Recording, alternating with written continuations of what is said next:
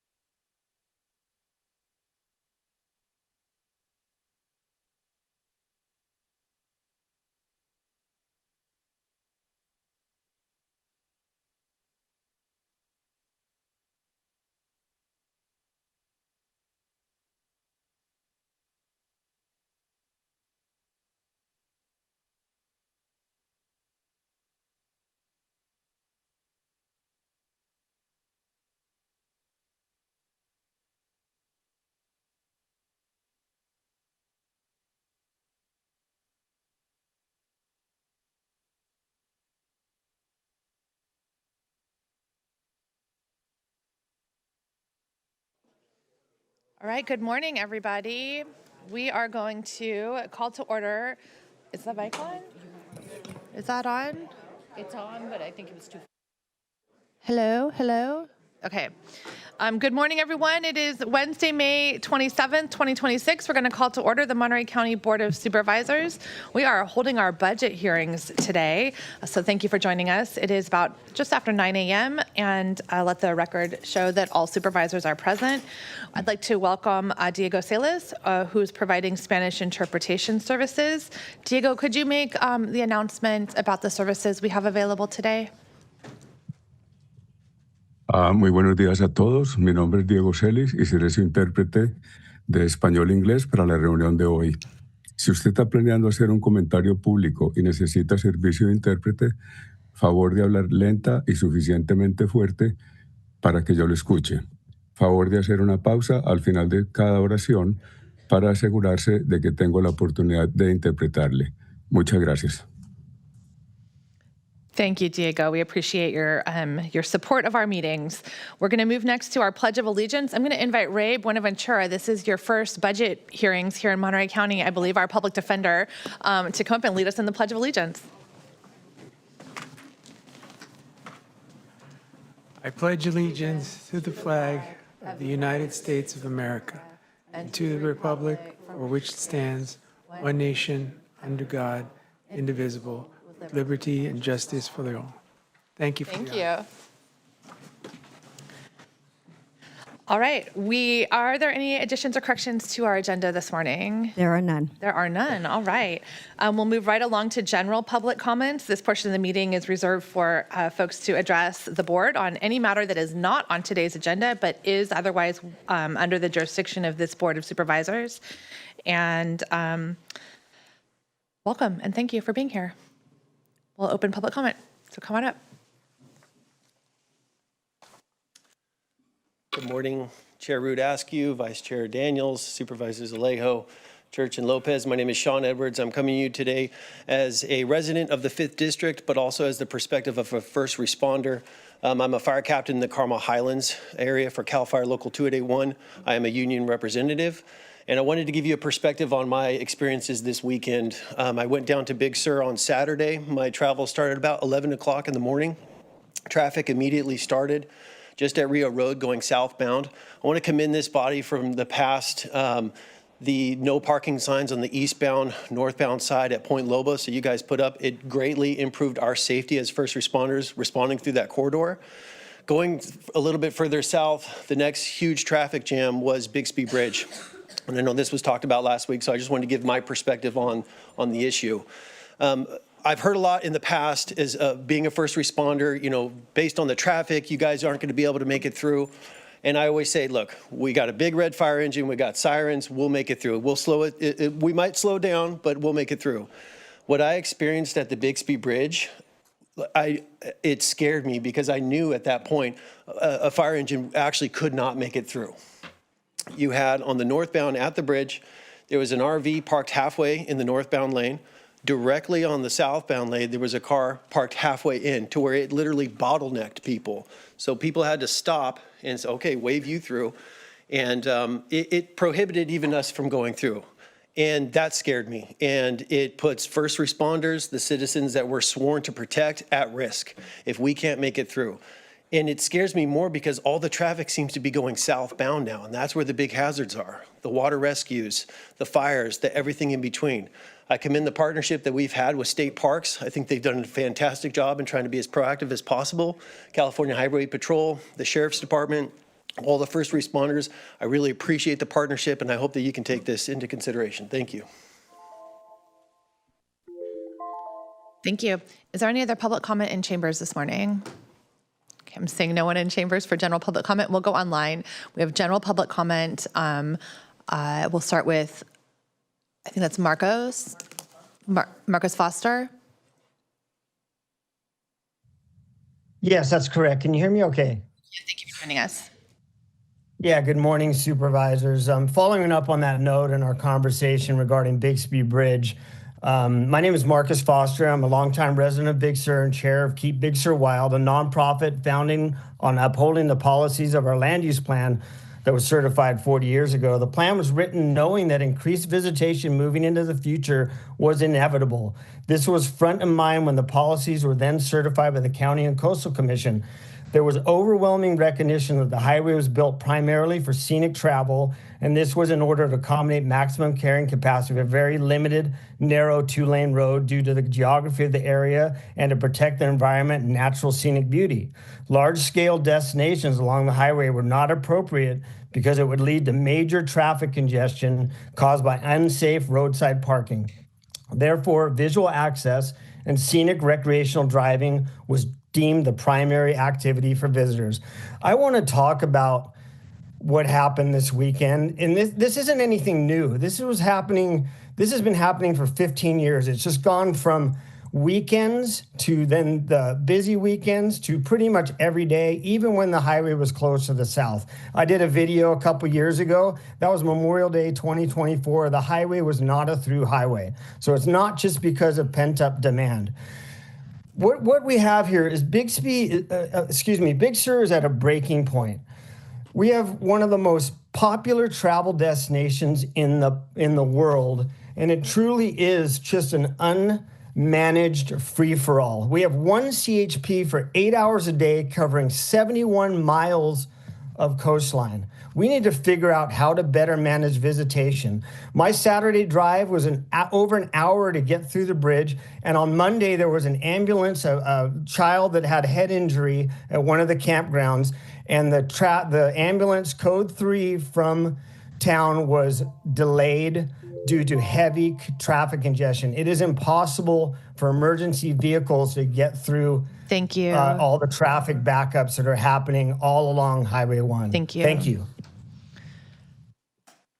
We'll go next to the phone number ending in 902 and then to the phone number ending in 705. Good morning. This is Nina Beatty. This week, customers received letters from AT&T. AT&T is attacking telephone service in a multi-pronged way. It's urgent that Monterey County protest these moves in the strongest, most effective way they can. Copper line landlines are essential infrastructure, the most reliable and dependable phone service that exists. In a power outage, the system works, even in most disasters. It doesn't require batteries.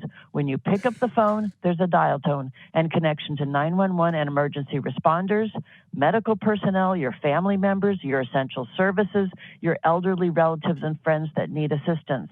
It provides exact location accuracy for emergency responders when seconds count, and its voice quality is superior. It doesn't drop calls either. AT&T wants to eliminate landlines. It has sued the state of California and has also sponsored a constitutional amendment, ACA 9, to stop the CPUC from regulating it and stop being considered a public utility. The Assembly has already approved this, and it's essential that Monterey County oppose this to the Senate. AT&T doesn't want a carrier to be a carrier of last resort anymore. It means Kohler means everyone gets service who asks, but AT&T doesn't care if some people don't have reliable service. Don't let them do it. Voice over internet protocol and wireless communication, including Starlink, are undependable. They require batteries. When the batteries die, there is no phone service and no way to call 911. And when PG&E turns off the power, the electricity, and there's a fire, Californians need access to evacuation notices. People have already died in these situations because they didn't have landlines. Many more will. And while the county struggles to balance the budget and fill vacancies, and discuss this today, vacancies that are vital to the operation of the county, this proposed constitutional amendment creates another expensive and unnecessary agency to essentially rubber stamp what AT&T wants. So I ask the county to please take action immediately today before the Senate considers this constitutional amendment and oppose AT&T's other measures. Thank you. Thank you. We'll go next to the phone number ending in 705.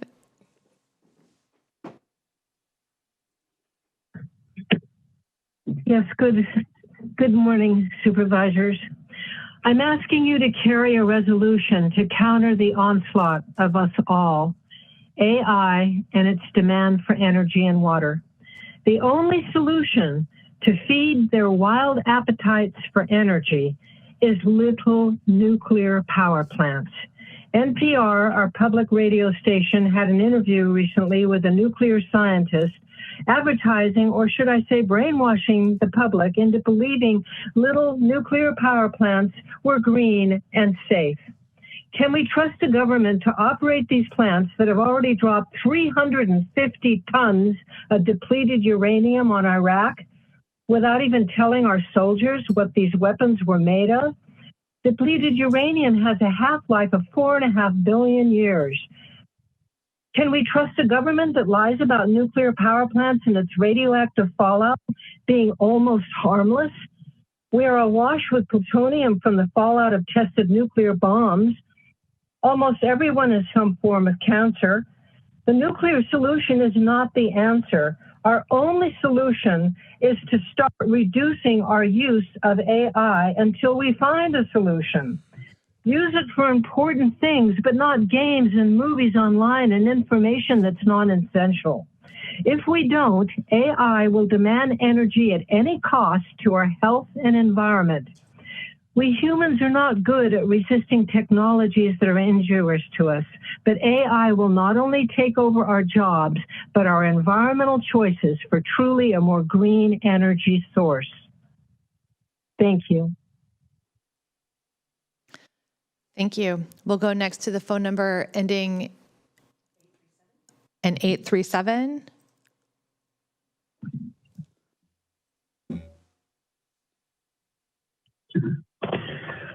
Hello, once again, supervisors of Monterey County.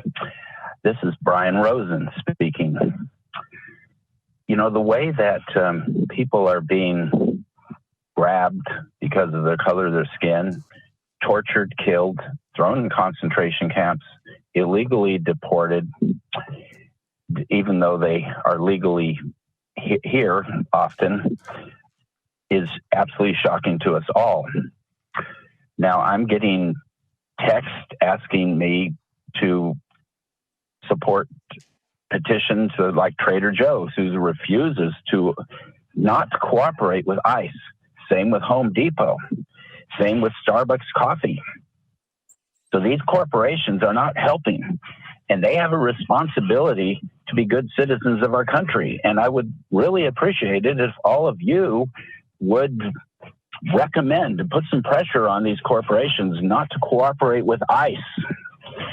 This is a terrible, rogue, illegal Nazi agency, and our government is run by Nazi-like fascist people who are very much against the welfare of the American people. Now let's talk about Hawaii.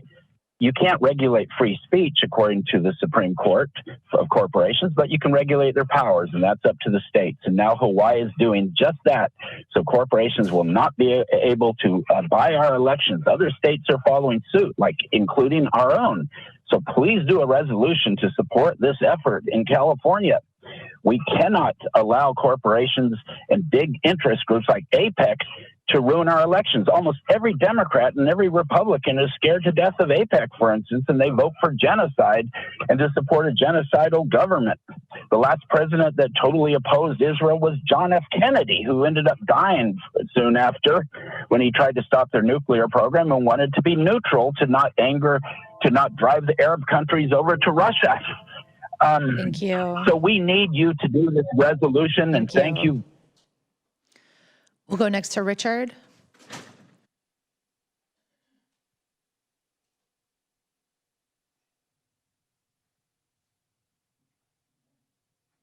Richard, we have 2 minutes on the clock for you.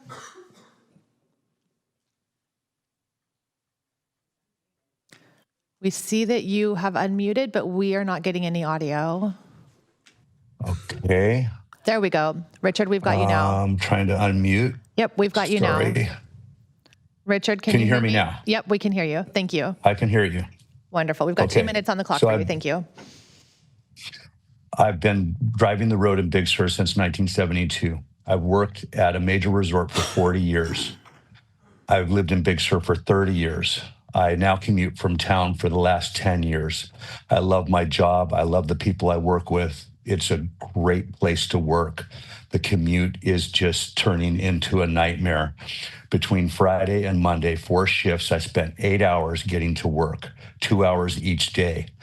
The commute home is only 45 minutes. So 8 hours spent in traffic just trying to get to work. We've had a chronic problem with people showing up late on weekends, chronic call-outs, people just not wanting to come to work because of the traffic situation. With reservations from our guests, we've got no-shows, we've got people showing up late. And it's all due to the parking situation at Point Lobos and the double parking at Bixby Bridge. I've got to the end of my rope where I'm going to start looking for work in Carmel because I just can't take this anymore, the commute. I start monitoring the traffic around noon, and as soon as I know that I can make it to work on time, I leave a little bit early according to my phone and the traffic, and I still end up sometimes being 30 minutes late. Carefully monitoring. I've seen pedestrians come very close to getting hit on several occasions. First responders not being able to get through, people running out of gas in line, people having to take a pee on the side of the road in line. It's just, the whole situation is really, really bad and something needs to be done. Thank you for your time. Thank you. I'm not seeing any additional public comments, so we're going to close general public comment and move on to our budget public hearing. Starting with item number 1, adopting a resolution about our GAN appropriation limits. We have a brief presentation from our Xiomara Bajaras, our Chief Deputy Auditor Controller. Good morning, Chair Ruth Askew and members of the Board of Supervisors. I am Xiomara Barajas, Chief Deputy Auditor Controller, and on behalf of the Auditor Controller's Office, I'm here today to ask your board to adopt the resolution for the fiscal year 2026-27 GAN appropriation limit. This resolution is brought forward pursuant to Article 13B of the California Constitution, which requires appropriation limits to be adopted at the regularly scheduled governance meetings. The appropriation limits have been calculated by our office for those board-governed jurisdictions determined to be subject to the provisions of Article 13B and are shown in the attached schedule provided to you.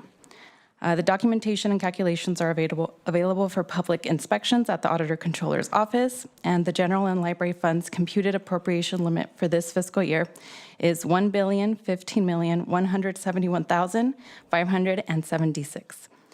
This concludes my presentation, and we're available for any questions that you may have. Right, thank you. We'll start with the board. Any questions? All right, we'll go to public comment. Any public comment? Seeing none, we'll bring it back to the board for... Move adoption of a resolution. Second. Thank you. We have a motion from Alejo, a second from Church. All in favor?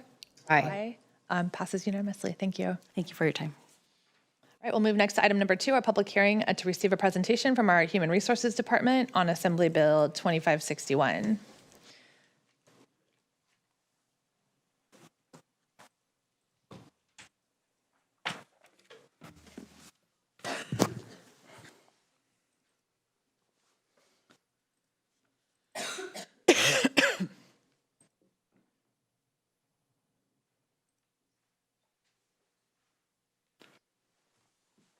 Good morning, members of the board. This is a brief presentation on AB 2561, which requires the disclosure of the status of vacancies on the recruitment and retention efforts.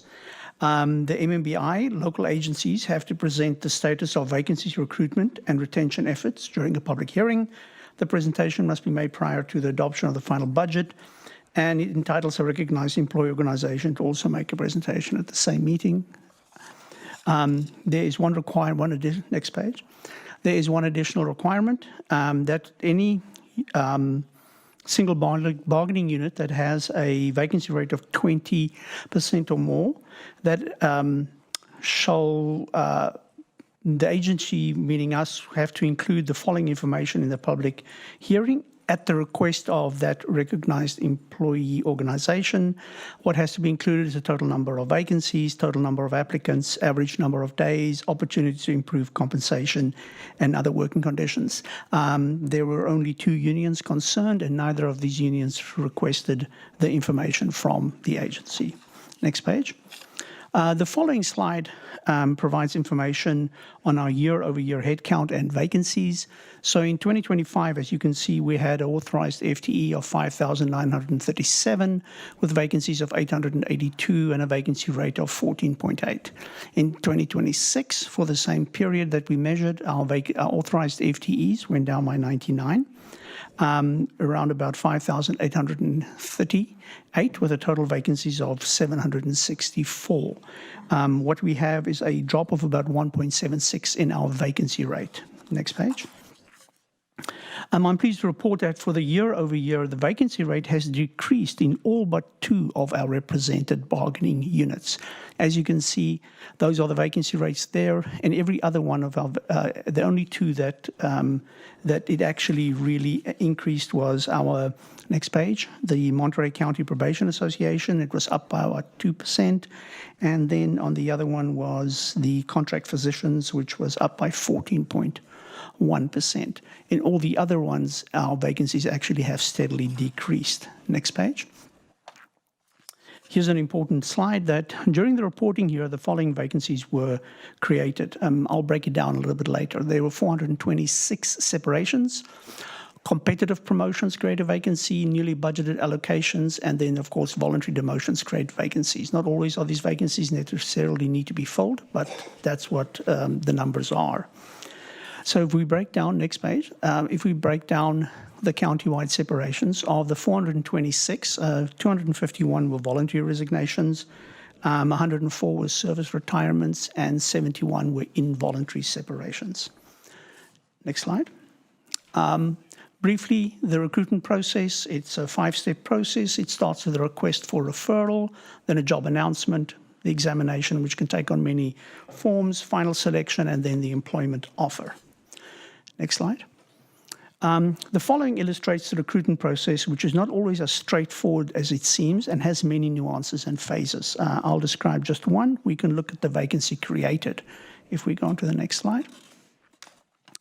As you can see, there are actually 12 ways in which a vacancy can be filled. Anything from an existing eligibility list to a promotional recruitment, to flexible staffing, to a departmental transfer, to voluntary demotion, to rehire within 2 years. So there are many ways to fill a vacancy. Next slide. And here's some other recruitment statistics. Across the county, there were 252 recruitments conducted. 496 people were hired, and competitive promotions to authorized FTEs was 177. Next slide. So recruitment challenges. So the County of Monterey reviewed applicable policies, procedures, and recruitment activities to identify any obstacles in the hiring process. So these are key things that stand out. Number one, we are in a tight labor market. There's a high cost of living and housing, and there's trends in robust recruiting efforts by neighboring agencies and private sector. We are right on the cusp of the Bay Area, San Francisco, San Jose area, which contributes to the challenging, there are a lot of employers in that area. Also, the county identified that, that we still have the Garza consent decree, and sometimes we need to keep positions open for 30 to 60 days per the decree. And what that means is that sometimes people are applying for positions and other agencies might only keep it open for 14 days or 7 days, whereas by the time we get around to actually doing the selection or getting to interviews, a lot of the other counties have already made the offer. Finally, in summary, I'd just like to mention the county's net turnover rate is only 8.4%, which places us way below the average of any other counties. In fact, the lowest county has got a net turnover rate of 7.2%. So at 8.4%, what that translates into is that we have a retention rate of almost 92% of our employees. As I said, there's only one other county that beats us, funnily enough, and that's LA County. They're at 7.2%, but we're basically the second best in the state of California. We also have a replacement ratio of about 1.16, which basically means that we are filling those vacancies, plus we are able to hire a little bit more. That is also way above the market average. Our vacancy rate of 13.1 is very healthy in this environment that we are in right now. You'll never have a vacancy rate of 0. That won't exist.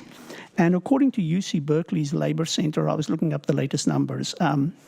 Many counties are sitting between a 19 to, and some counties, albeit rural counties, as much as a 30% vacancy rate.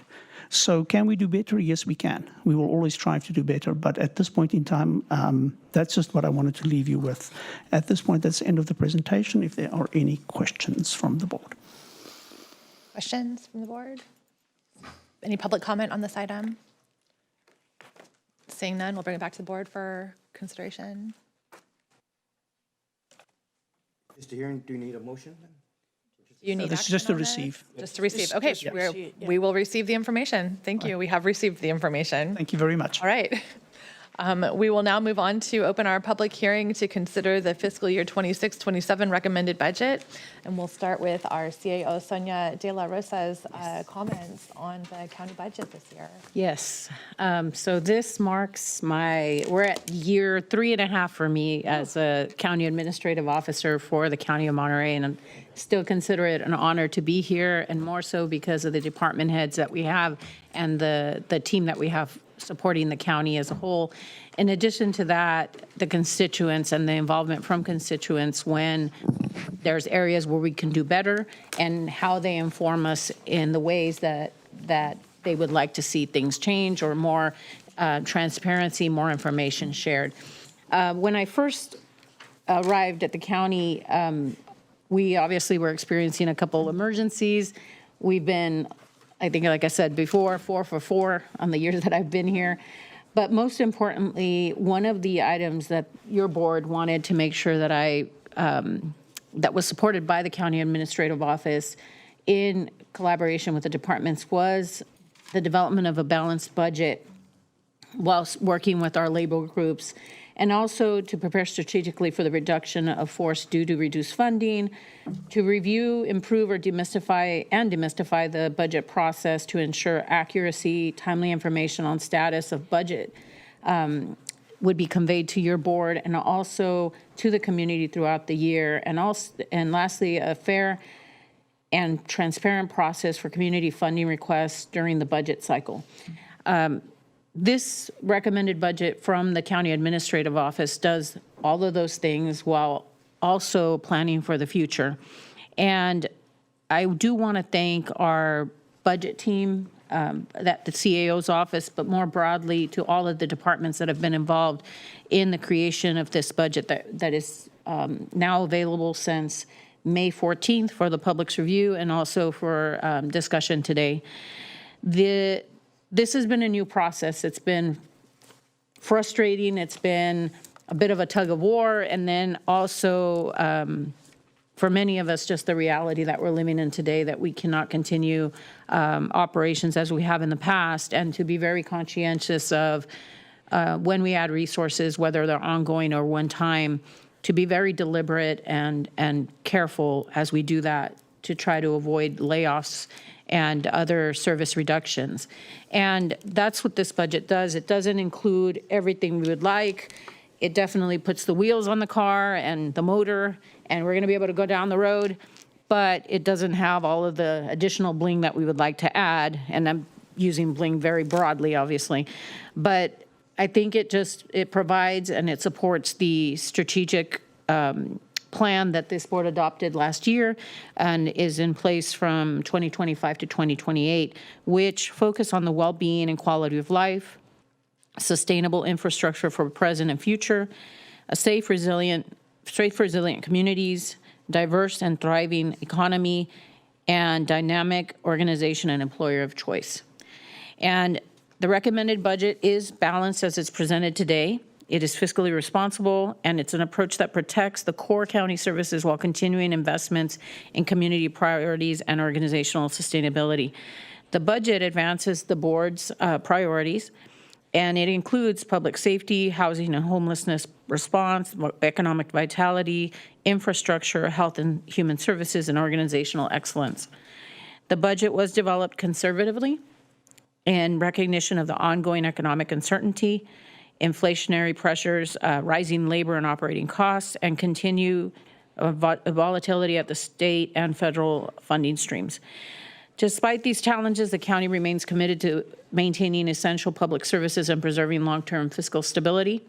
The key investments that were included in this recommended budget are public safety and emergency response readiness, behavioral health and homeless services, road maintenance and infrastructure improvements, workforce recruitment and retention, technology modernization and cybersecurity, and support for vulnerable populations and community-based services. The budget continues to prioritize responsible staffing strategies by focusing on critical service needs while carefully evaluating vacancy rates, recruitment realities, and operational efficiencies. The county continues to experience cost pressures related to pension obligations, health care, insurance, and negotiated salary increases. This budget addresses these obligations while maintaining a prudent reserve level. The budget also reflects the county's commitment to transparency, accountability, performance-based budgeting to ensure taxpayer dollars are aligned with measurable outcomes and community benefit. The federal and state grant funding continues to play an important role in supporting county programs, but many of these funding sources remain uncertain and time-limited. This budget takes a cautious approach to ongoing commitments tied to one-time revenues. The strategic use of one-time funds allows county to address capital needs, maintain critical services to community, technology investments, and other non-recurring priorities without creating structural imbalances. The county's financial position remains stable due to disciplined fiscal management, conservative forecasting practices, and ongoing monitoring of revenues and expenditures throughout the fiscal year. This budget reflects extensive collaboration among county departments, elected officials, employees, labor partners, community stakeholders, and the Board of Supervisors. Looking ahead, the county remains focused on maintaining fiscal resilience, improving operational efficiency, strengthening service delivery, investing in workforce development, and supporting economic recovery and community well-being. So this budget is a balanced approach that meets current service demands while positioning the county for long-term sustainability and continued public trust. And this budget, it's very comprehensive. It was developed with a lot of folks, a lot of discussions, a lot of, like I said, a little bit of tug of war, a little bit of disagreement, and then a lot of concessions being made. It doesn't include everything that departments requested. There's a lot of augmentations that we were not able to address, but we also wanted to be very deliberate so that this county was not going to be facing layoffs in the near future. As we look to other counties and what they're experiencing and what we learned last week at CSAC, their situation is significantly different than ours, and it's all because of the work of other departments in maintaining a steady workforce, but also acknowledging that there's instances where we're just not going to be able to fill positions as much as we would want to. We're just can't afford them. With some of our grant funding going away and some of those services being, adopted by general fund or by other resources, there's also that awareness that we will likely be experiencing additional reductions in staff as is proposed as part of this budget. We started last year with reductions, and some of them were vacancies that have been held for many, many years. There's options that Deja and Michael will present. It's a very comprehensive recommended budget, but certainly needs your board's direction on additional resources that you might want to apply. But what we ask is just in consideration of one-time allocations as opposed to ongoing, because it just makes next year a little more difficult to meet the needs. So with that, I'd like to turn it over to Michael and Deja, and we'll take it from there. Thank you. Well, first off, thank you, Board, Chair Rudascu, CEO De La Rosa. Presenting this item with me today, I'm Assistant CEO Michael Beaton. Presenting this item with me today is your County Budget Director, Deja Cerro. Before we really start the presentation, we would like to acknowledge certain team members that really helped prepare for this budget cycle. We'd like to thank the CAO, Sonia De La Rosa, Chief Assistant CAO, Nick Chulos, and Assistant CAO, Debbie Payanelli, for their guidance and support as we developed this very big budget that we have, $2.34 billion. We would also like to singly call out the budget analysts that helped develop this budget with Raquel, Veronica Fernandez, Tricia Hassan, Bella Lesick, Trent Hill, and Rocio Quezada. We would also like to singly thank the county elected officials for their patience and support as we developed this budget, the county department heads as we went forward, and all the department fiscal staff within each department. This budget and this budget book, and I'm just going to show it real quick, is 650 pages of data and information that requires a village to go through and make sure that every single number ties, every single page is looking good, all the numbers balance, the reconciliations, the fund balances matter. So this book took a village to do it, and I want to say a big thank you to the whole county, all the departments for developing this book. We would also like to take a quick second to thank District 5 for the selection of the photos that are actually on this book. Every year, as part of the recommended budget book, the rotation from each supervisorial district office, next year I think it's District 1, picks the cover of the recommended budget.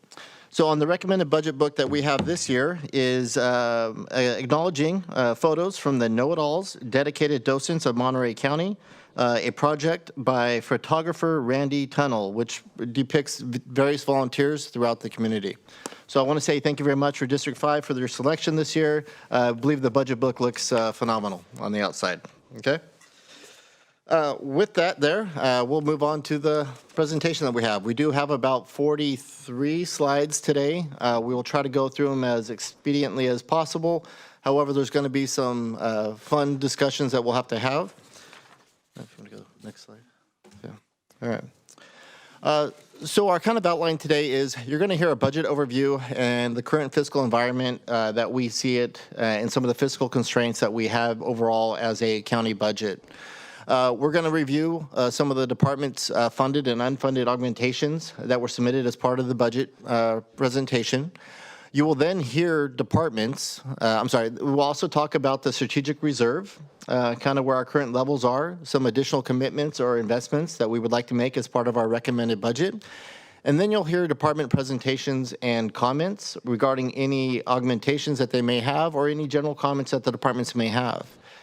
After that time, we're going to ask the board to hold off on any comments until we come together at the very end to really discuss the augmentations and items that were presented or brought up by the board for discussion. And then looking at, sorry, go back one more. Yeah, one more back, sorry. We're close, so close. So close. And then from there, we'll do a kind of a back of the napkin about board augmentations and approvals. As part of that process, we will identify certain funding that might be available for the board's consideration if the board wishes to choose to approve some additional augmentations or items as part of the budget.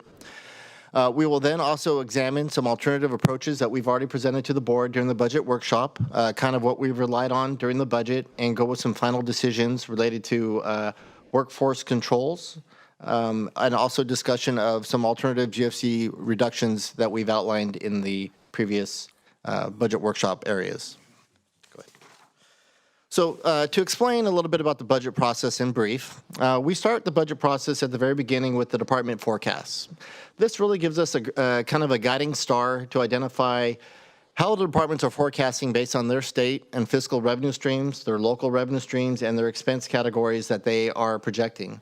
When we did our forecast this year, we were above $100 million short. That's basically what the departments identified walking into 26, 27 based on the 3-year forecast that we've developed in concert with the departments.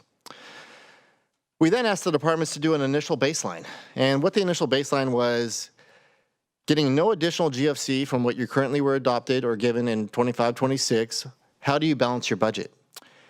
And so with that was basically, how do you get rid of that $100+ million forecast shortfall to actually balance your budget? We received that initial baseline, and then we asked the departments to give us augmentation requests. These augmentation requests were areas that we asked the departments to prioritize based on your operations. What are items that you need to have ranked from 1 down to, in some cases, 50-something for each department We did try to prioritize based on boards. We did prioritize based on board's direction, filled positions as a priority. So as we analyze the recommendations that were ultimately put into the CEO recommended budget, we did prioritize filled positions based on board's direction. So looking at the requested budget and how it kind of converted into the recommended budget, we looked at the countywide needs assessment throughout the community, through the different needs assessments done. We had a department head workshop where we received inputs and ideas. We had a Board of Supervisors workshop and a pre-workshop to go over different concepts and ideas on how we can help mitigate any significant impact as we develop the budget on operations. And today we have our budget hearings, and then post the budget hearings, we'll return to the board on June 16th for our budget adoption, depending on the inputs that we receive today. Okay? So as part of the as part of the agenda packet that you have here, we do have a summary that's not included here that was received from the different departments regarding the May revise from the governor's budget and some of the fiscal impacts that each of the departments have. What we're going to show on the next two slides are some of the highlights that come from that document.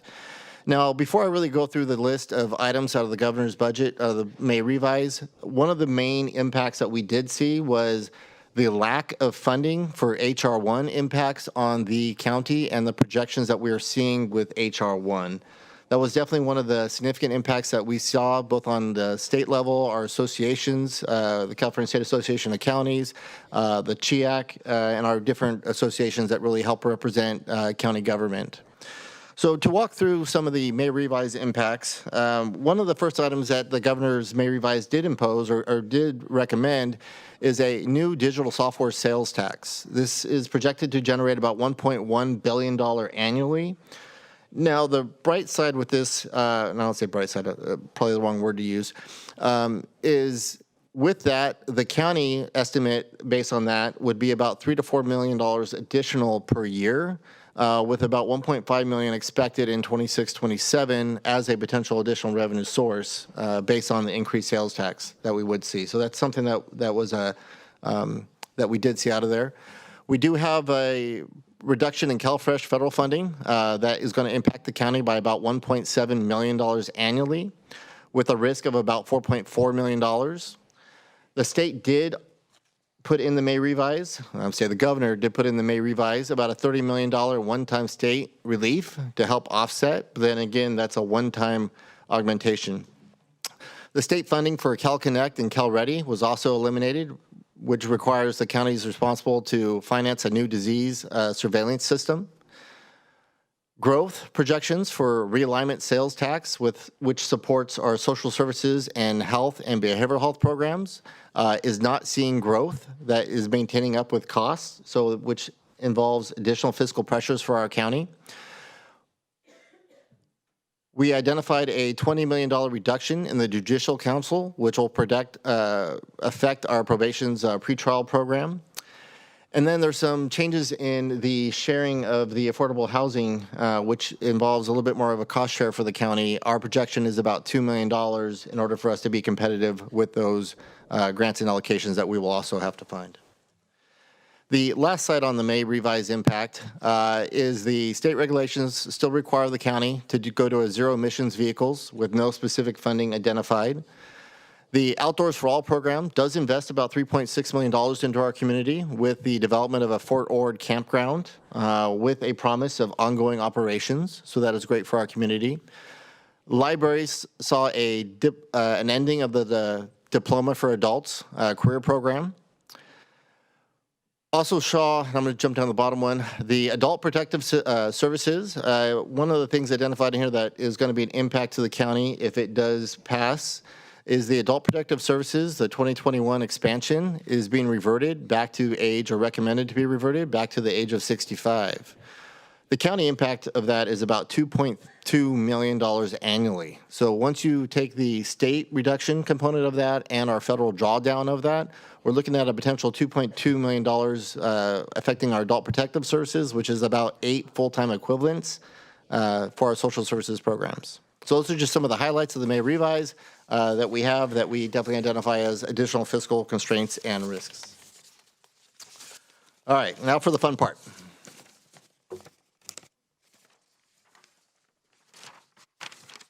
All right. What you're looking at here is basically a chart of the whole county, all funds consideration. What this chart identifies is our budget recommended for today is $2.3 billion. We are looking at an increase of appropriations of about $117 million. The main driver of those increases is salaries and employee benefits of about 66.3. Natividad is also having an increase, primarily related to salaries and benefits and operational expenses of about $26.5 million. Additional supports supports for the road fund for construction of $32.6 million. Our total FTE is recommended to be reduced by about 111 FTE, which represents about 1.9 decrease for the adopted budget. All 111.1 positions are identified as vacant. We do have a corrections slide that we'll talk about here a little bit later that does change that number, but we'll get to that slide here in just a second. Those increased costs are financed by about $2.28 billion in revenue, which has an increase of about $139 million, which is about 6.5% over the 25-26 adopted budget. The use of fund balance is a decrease year over year from $87 million down to $63.5 million. Go ahead. Now breaking that down to where we just talked about the general fund component, the general fund of that $2.3 billion, the general fund apprises about almost half of about $1 billion. Again, the main cost drivers that we're seeing out of the general fund is our salaries and benefits, increasing by about $40 million. Salaries and benefits does comprise of our biggest cost driver for our general fund, which equates to about 63% of our expenditures. And again, our reduction here out of the general fund for our positions is primarily related to 68.9 positions, again, all vacant, which equates to about 1% reduction in the overall authorized FTE. On the revenue side of the house, we are seeing about a $42.6 million increase, primarily related to the effectuation of Measure AA and the full budgeting of Measure AA, as well as some revenue increases with our property tax increases and other non-program and discretionary revenue. For our general fund, we are having to increase a little bit use of fund balance in order to balance our budget. So this goes the opposite direction of what we would be hoping for. So we're $23.5 million in the current budget, moving up to $30.9 million in the following budget. Key takeaways here is while the general fund is balanced, there's ongoing structural pressures due to reoccurring costs increasing more rapidly than sustained revenues. Okay. All right, so to talk about some of the cost drivers that we're really seeing here, what this chart represents, and this represents our salaries and employee benefits going back from 2017 all the way through our recommended budget of 2026-27.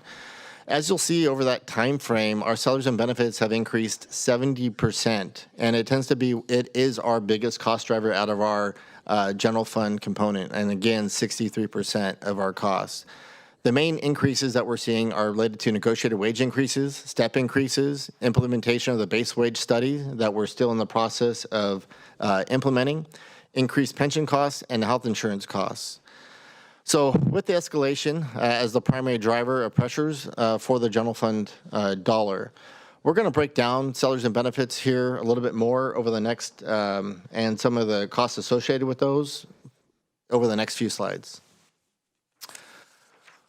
So with our workforce comes the cost of our retirement system that we currently are with CalPERS.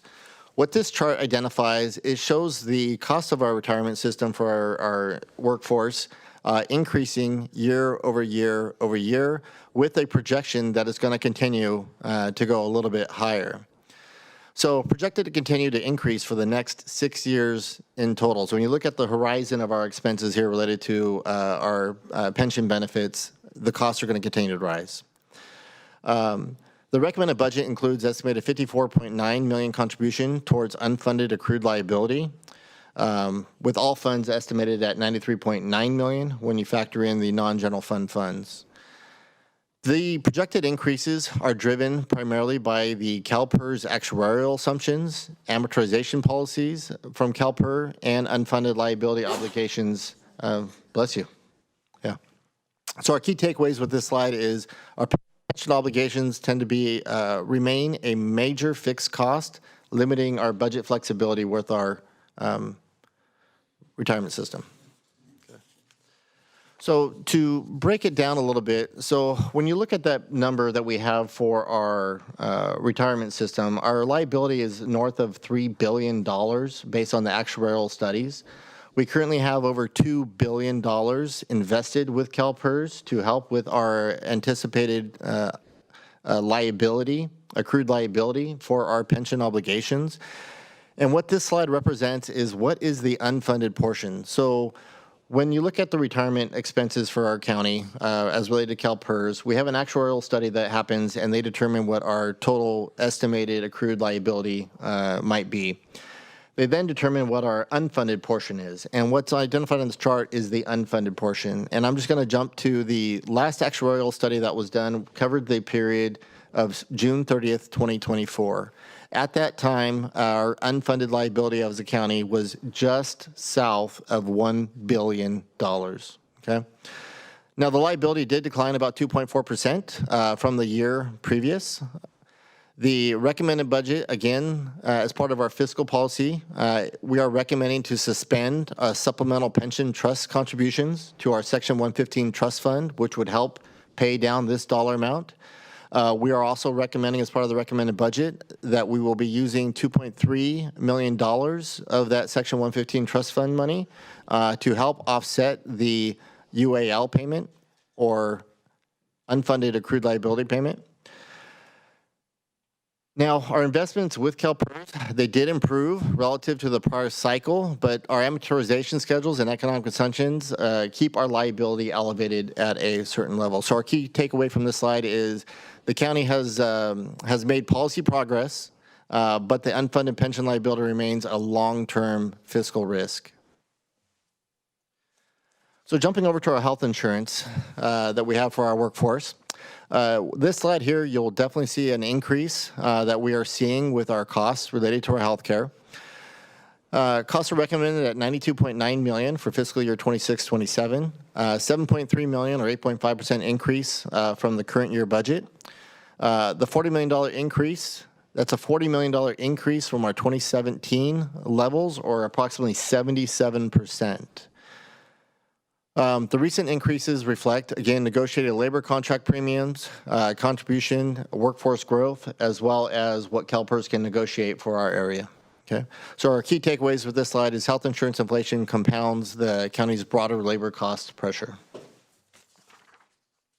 Okay. What slide are we on?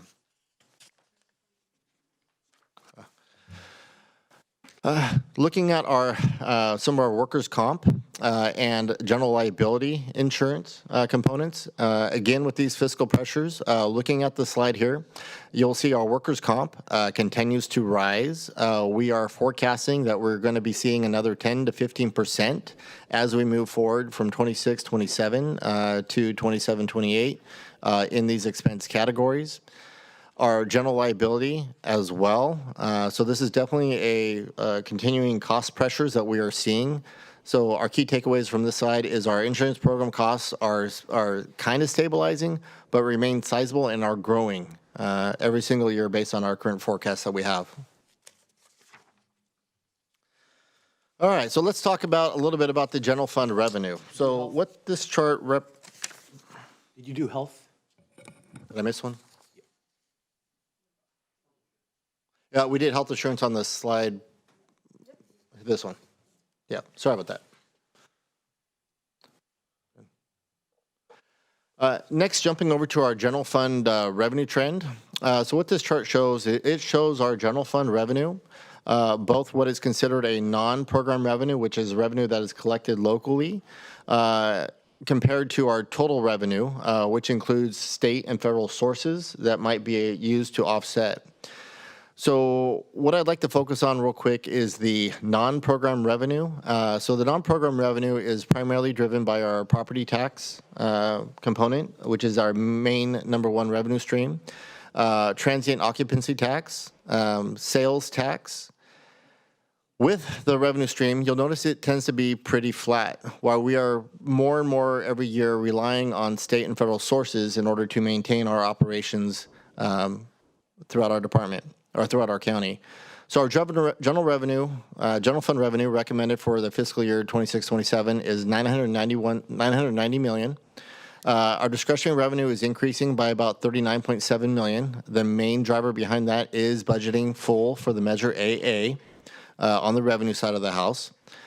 We did increase our property tax by about $13.4 million, and we have a slide next that will talk about that a little bit more. Key takeaways with this slide is revenue growth is positive, but the economic sensitivities and one-time funding constraints require conservative planning as we move forward with our revenue. So to break down our general fund discretionary revenue a little bit more, so when we talk about the pot of money that is available to the board at your discretion to allocate anywhere in the operations of the county, we're really looking at about $361 million as we walk into 26-27. The main funding source behind that, again, is our property tax revenue. We are recommending $247 million, which is about $13.4 million increase, 5.7%. Transient occupancy tax, we're recommending an increase of about $1.7 million, which is about 4.3%. We are seeing a reduction in our cannabis tax, reducing that estimate by $500,000, and also reducing our tobacco settlement funding by about $400,000 as well. So our key takeaways from this slide is the revenue plan relies heavily on property tax, stability, growth, and new Measure AA tax proceeds.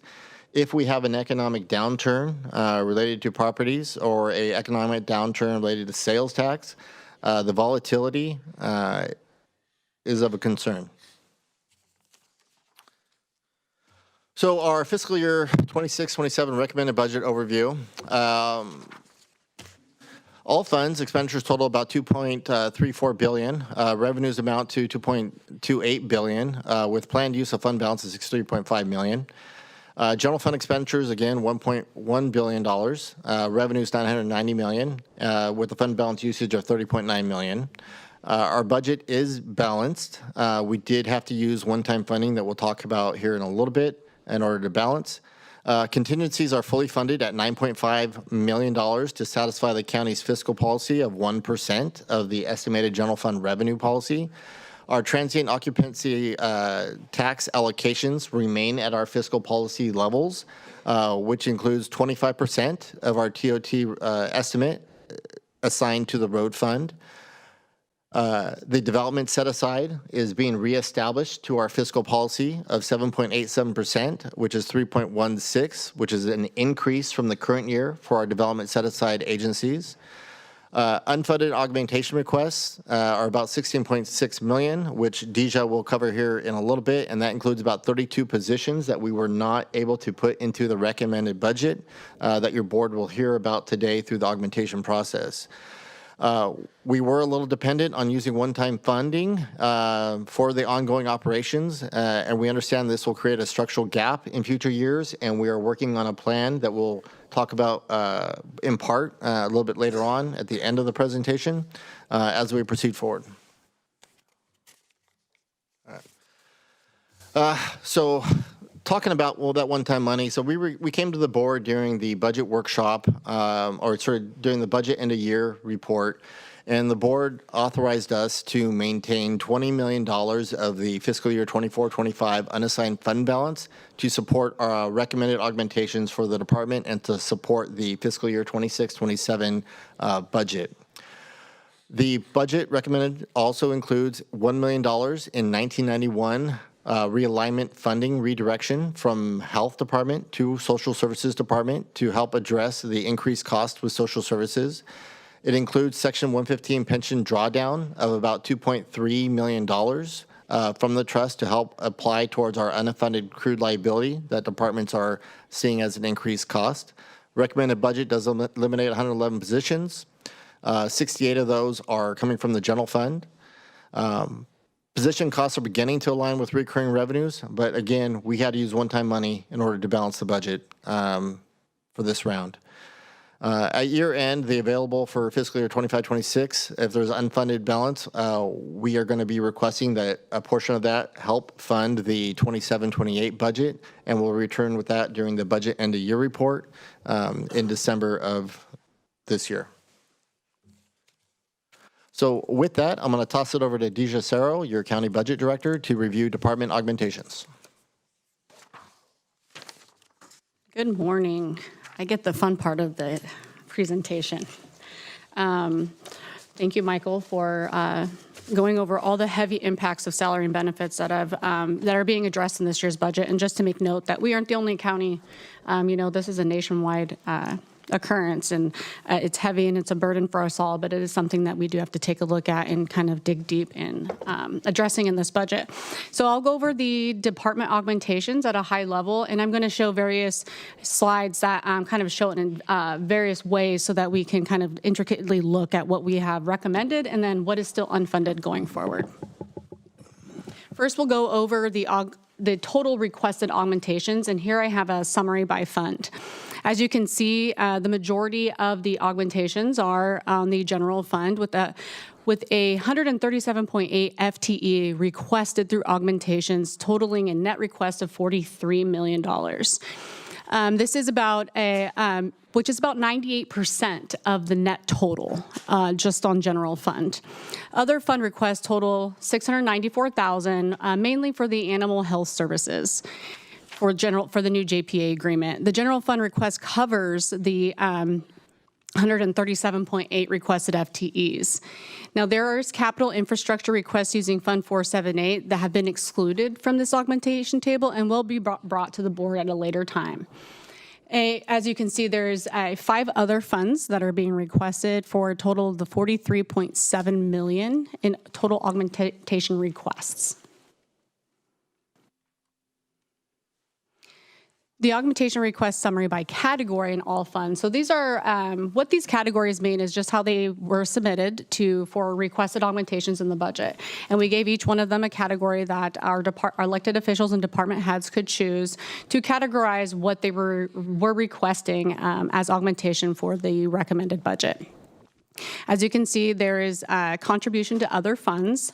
Again, that about $698,000 mostly is the new JPA agreement for animal services with 4.5 FTE. We have new mandated programs and services with general fund requests totaling $614,000.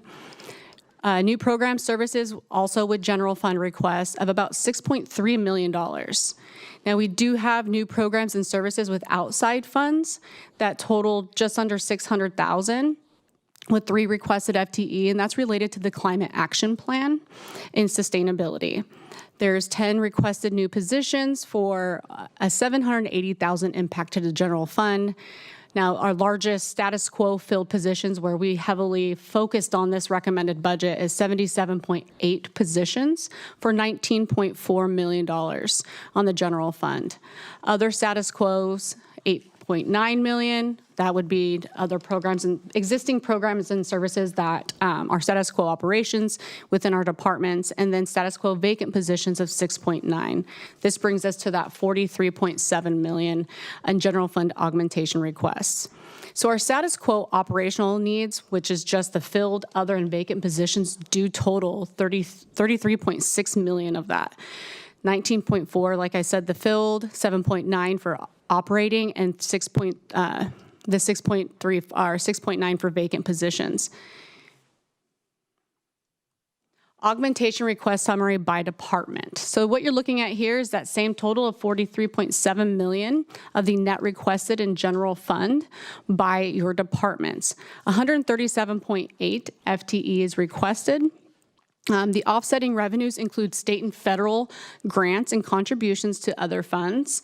The sheriff coroner is requesting a total of 15.4 million and 47 full-time equivalents, primarily to maintain filled and vacant sworn and corrections staffing.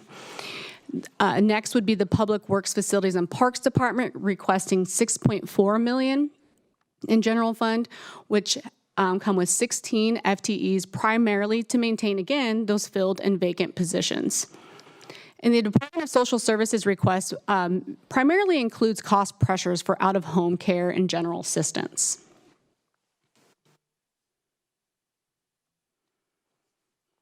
Augmentations request summary. So this is what we're looking at here is your recommended versus unfunded. So here is the total requested of the 137.8 FTE for a net request of 43.7 million, as you saw in the previous slides, all by department. We're recommending 105.8 of those FTE in our the CAO recommended budget for $27.152 million. What's remaining unfunded is 32 FTE for about 16.6 million. There are some corrections to be made, which we'll be noting on slide 33, just so you know, for the recommended budget. General fund sources used to compile the FY 26-27 recommended budget. And we'll review this again with the unassigned fund balance that we were approved from the budget end of year report for $20 million to preserve discretionary capacity to sustain at-risk positions and critical status quo operating costs. Measure AA tax revenue. We used $5.3 million used conservatively to support status quo filled positions in unincorporated areas, including sheriff operations, cooperative extension service, and district attorney. As you'll see later, that the total is 8.4 for Measure AA, but this is the brand new additions for Measure AA in the upcoming budget, as the remainder 3.1 were for previously approved items in 25-26. We also had a Health 1991 realignment transfer of $1 million from Health to Social Services. We did refreeze the VAMP contribution, so we gained about $760,000 from freezing department contributions for vehicle replacement. And then we also reduced the county accounting auditing charges, where it was $200,000 to $100,000 for one-time funding support. This comes up to about $27.2 million net of offsetting revenues to support our funding the recommended augmentations for 26-27. Here is a list of the fiscal year 2026-27 recommended Measure AA tax revenue support for augmentations. As you can see up here, we mainly focused on those status quo filled positions, as that was our primary focus going into the next fiscal year. For 29.3 total filled, status quo filled positions of about 6.8 million. We have 23.5 in the sheriff coroner's department, 1.5 in the district attorney. Now that is actually 6 positions at 25% for caseload work in the unincorporated areas, and the cooperative extension service of 0.3 FTE. For other approved items that were previously approved in this fiscal year that we are carrying forward into the next are the Axon cameras for the sheriff coroner, and in the health department for the spay and neuter clinic, totaling about 1.5 million. So that's where you'll see the 8.4 million total and Measure AA tax revenue used for the 26-27 budget. Recommended augmentations by department. So here's a list of, in order of greatest to least, of the recommended augmentations by department for the FY 26-27 budget. As you can see, we have 105.8 full-time equivalent positions, which primarily makes up the entire amount of our recommendation for this next year's budget. General fund at 26.6 million, and the contribution to other funds for 517,000. Of the 105.8 FTEs, 77.8 of those are filled positions as of today. 19 vacant positions, which were pending recruitment for core operations as we were building the budget. So these were 19 positions that were posted, ready to fill, some with job offers, some in the stage of interviews, and that we felt were pertinent for core operations. And then 9 new positions. But of these 9 new positions that are supported, 98% is with program revenue. It's a very small amount that's impacting the general fund, which is about $26,000. So here are some of the key highlights for the recommended augmentations. For the sheriff coroner, there's 9.2 million, which includes 7.6 million in Measure A tax revenue of the 8.4 that we're recommending in the budget, which is to fund 33 filled and 4 vacant positions. For social services, it's 3.9 million, includes funding for out-of-home care and general assistance, primarily from our unassigned fund balance. The district attorney, 3.1 million in funds for 10 filled district attorney investigator positions. Public defender at 1.9 million funding 6 filled positions, and for the ADO trial-related services. Public Works Facilities and Parks, 1.9 million to fund 11 filled positions, 1 vacant position, and for the fire protection services contract that we took under board direction at the budget workshop.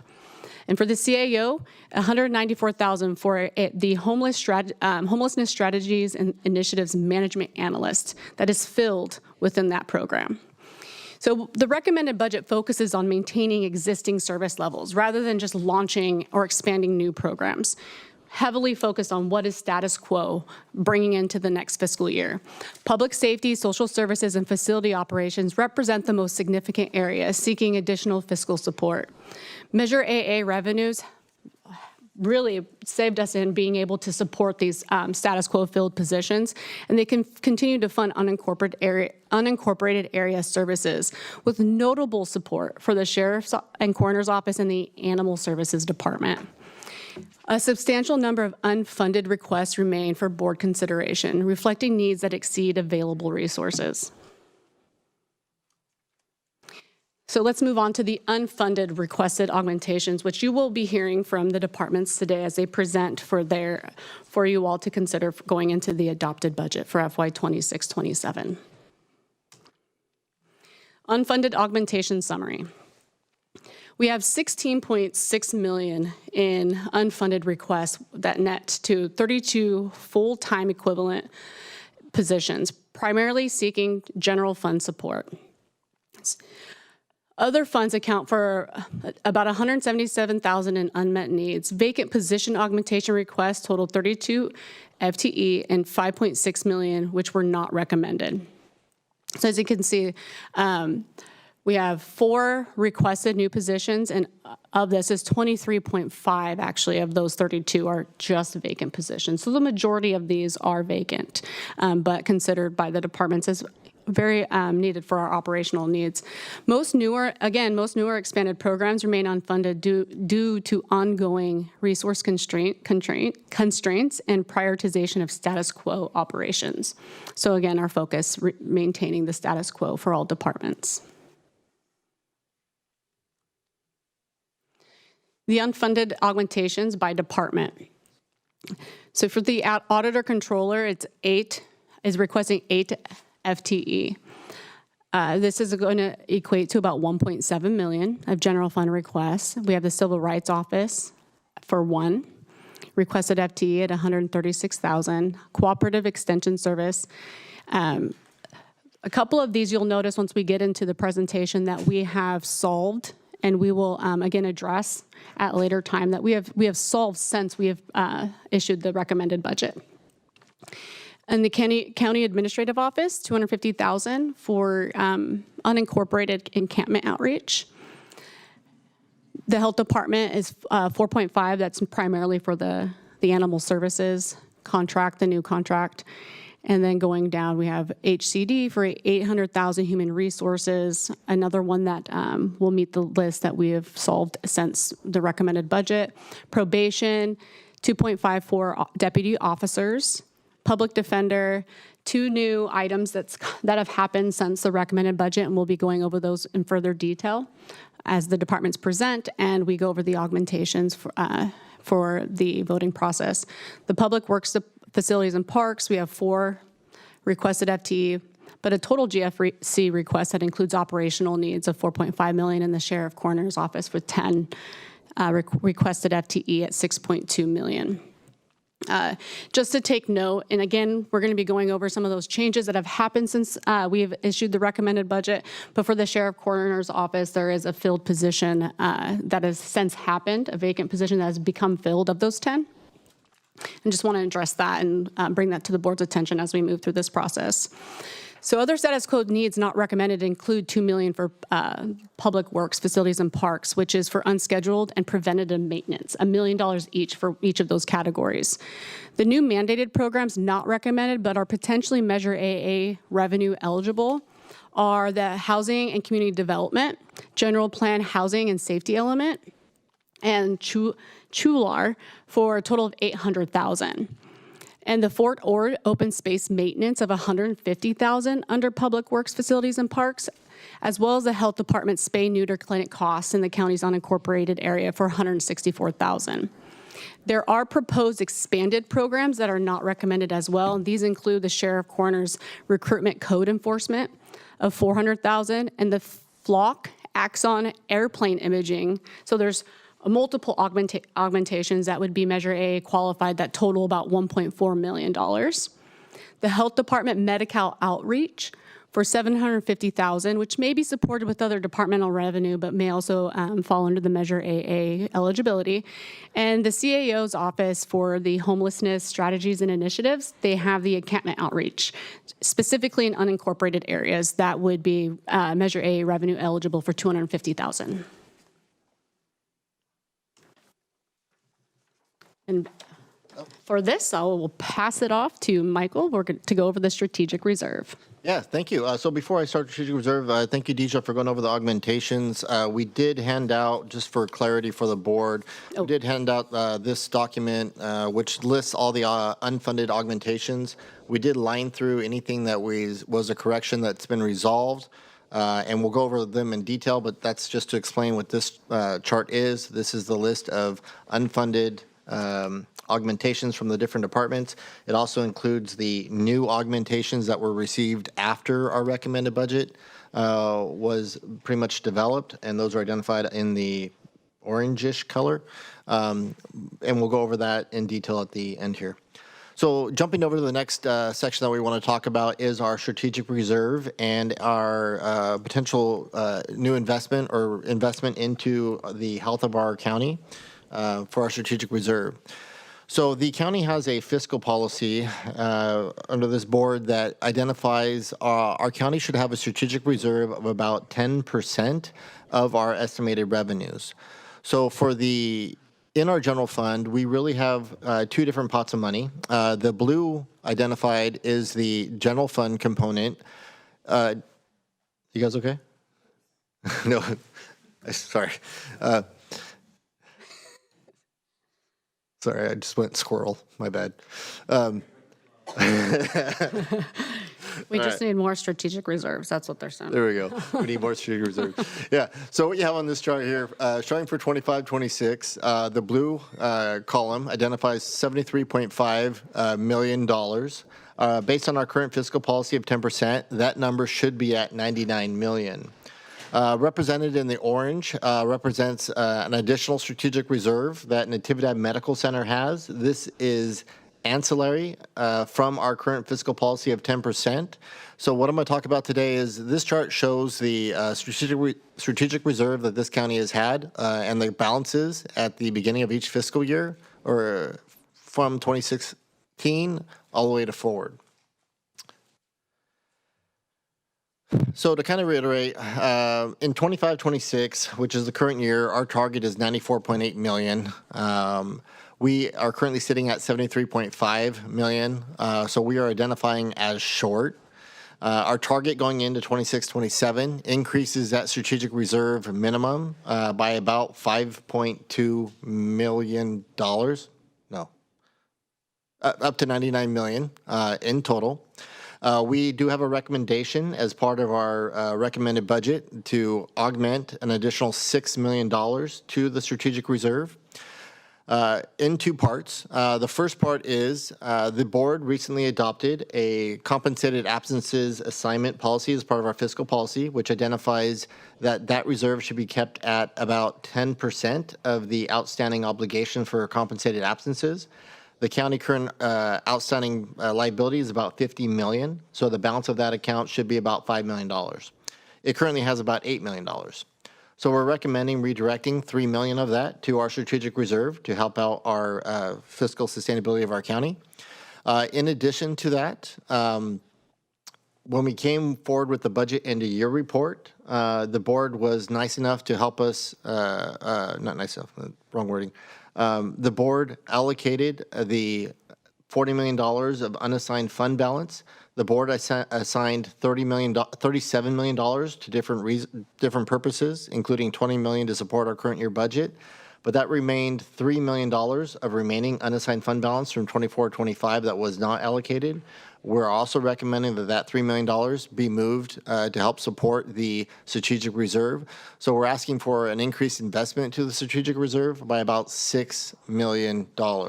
So with that investment, it'll get us to $79.5 million, which still leaves us short about $19.5 million walking into 26-27. All right. So the county is pending certain FEMA money, federal reimbursement money with emergencies. And the next slide, we'll actually just jump right into it. So the chart on top was presented, I believe, back in March of this year. And this identified the current outstanding estimate that we believe that is coming in from FEMA. Now, a couple takeaways from this. Some of the money that's on here we were expecting many years ago and that we have not received. The county has a fiscal policy that identifies that if we use our strategic reserve money, that it must be paid back within 5 years. The chart on the bottom shows our current strategic reserve usage over the years. You'll see in 2023, we had to tap into about $52 million of our strategic reserve. Based on our first in, first out, we have repaid it, but we've repaid it from alternate sources. Why we're still waiting from the money coming back in from FEMA. So that's kind of what this chart is just to represent, that we are still expecting about $26 million to come in. We are understanding, hoping, we are understanding that we have received some of this. Social Services has identified that they have received some funding, as well as our Public Works and Parks. We're just working on reconciling what those funds are to the different response areas to help us out with our strategic reserve. So key modifications. So this is our corrections slide. So we do have some corrections from the recommended budget, which is this big 650-page book. Some of those recommendations are we are moving 1.25 positions that were identified to be reduced related to the Silver Star program for Workforce Investment Board. We are moving those to be funded as part of our corrections, or errata, if you would say. Utilizing 24-25 unassigned fund balance that is remaining identified. These are field positions that were previously identified for the Silver Star program. We'll talk about a little bit later as part of our discretionary programs. Probation has identified that there is a alternate better use, instead of using Silver Star, actually using Heart and L's program to help with the education and training for our youth. That is actually free to our county to use. So there's a better alternative besides the Silver Star program. However, both these positions are actually filled. So we are working with our Social Services Department and our Veterans Department to reassign the work for this team to help support veterans and or education and employment in our community. That's the first item on the list there. The second item is when we did a reconciliation of the sheriff's office, looking at the vacancies that were being recommended to as reduction as part of the fiscal year 26-27 budget, our reconciliation identified that one of these positions is actually filled. So as part of our stance of maintaining all filled positions, we are recommending that it get moved back to our funded category using, again, unassigned fund balance identified that wasn't allocated during the budget process. Waters, thanks. And again, that was a filled position that we have there. We also had the board approve an item back in April for our emergency services department to add a emergency services planner related to our wildfire prevention.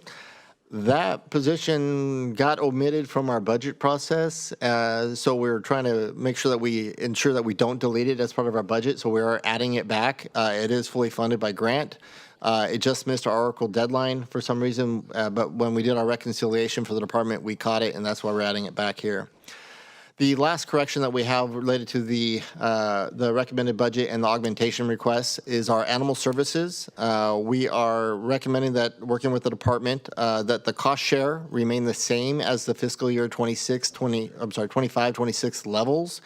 The cost share split at that time, which is the current year, is about 51% county share and 49% City of Salinas share. With that there, we're also removing the augmentation need for the 4.5 positions. So instead of them being deleted as part of the recommended budget, we are moving them to unfunded and keeping them on the books for animal services while we work through the cost sharing component with the City of Salinas and what impacts that may or may not be. So those are the 4 corrections that we do have related to the proposed budget. Recommended budget.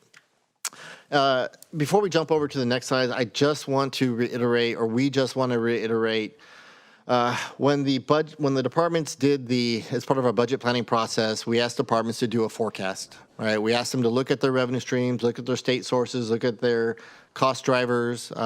This includes cost increases for our workforce. This includes cost escalators for ongoing contracts and community service organizations. We identified for 26-27 that it was we were $118 million short, right? And so in order to get to down to where we're at now, which is a balanced budget, we basically had to remove funding for almost all vacant positions across the board. We then had to have the board approve $20 million of one-time money for the fiscal year 24-25 unassigned fund balance. We had to rely a little bit more on Measure AA than we probably should have, but we had to, as well as departments had to tighten their own belts significantly in order for us to balance, right? And what I really want to point to on this slide is going into 27-28, when you factor all that fun stuff, we are still another $21 billion shortfall on a high-level number that we're looking at, and then the year beyond that, it compounds even more to another $15 million shortfall. So as we go through and hear the department's request for augmentations, I just want to caution the board that we are looking at a financial issue in our county as we proceed forward. So if there's any augmentation requests, that's a one-time money, use one-time funds. If it's ongoing, just strong caution that we only have one-time money available to help support anything that the board may want to consider as an augmentation request. With one-time options, so as the board hears augmentations from the different departments for consideration, we have identified 4 areas for the board's consideration. The first item is, of the $20 million, through everything that we've done, we have about $1.2 million that we did not incorporate or that we were able to free up out of the fiscal year 24-25 budget for the board's consideration to apply towards any augmentations the board may want to use. We also did put the contingencies at $9.5 million, which matches our fiscal policy. This is an increase of about $2 million from the current year.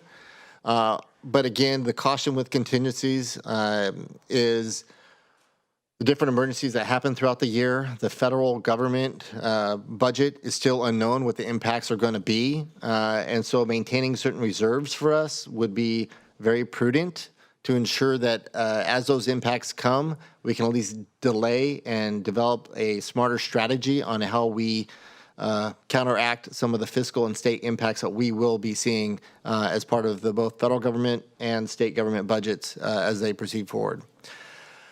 We also identified that we are planning on putting $6 million towards the strategic reserve. The board may, at the discretion here, reduce that amount if need be to help fund augmentation requests. The last item on the list is we did receive a deposit yesterday regarding Measure AA. So with Measure AA, the board has identified that previous direction that we will not spend Measure AA money until the money has actually been received.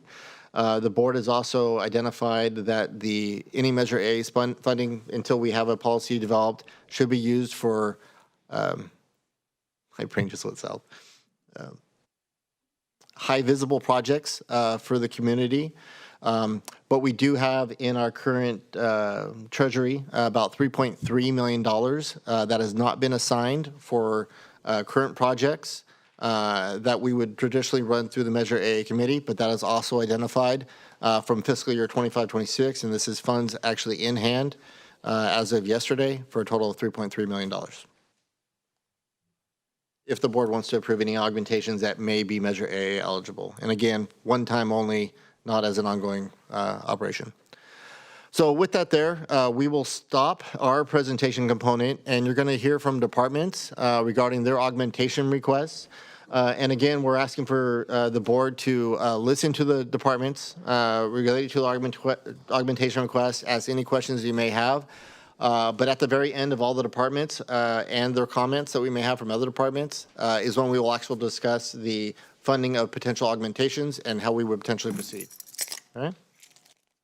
Any questions from the board before we toss it over to the departments?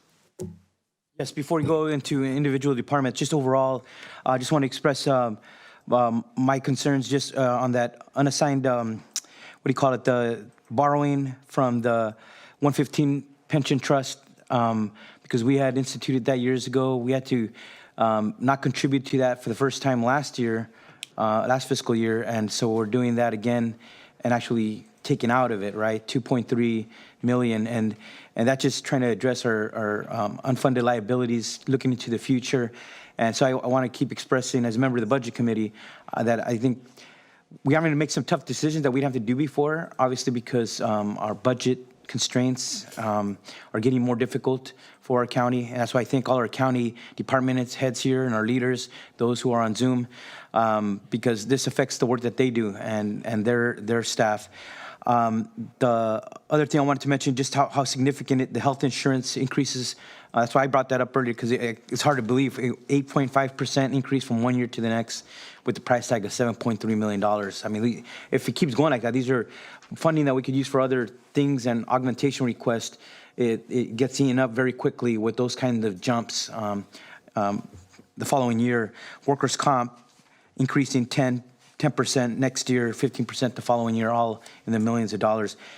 I just wanted to go just specifically on the Silver Star program being redirected in probation. Is that an existing program at Rancho Cielo? And so are we taking that staff person from there and redirecting it for veteran services through the Hartnell program you mentioned? I just want to make sure that who are we specifically impacting by making that change at Silver Star and probation? Because I thought that was a program that was based out of Rancho Cielo, focused on youth versus shifting it for veterans at an existing Hartnell College program.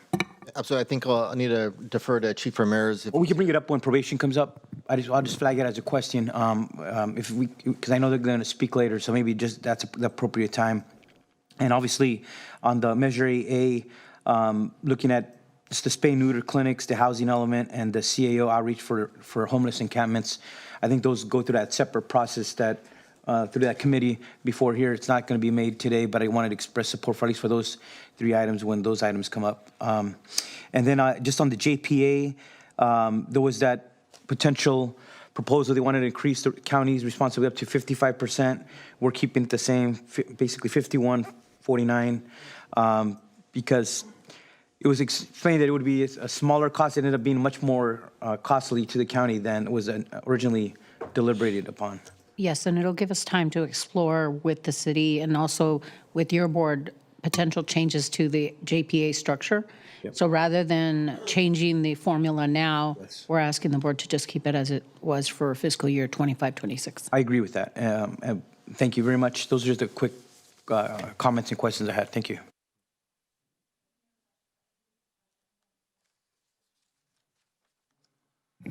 Just going to the one-time options on the fund augmentations. Let me see.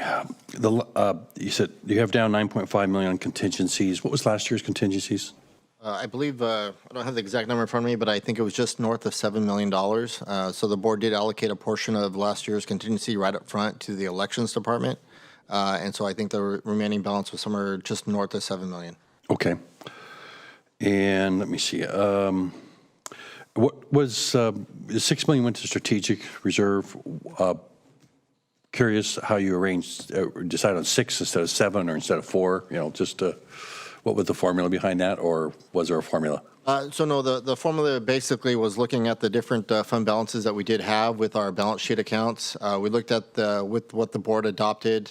We already knew early on that we wanted to do whatever excess was in compensated absences. It was either maintain it in there or move it to our strategic reserve based on our current balance, which is short of our fiscal policy. And then the remaining unassigned fund balance, the original game plan with that was to roll it over to the following year, but we felt it would be more prudent if we moved it to our strategic reserve. So that was really it wasn't mathematical or anything.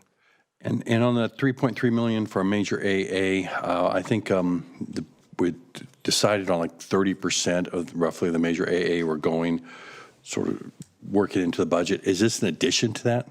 Yeah, so what's identified in the current budget is 34%. So we were estimating let me take a step back. So we received our deposit yesterday for our Measure AA, and that actually concludes a full year of collections. That full year of collections that we received has now been $26 million. For fiscal year 25-26, based on our fiscal policy, we are budgeting conservatively at $25 million. So if we assume that the $8.4 million that we have in the budget, from the $25 million that we have in the budget, we're looking at about 34% of the costs for Measure AA are included into the next year's budget. So that's looking at 26-27's allocation. The money from the 25-26 that was just received, which covers the end of March 2026, that would ultimately be coming to the Measure AA committee for after the policy's been developed for potential allocation. So that is an addition to. It's not part of the 34%. I don't know if I said that right, Supervisor. Okay, no, I got, and I guess I said 30%, but I think it was 35% is what we decided on. Is that right? If I remember. We said a third, I think.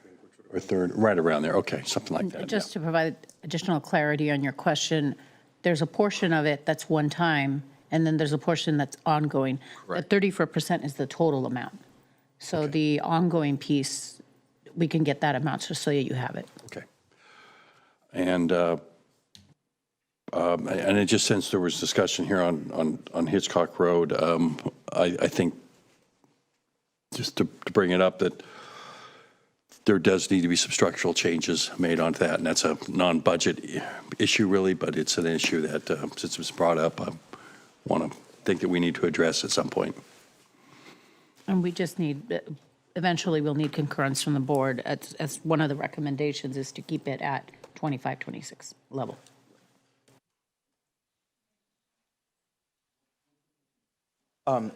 Yes, please. Yeah. So I mean, I have comments that I'll save for later, but in regards to what's just come up regarding Measure AA, it does look for the group that is in the ad hoc that somewhat of a policy might be forming on its own. If I understand correctly, you're recommending Measure AA tax revenues to go to Cooperative Extension, District Attorney, Sheriff, Coroner, and Health. And I think that is public safety related, but what I'd like to say is that then my expectation would be that those entities are not then coming to the ad hoc for funding outside of the budget process. So whether this becomes sort of what the policy starts to look like as it takes shape, it is really important that we understand how we're allocating this money. And from what I've seen, our ad hoc has been able to take into consideration roads projects, highly visible projects, and the budget staff has been able to utilize this money to address some of the public safety side. So I just want to make sure folks aren't, as the policy gets developed, we're not double dipping. Like, we figure out where we go, when we go for this funding, and it's not a free for all. And I think a policy is starting to take shape, even if we weren't intending it to. And I think it's something people should take note of. I also did want to say that the 1/3 funding that just came up, I know that the board, or at least it might have happened before I got here, hasn't officially denoted that policy. So I want to make sure that we do have that opportunity as a board to have that conversation, since I don't think it's official. But that said, I'll save the rest of my comments for later and for after the staff the department presentations. Just a quick question that I didn't see come up. It was concerns regarding the revenue coming into Natividad. And I emailed you earlier just for the budget committee, because are we seeing significant drops in the census at the hospital, and are we seeing declines in revenue coming in even before HR 1 is fully implemented? Maybe that's a question for Dr. Chad Harris when we talk about Natividad, but I didn't see that addressed or reflected in the forecast for next year's budget, whether some departments may see significant declines. Not only now are we seeing them already, but when HR 1 is implemented, are we going to see millions of dollars of additional losses in one of our key departments that are impacted? And Supervisor, that is one of the concerns that we have with reduction of the contingencies, as we will likely need to revisit the impacts to the health department, social services, and the hospital. There has been a drop in census, not significant, but enough to be noticeable. And certainly we're waiting to hear back. The May revise, obviously the decision making behind that is still up in the air, but the federal government also has specific dates in place that we will see some changes, and then the impact, of course, with folks falling off of Medi-Cal. I just had a couple questions, and I appreciate the questions about the animal services structure and cost share and positions. I have many more questions on all of that that sounds like we'll have more conversation about. A question about the AA policy, which isn't actually a policy, but is maybe becoming one. I think it's important that we clarify that. I did have a question about we heard not here this morning, but about the significant losses of the Prevention and Early Intervention Mental Health Services Act services and agencies who are losing funds. There was some discussion when behavioral health was with us that there may be Medi-Cal productivity revenue that kicks into play in future years. Was there any discussion in this budget or about using health dollars or general fund dollars as a bridge for any of those critical programs or services?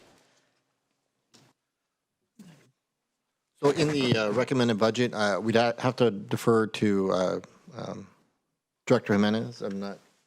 Okay, I can ask that question during the health section. I just wasn't sure. And my question was more around like the broad, some of those services are critical to cross-departmental benefit, both public safety, health, social services, just a wide variety. They touch on many. They were funded through one particular funding stream for a period of time, and there may be future funding stream available. But in the interim, my question was specific to, was there any thought of using general fund to support those while we transition? At this point, there are a lot of concerns. A lot of our nonprofit organizations or community-based organizations are experiencing losses due to the losses that we're experiencing. So it is compounding, but preliminarily, we have not set aside general fund dollars to add additional support. The departments do have their own revenues, but it also is the sorting out of the actual implications from the loss in revenue at the federal level and what it means in terms of Prop 1. And our homeless services director is also working with the the health department and social services to try to mitigate some of those impacts, including the hospital, in those discussions. I think that is one of the concerns that we have, and for the contingency is if we start chipping away at that, we will be looking for potential resources or certain service impacts through our most trusted providers, which is a huge concern. But I think some of the revenues that we were reliant on are not available or not fundable in their current form. So I think there's going to be some gymnastics that needs to happen in order for some of these services to continue to be funded. But at this point, the prevention and early intervention are items that are being rolled back. And obviously, we've seen some of the benefits of having these services in place. So the health department and social services will have to take a closer look of where we direct these folks, because although the program's going away, we're still going to receive calls of concern from family or the individuals themselves. Okay, thank you. I can ask more about that, I think, during, and I think, and I just asked the question because we do have some one-time funds that are available, and so that would be, and I would consider that more of a one-time need, knowing that we've got something on the other side, potentially something on the other side. And then I had one question about one of the conversations that we've kind of not had with depth, but have bounced around, was if this board were to take action to discontinue the contract, the SCAP data processing contract, there would be a gap in funding for the sheriff's department. Was that considered or contemplated at all? At this point in the development of the budget, no. We do have contingency plans, of course, if that does happen, which would be our contingency funds and other options. Okay, great. Thank you. Just asking where we're at in terms of thinking about those things. All right, those are my questions. We're going to take a brief break, 3 minutes. What time is it? It's 10:52. We're going to reconvene back here at 10:55 to continue on with our department presentations. Thank you.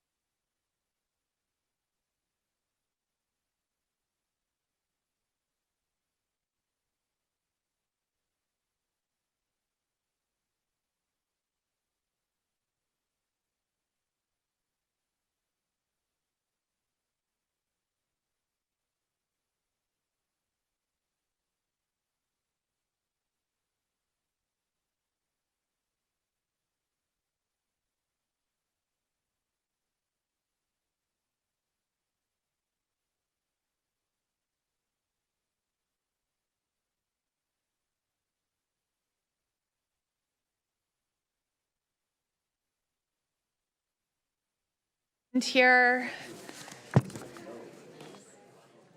it's a good idea to stand up and get our blood flowing briefly.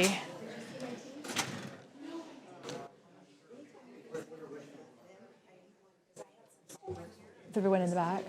Yeah, I think they all went to the restroom.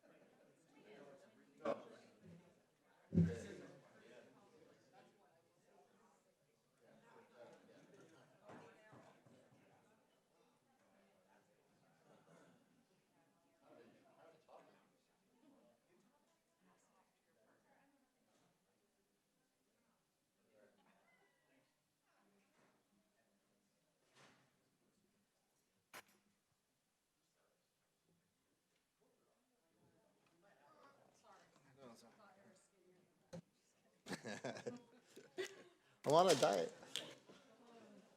I literally lost 5 pounds yesterday.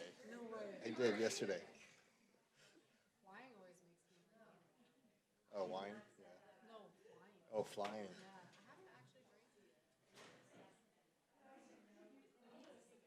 Yeah. No, I started drinking again back in last month. It was a bad.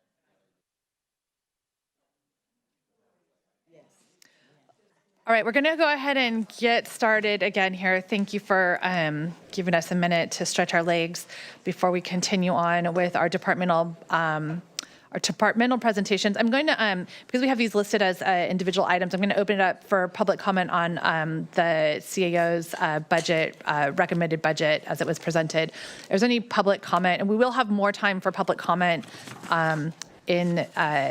before we give direction on the departmental presentations, but I do want to open that up now for any specific comment on the recommended budget presentation. Anyone in chambers? Okay, seeing none. I'm seeing no hands raised either online. I see one hand raised online, a phone number ending in 837.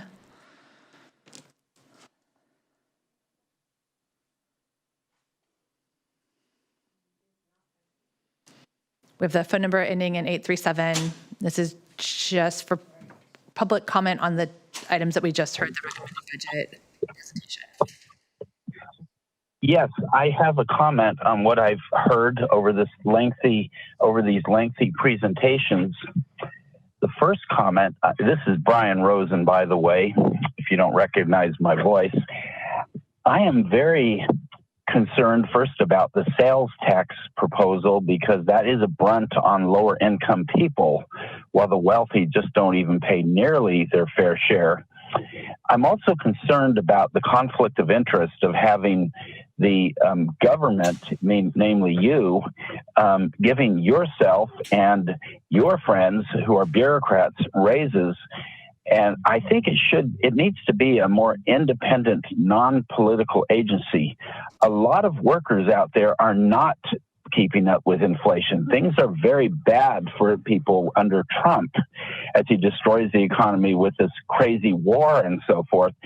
So if you're going to raise, you need to treat the workers. Workers need to get their raises, the lower workers, even with inflation. And certainly, and when you give yourself raises and the more highly paid people, it needs to be tied to the general welfare, how much the average person is benefiting in the economy. If the average person is losing, then you should lose. If the average person is making 1% wage increase, then it should be that way with you. It should be tied with the people and their overall welfare, which gives you the representatives to have a tremendous incentive to do the right thing for the people instead of the powers that be. So basically, I would like you to save a lot of money by not building the SURF project. And the public doesn't want it, and you need money well spent would be on polling. And so thank you for listening, supervisors. It's always a pleasure to speak with you. Thank you. We'll go next to the phone number ending in 705.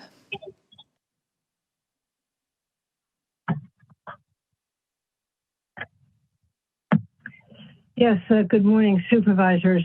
You have, I understand, $120 million shortfall. And I agree with Mr. Rosen, raising taxes again without lowering your own incomes because they're quite high as supervisors. I understand they're in the thousands, 120,000 or even more. I think you need to lower that, and we need to have people that are just dedicated to helping the community by being a supervisor, not because of the income they're getting.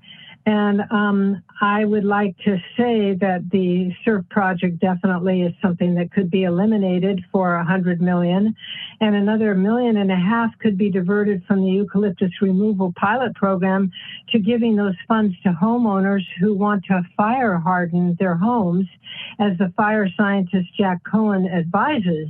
He does not advise for you cutting down the eucalyptus. He says that's not the problem. And addressing the real problem of wildland-urban interface fires. And when you cut down trees, regardless of native or non-native status, you increase global warming in our area, more powerful storms, and of course that costs more money because, well, you know why. So please, really budget yourselves and look into programs that are going to be more helpful towards the community so you can manage your shortfall that way. Thank you. Thank you. All right, we're going to move into our departmental presentations. They're listed on the agenda by categories. We will take comment and discussion at the conclusion of the departmental presentations from the public, and we'll ask the board if to engage in questions, and then we can give direction as was outlined at the end. But with that, we will start with our auditor controller.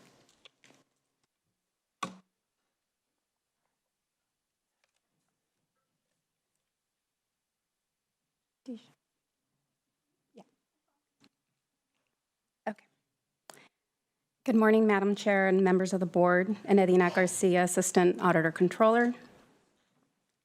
Thank you for the opportunity to present before you the needs of the Auditor Controller's Office. I recognize the challenging times and the difficult decisions that will need to be made throughout this budget cycle. My goal today is to clearly outline the operational impacts we face and the critical importance of the support being requested of you today. So, thank you. The current budget for fiscal year 25-26 is a combination of permanent and backfilled positions. The backfilled positions were approved to support the implementation of the county financial system upgrade.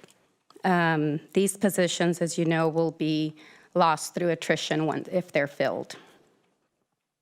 Moving on to current challenges. Or if we could go back to the slide. Just to point out, so we have budgeted positions for this fiscal year of 57.5. Of those, we have 37.5 filled, leaving a vacancy of 20 positions for this current fiscal year. Okay. So our current challenges that we have or are facing excuse me, are the understaffing of 10 permanent positions, and this significantly increases the workload for remaining staff that are working on operational tasks. The additional shortage of backfilled positions, 10 backfilled positions that were originally intended for the support of the upgrade further intensifies the strain on current staffing levels as resources are being shared between the upgrade and operational tasks. Before I move on, I'd like to acknowledge the dedicated efforts of the CAO, IT, HR, and ACO teams who have invested countless hours to this upgrade. Also, with the UAT sessions recently completed, we have jumped right into training sessions, and staff across all departments are also contributing significant time and commitment to the successful implementation of the ERP, which is scheduled to go live July. With this upgrade, a lot of work has gone into reviewing work processes, policies, procedures, and MOUs carefully to ensure accurate configurations are built and transitioned over into the new system. Needless to say, our schedule from now to go live, just a little over a month away, is pretty tight, and there is increased pressure to ensure we are fully ready to go live. However, that being said, there is still a good amount of work that remains, such as working to address unresolved items or questions that arose from the recently completed UAT sessions, final decisions to be made on certain work processes, regression testing, development of training materials and reports, amongst other items. In addition, some functionalities or processes are being deferred to post-go live because we are approaching critical time limits here, go live in July. These decisions require thoughtful evaluation to ensure that any risks associated with postponing them are fully understood and acceptable. The project managers on the upgrade are working closely with the teams to identify our go-live readiness criteria and to ensure all items are accounted for. The potential items being deferred create an ongoing need to fill and maintain backfilled positions after go-live. As you know, once we reach our go-live, labor costs can no longer be charged to the project, but the work itself will still remain. Because several tasks will be shifted to post-go-live, ongoing funding will still be required to support these positions. And it's likely ACO is not the only department encountering this issue. Additionally, our office is committed to continue working alongside departments to provide training and ongoing support after go-live, helping build confidence and proficiency with the new system. Simultaneously, we have staff working on HCM to prepare for go-live in January of 2027. While we have a bit more time for HCM, we have not taken our foot off the pedal. HCM UAT sessions have been scheduled, and the first group of 4 completed their session 2 weeks ago, and the second group will have their session tomorrow and Friday. After all UAT sessions have been completed, we will proceed with the training sessions. Next slide. So all the while, ACO must continue to carry out operational tasks. Here, I've listed the various or some of the tasks that we need to ensure that we don't jeopardize these deadlines.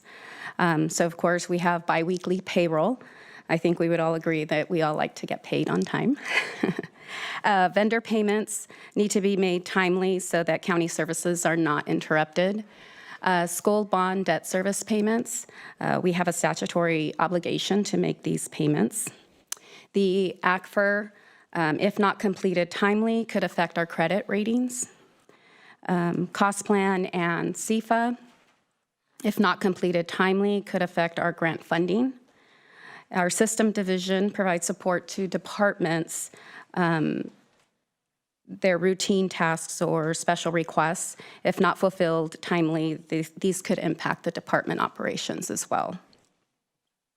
And lastly, we have leave of absence, and this is a major concern given our current vacancy. And this past year, we've had, our office has experienced 8 staff on leave at various times. One long-tenured employee that's been on leave since October of 2025. We've also been made aware of 3 additional staff that have upcoming leave here in the near future. So the next slide, this is just here. I put this here just to let you know of our vacancies. We are actively recruiting, but as our director of HR stated, there is a lengthy process for our recruitment.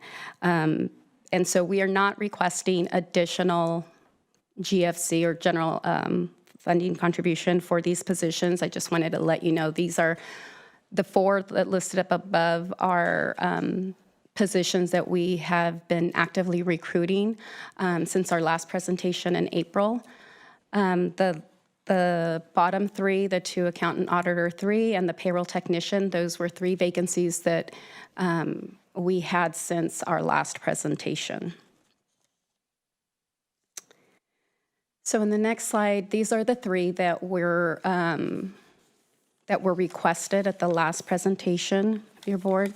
One of them being a backfilled position and the other 2 being permanent positions. And I'll move on to the next slide. I can talk about these in a little bit. But the next slide, these are the additional augmentation requests. So these are new requests that we are making today. You'll see that 5 of those positions are backfilled positions with 1.5 of an FTE. So for this is an additional 5.5, which is an additional 1.2 million. On the next slide, it's just a combined list of our positions that we are requesting. And I'll go into detail here. Please note that the positions, the additional request before you today arose from a reassessment of our financial system and the status of the upgrade, in addition to the post-go live requirement or need that we will continue to work on the project. So the first on the list here is 2 business analyst positions in the systems division. For this division, we went from 6 BAs in the division with a division manager. We have now gone down to only 2 business analysts. And please note that this division supports county departments, all county departments. We're down to 2 business analysts as 3 business analysts were transferred to IT to concentrate specifically on the upgrade project. 1 BA plus a division manager are currently on leave. The next is disbursements, AP. We have a auditor controller analyst 1, as well as an accountant auditor 3. For this division or this AP, for the AP section, in the new system, employee reimbursement is in the AP module.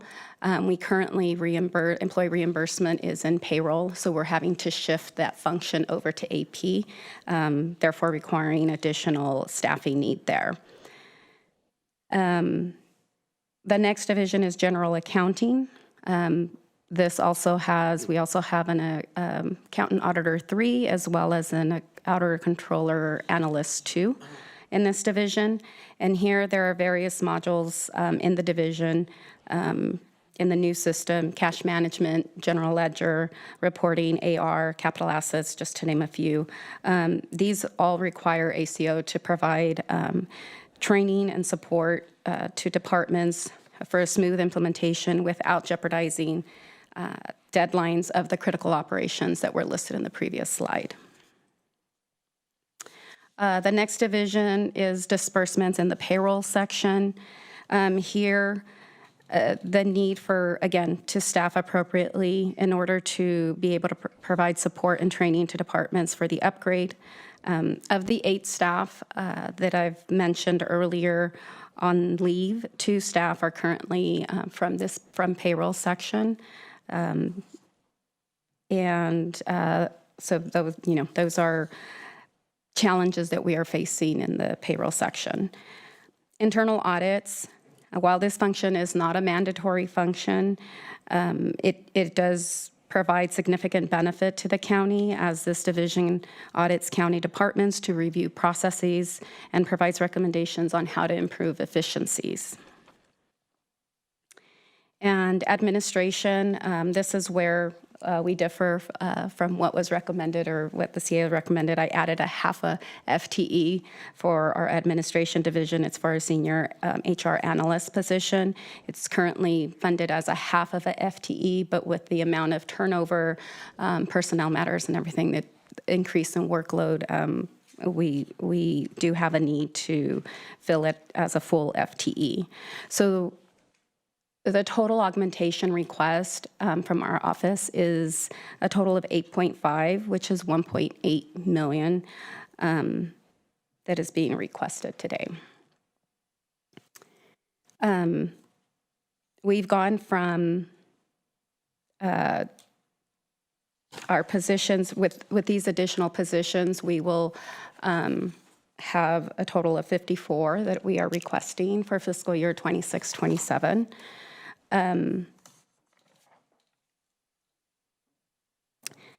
So I conclude my presentation by emphasizing that without additional general fund contribution to support these positions, the ACO and the county will be placed in a significantly compromised position. We will be unable to fully implement successfully the financial system upgrade and provide the needed support departments need. We will face substantial risk in meeting critical operational deadlines, and the resulting impact on county operations could be severe and far-reaching. I know this is a difficult request under current budget constraints, but the impact of not funding these positions is much greater. Again, I'd like to emphasize the fact that these positions that are being requested are backfilled positions. So meaning once we've implemented the upgrade and we've evaluated and assessed our positions at that time, these backfilled positions would be lost through attrition. So while there may be some immediate ongoing cost, eventually we would lose them through attrition. So thank you for your time, and I'm available to answer any questions at this time. Thank you. Questions from the board?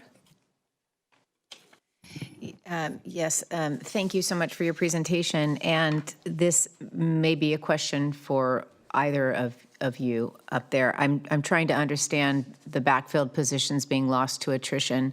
What happens if there's a FTE that's been added to a department?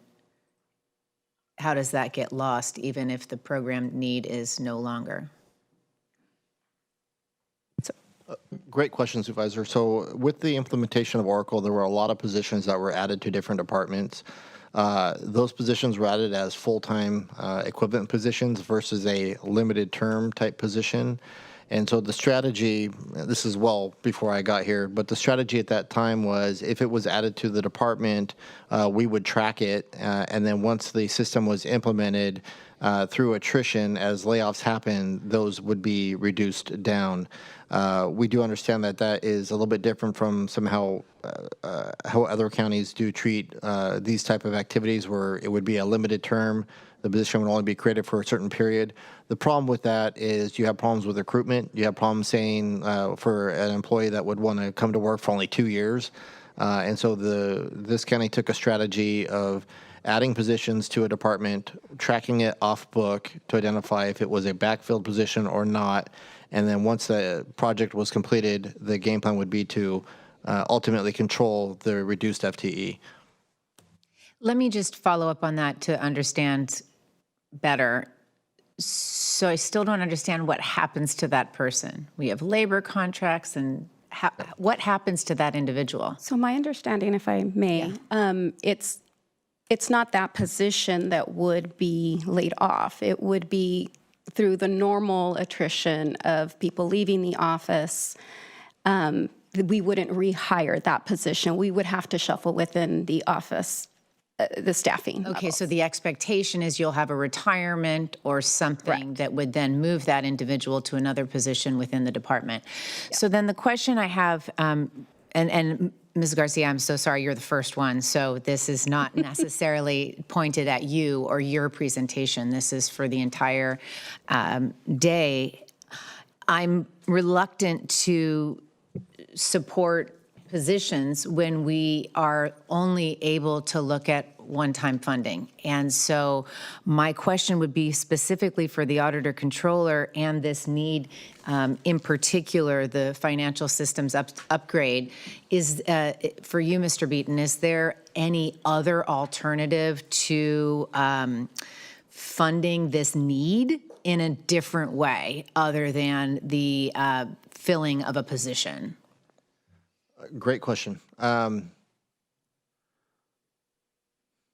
I think the short answer is we would need to rely, or we would need to, the problem is the expertise in the certain areas that are being implemented in Oracle that are specific to the Audit Controller's Office are really can only be managed by Audit Controller's Office.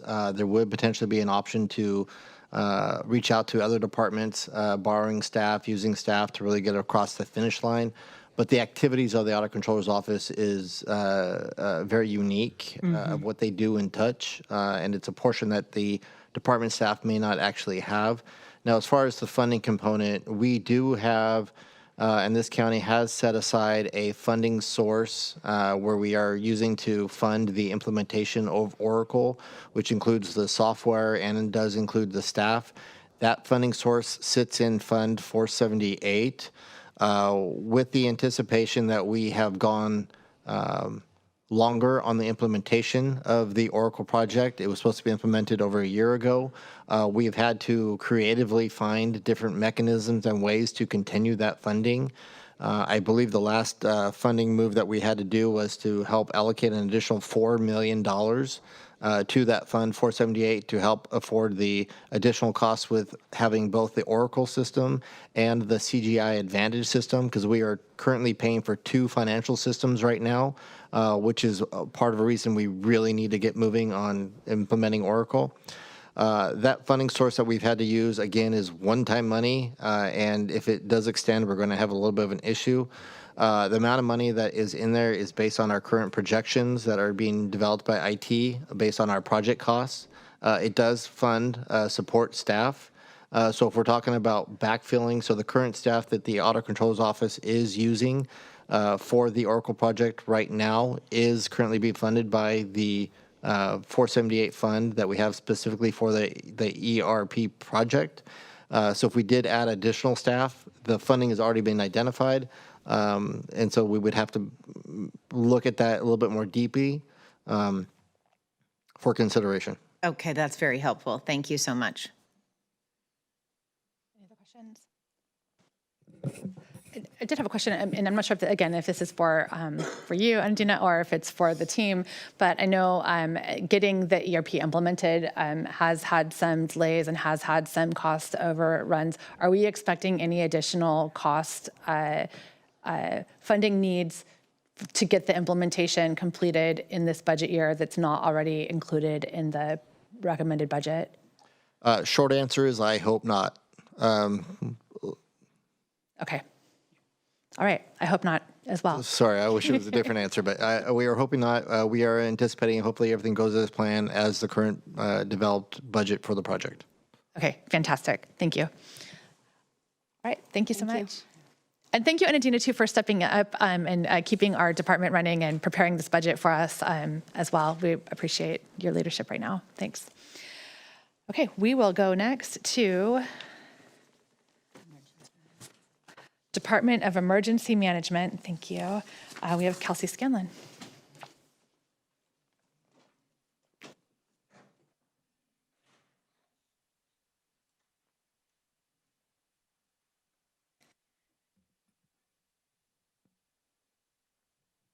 Good morning. Thank you so much for having me today. My name is Kelsey Scanlon. I'm the Director of Emergency Management.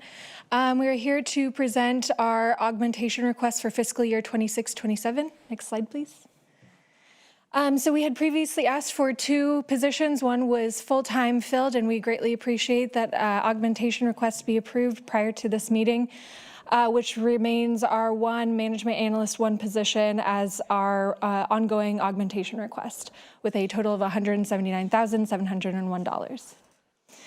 This position had originally been allocated by the board, I believe, in 2019 for the purposes of having a training and exercise coordinator within the Monterey County Department of Emergency Management. This person had intended to be responsible for training all disaster service workers, developing in-house curriculum, identifying training from the state and federal government that could be hosted within the county for all first responders, as well as planning full-scale functional exercises for first responder partners, as well as the Emergency Operations Center. With luck of the draw, we had a vacant position when the hiring freeze went into effect and were unable to fill it due to a lack of additional revenue. This position remained unfunded and unfilled, but within our allocated positions last fiscal year. We're requesting at this time that this position be repurposed by reclassifying it to a Management Analyst 1 with the intention of this position focusing fully on a variety of unfunded mandates within our department that have increased throughout this last couple of years, including battery energy storage system emergency action plan reviews, compliance with a variety of assembly bills, and any additional legal contracts. I will also say that we have a part-time position currently as a Management Analyst 1 that has been assisting us actively with cost recovery. Much of that is, actually 100% of that time is 100% reimbursable. And then we anticipate moving forward that we'll be pursuing additional grant funds from state grant programs to pursue programs such as wildfire risk reduction programs for private property owners, such as curbside chipping programs. And we anticipate those grant applications will be extremely competitive and approved within this fiscal year coming forward. So there would be additional revenue offsetting this cost. Additionally, we would utilize this position to assist with a short-term project, which is the 2020 Wildfire Private Property Debris Removal Program, until such time that an additional or a separate solution can be identified. We are amenable to reducing the overall amount from a full-time MA1 to a part-time MA1 at a total of $86,335 to at least get us through some of the wildfire private property debris removal collection until such time that we can have additional revenue to offset the cost. I will say that there is also a significant backlog with regards to Senate Bill 38 and implementing that unfunded mandate, and this position would greatly alleviate much needed coordination within our office. And so with that, I will conclude with the next slide, which is a reminder that the Emergency Operations Center budget was not funded this year. And moving into the next fiscal year, anticipating a significant winter storm season through the anticipated forecasts of the El Nino coming up this year will significantly impact our ability to respond effectively and efficiently without immediately accessing strategic reserve funds. We are working with the County Administrator's Office to find a more sustainable solution. In the interim, though, this budget remains unfunded, and there will likely be consequences to this. And so with that, I will conclude my presentation. Thank you so much for your time and your consideration. I certainly do not envy the position that you all are in and appreciate the significance of the challenge that you're up against. So thank you very much. Thank you. Questions?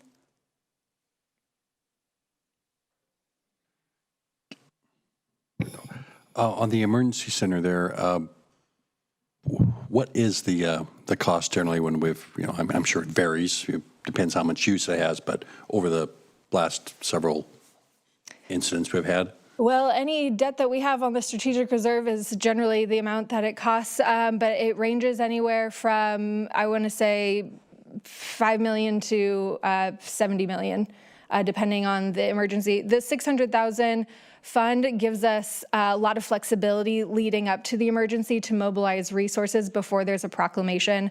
For instance, if we wanted to mobilize CCC crews to do sandbagging, if we wanted to do an emergency berm at a park along a well-known river near the peninsula, if we wanted to do any type of emergency contracting prior to a proclamation, which there is a significant number of emergencies, specifically flooding, that are protracted, that require activity before there's a significant proclamation.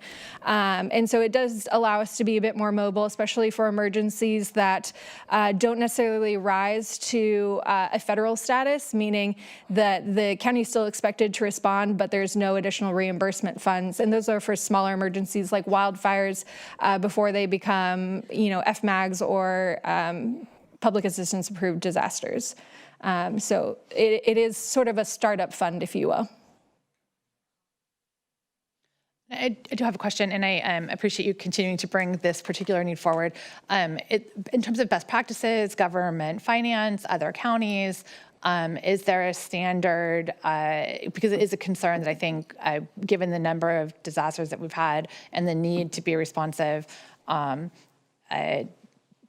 either increasing our strategic reserve in a meaningful way, creating a disaster reserve, or putting money into this fund would be appropriate. But is there guidelines that we can reference back to, or what other communities similar to ours have set up? We're still researching that and trying to identify potential solutions that are meaningful for Monterey County. We do have somewhat of a unique budgeting process and financial system. And so we're very excited to have Michael and Dija on board to help us identify a couple of solutions for the board to choose from, but we're still very much researching potential solutions. And in theory, this would be a one-time money into a fund that would remain there until and if needed. Yes. But would then need to be refilled over time. Yeah, unless we can get reimbursement. Right. Yeah. Okay. Okay, great. Thank you. All right. Thank you. Thank you. We'll move next to our public defender.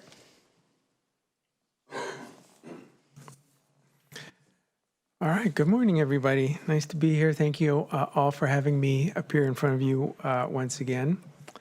So I do have a PowerPoint, but it's about 11 slides, but I'm not going to go through every one of them because this is now the second time that I presented before you, and I've obviously met with several of you individually on a one-on-one basis. So let me just go to the first slide. So as you know, the public defender is an office that is constitutionally mandated.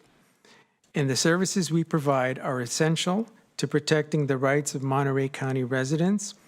And our mission, as reflected in our departmental overview, is to protect constitutional rights, deliver high-quality legal representation, strengthen attorney-client relationships, and support stronger individuals, families, and communities across the county. So let me go through slowly the next three. So those are the services we provide. You've seen this slide before. It's just sort of a highlight of what we do, from felonies, death penalties, misdemeanor, juveniles, and all sorts of other representations that we proudly serve the community with. Number 4 is some of the consequences of underfunding us, which is detrimental to our community and to the people that we serve. Next slide. This is just a brief summary of our attorney workload distribution in terms of the positions that we have and how we spread the work across our department. Next slide.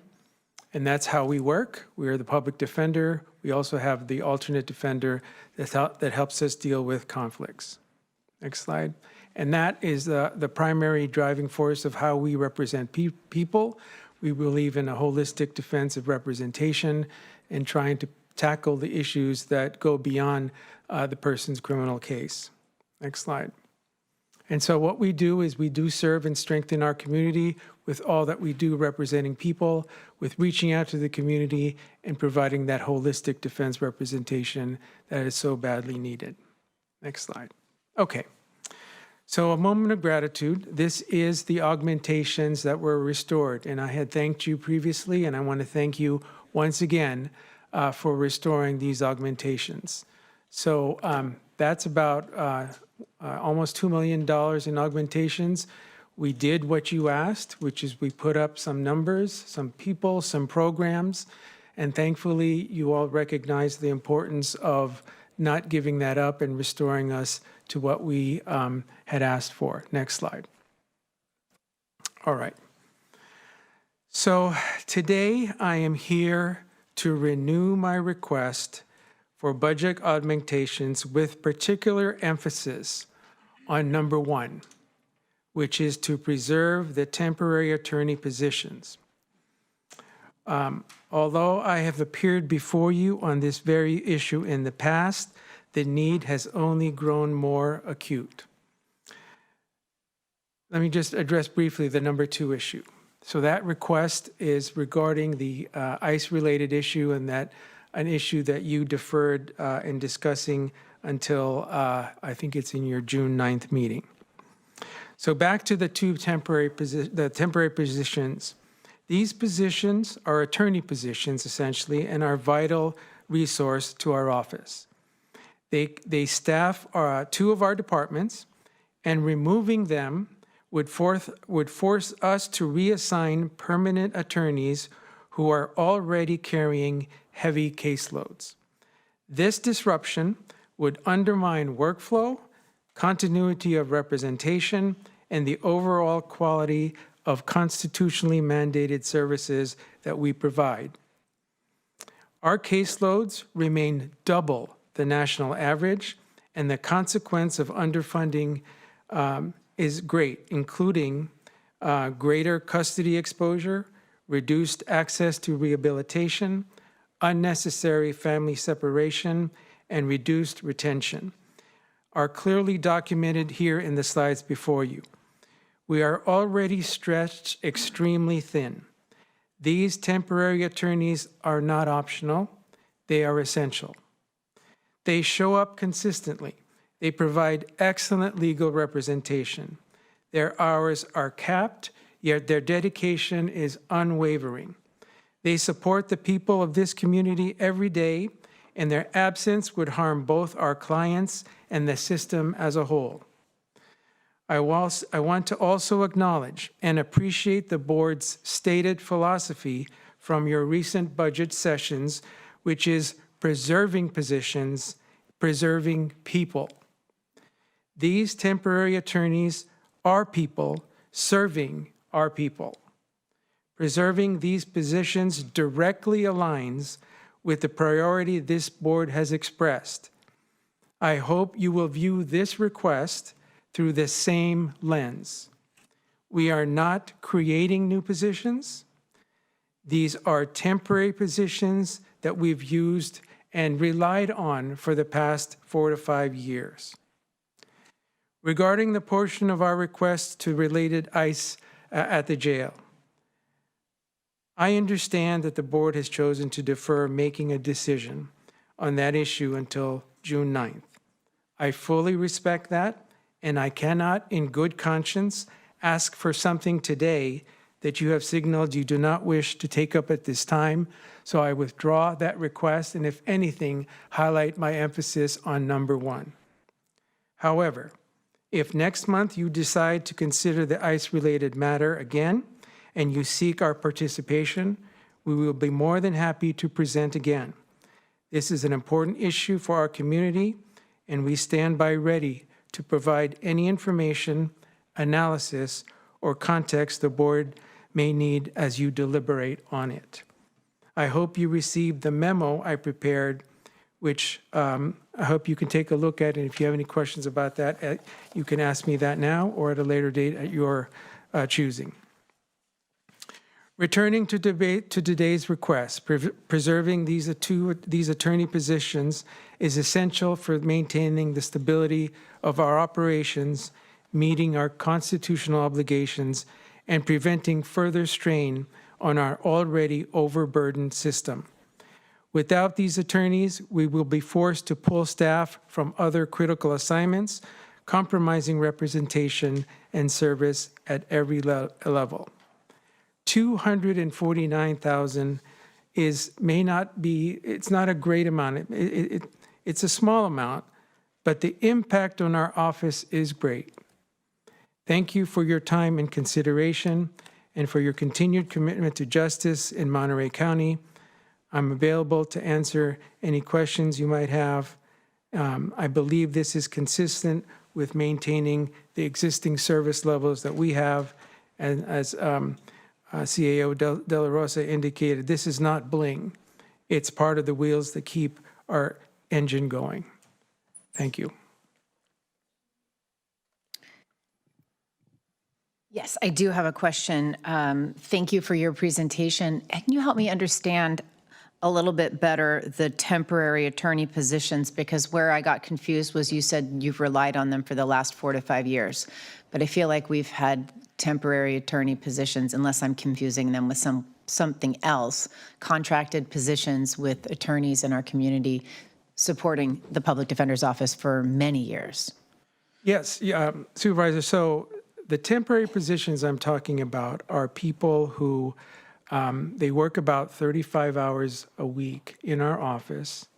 They provide in-court services directly in 2 departments. And so they're there to represent our clients in critical stages. Mm-hmm. The contract lawyers are essentially the ADO, the alternate defender office. So they work with us, they're on contract with us, they take care of the conflicts. So when I'm asking for temporary attorneys, I'm really talking about temporary deputy public defenders who are serving our courts. And how many of them are there? 2. 2, okay. Thank you. That is very helpful. And then on the other amount that we're punting to June 9th, if the collaboration that we're discussing were not occurring, would the $250,000 for vulnerable clients be necessary? Would you be in the jail doing this work if that collaboration were not occurring? We would not. Okay, thank you. Yes, ma'am. Let me just update. We are moving the date from June 9th to a later date to allow us to gather additional information. So we're adding that information out to our public team, but just want you to know, since you've mentioned that date, we are looking at a new date in June, but probably towards the end. Okay, thank you.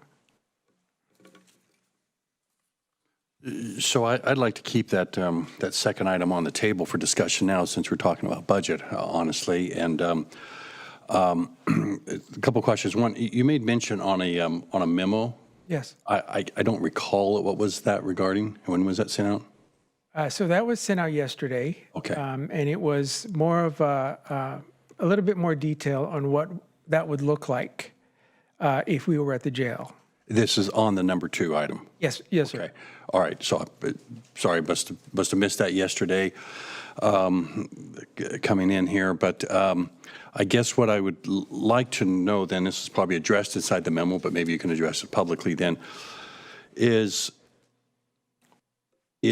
are these undocumented inmates, I think there's like 270 of them, I think if I understand, a year come through, are they getting the same legal rights as legal residents or citizens that come? And is this why why are you requesting the 250 then? I'm assuming they're not, but perhaps you could fill me in and just clarify this a little bit. Yes, sir. So when I started to compose the memo, I started to think about what happens at the jail and how it's impacted the immigrant community. And so I actually started the memo talking about the latest grand jury finding, about how there are delays in the processing of people who are at the jail. And then I highlighted that in the memo, which I think results into a lot of problems. When you're in jail and you face immigration consequences, right? Undocumented, deportation, other things that could happen because of your status. You're quickly in a situation where you feel lost, confused, don't know what to do. And so you're in a confined situation where your liberty is restricted, where you're limited to who you can talk to, and you're forced to rely on a piece of paper that explains something. And so I think, obviously, the better practice is if you had legal representation at the jail who can explain to you, can advise you as to what these laws mean and what are the consequences and what things needed to be done, and to absolutely know what your rights are and have someone assist you with developing those rights. So you're seeing that there's a need for an extra step to guarantee the same rights that others would have, then is what you're saying. Okay, well, I'll locate the limo, no, excuse me, not the limo, but the memo during lunch and take a look at it. Thank you, sir.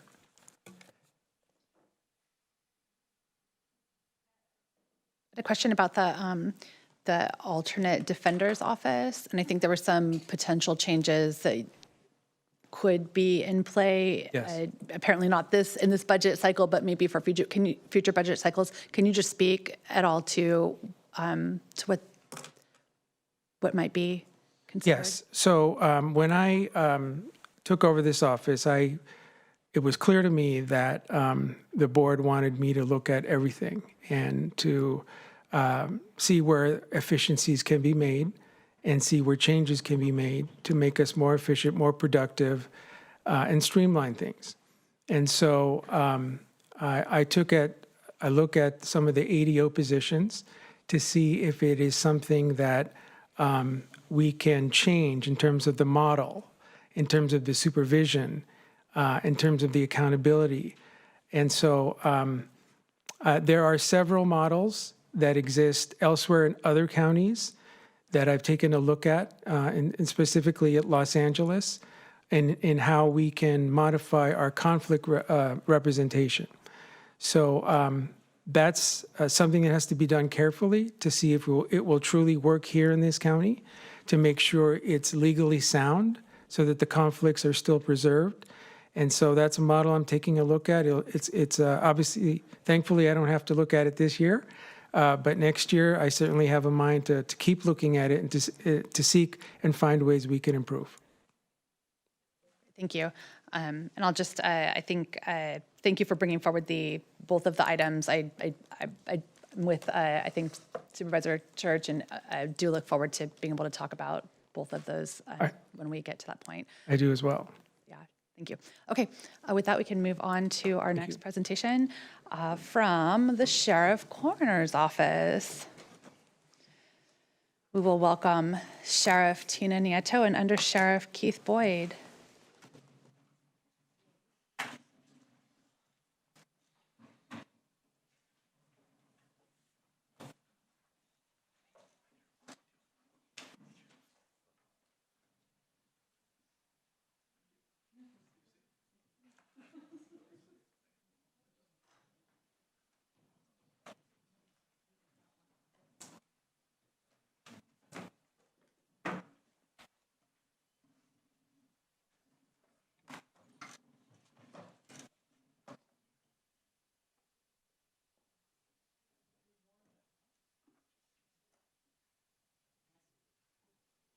There we go. Good morning. Oh, it's on the screen. Thank you. Chair, members of the board, before we talk about the budget, I just want to talk about what this budget actually represents to the community of Monterey County. At its core, it's not just a financial document, it's a reflection of our priorities, values, and ultimately our willingness to protect the people of Monterey County. Public safety is not one program among many. It is a foundation that every other county service to function.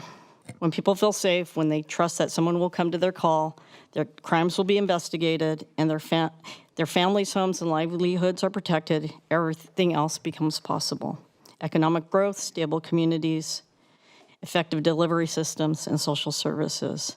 I also want to take a moment to thank the other directors and the other electeds, because I know during this budget system that we're working through that the county does face some harder times. And my partners that sit behind me, and some who've already presented, we've all been talking about what's best for the county, and it has been an all-team effort. One thing I want to say about public safety, though, it doesn't happen by accident. It is delivered day in and day out by the men and women of the Sheriff's Office. Deputies covering vast rural areas, responding to emergencies, managing complex jail operations, and adapting to increasingly sophisticated criminal activity. I want to just remind everybody who's watching that our county is almost 4,000 square miles. As you look at the recommended budget, the augmentation requests across departments, I ask that you keep one reality front and center. Many of the positions within the sheriff's office, particularly those tied to custody and operations, are not enhancements. They are baseline public safety capacity. This is about maintaining the ability to respond. This is about presenting gaps that the community will fill immediately. This is about ensuring that as the demand grows, our capacity does not shrink. We all understand the fiscal constraints in front of us. We also have to be clear-eyed about the consequences of underinvestment in public safety. Unlike other areas, reductions here are not theoretical. They show up in response times, in investigations not completed, and safety in our community. So as we move through this discussion, I look forward to working with you to ensure that our budget decisions reflect a shared commitment, that public safety remains a core priority, not a residual outcome. Because at the end of the day, it is about the people that we serve in this county, and that their expectation is that when they need us, we will be there to respond. At this point, I'd be turning it over to my undersheriff, and I'm going to do that, but I'd like to read a public comment that I sent in regarding SCAP, because the chair of the board did bring that up as a budget concern. So I want to clarify an issue that has generated significant public concern and, frankly, some misunderstanding. There is a narrative circulating that information submitted through the State Criminal Alien Assistance Program, commonly known as SCAP, somehow leads to ICE enforcement actions or immigration arrests. That is simply not accurate. SCAP is a federal reimbursement program created in 1994 to help local governments recover a portion of correctional costs associated with housing inmates who meet a very specific criminal conviction criteria. It's not a reimbursement mechanism, not an immigration and enforcement it is a reimbursement mechanism, not an immigration enforcement program. Let me repeat, not an immigration enforcement program. Participation in SCAP does not require the sheriff's office to notify ICE when someone is booked into the jail, when they are released, or where they live or work. The data submitted through SCAP does not include anticipated release dates, fingerprints, biometrics, addresses, or immigration status information. The information provided is limited to basic booking and conviction data that already exists within national criminal justice databases accessible to law enforcement agencies nationwide. Importantly, Monterey County does not investigate immigration status as part of the SCAP process, nor does the county have direct communication with ICE regarding SCAP applications. The program is administered through the U.S. Department of Justice as a reimbursement process. The public really does deserve accurate information regarding the SCAP. If ICE becomes aware of an individual in custody, that occurs through real-time fingerprint and criminal databases that exist independently of SCAP and have operated for decades nationwide.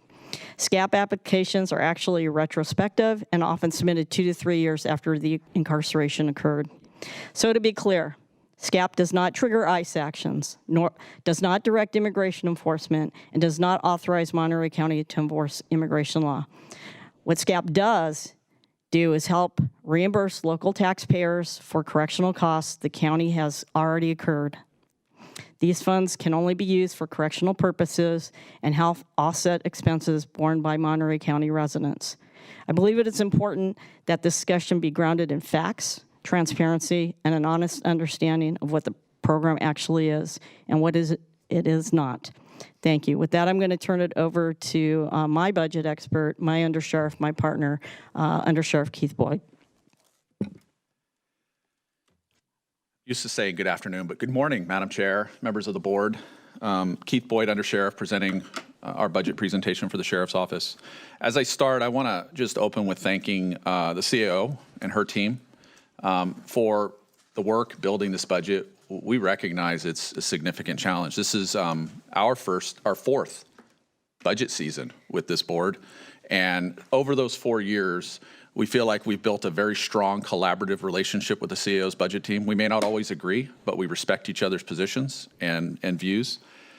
But doing that, it's allowed us over 4 years to work to right-size the Sheriff's Office budget, to appropriately allocate funds where they need to be, but minimizing the impact year over year on what may be needed to support Sheriff's operations by doing that on an annual adjustment. Looking at Sheriff's Office FTE staffing since July 1st of 2020, you'll note that in fiscal year 21, the office was budgeted at 473 positions. In fiscal year 22, it dropped to 468 positions, and this was due to a loss of 5 positions in jail operations. In fiscal year 23, it stayed consistent, status quo at 468. And then in fiscal year 24, the board allowed us to add 2 positions specifically for jail compliance dealing with the Hernandez lawsuit, which took the staffing to 470. In fiscal year 25, we grew to 481 positions, primarily due to additional staff for jail compliance, but also funding for positions via CalAIM, Path 3. Noting in fiscal year 25, we were at 481, but then the tough budget times are starting. We saw them coming. Government knew they were coming. And in fiscal year 25-26, the Sheriff's Office staffing FTE count was reduced to 461 FTE, but only 456 of those positions were actually funded. The board allowed 5 to stay on, but they were unfunded. So in essence, they weren't going to support services. In the recommended budget, it is currently sitting at 445 positions. With the adjustment the CEO team mentioned this morning, that's most likely 446 by the recommendation, or excuse me, that's 445. But it could grow to 446 based on that recommended amendment of a vacant position that's actually filled. What we're looking at, and I say a 12-month loss, this is 2 fiscal years, but from June 30th, 2025 to projected July 1 of 2026, the Sheriff's Office is looking at a net loss of 36 positions. This would be 17 deputy sheriffs and 19 professional staff. That's a significant impact on operations. It's about 7% of what this positional count stood at. But with losing those positions, it's important to note 17 deputy sheriffs is basically what we have staffing King City. 17 deputy sheriffs is what we have staffing the coastal station. We're trying to fill the same duties with a much lower positional count. And these are 17 operations deputy sheriffs in the field. On the professional staff, when you lose that, professional staff are the backbone of the operations serving the public. They're like the hub of a wagon wheel. The deputies are out in the field doing the work, but back at the hub is our baseline professional staff, so critical to what we do. Public coming in, working with the public, answering those calls, getting them, dealing with records. That loss has created an increased burden on the professional staff as well, which led to during this fiscal year, we reduced services at our stations in King City and Monterey for records, and then we reduced our office hours in the public safety building in Salinas. We've talked about jail settlement staffing. We're making progress. We're making progress, but it's a daunting challenge. We've been able to maintain our jail staffing levels, and we appreciate that. And most of our impacts have been at this point in the field. One thing I noted at the budget workshop was the Sheriff's Office saw significant budget cost increases for non-wage factors in this fiscal year of $15.3 million. This is tied to the jail contract for healthcare, an increase there, a PERS increase to our budget, Social Security increase to the budget, and just general insurance costs. We know everything's going up. As Supervisor Leo noted, insurance is getting astronomical, and it's an uncontrolled cost that really hurts our ability to provide services. That $15.3 million number is pretty telling, and you'll see in a future slide here in a moment. Currently, the Sheriff's Office submitted baseline budget sits at $175 million. The augmentation requested for the Sheriff's Office totals $15.4 million.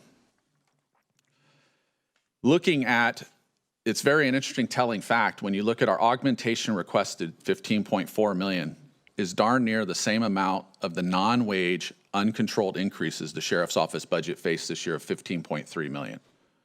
So we are pushing $15.4 million of filled positions and vacant positions into augmentation, and there's a direct correlation to the non-wage uncontrolled increases faced in the office. This slide, what I'd like to note is in the CAO's recommended budget, we're receiving, or it's recommended that we receive $8.6 million for 33 currently filled positions.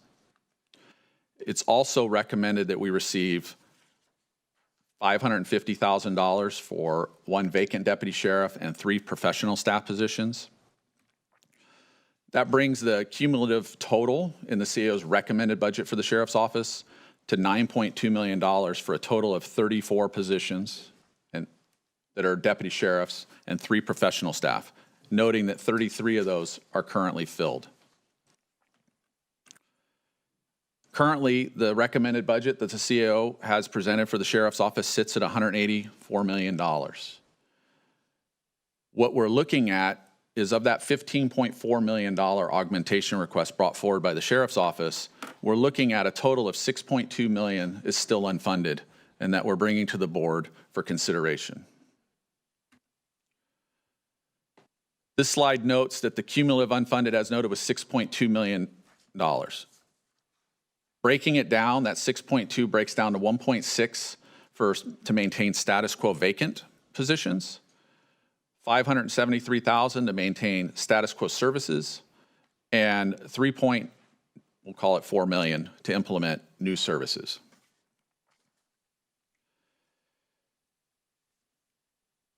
When I presented at the workshop, we have done it in the past, but I added the ranking numbers here that are in the augmentation sheets that you all likely received in advance of the hearing. But we currently have, that are not included in the CAO's recommended budget, 10 unfilled vacant positions.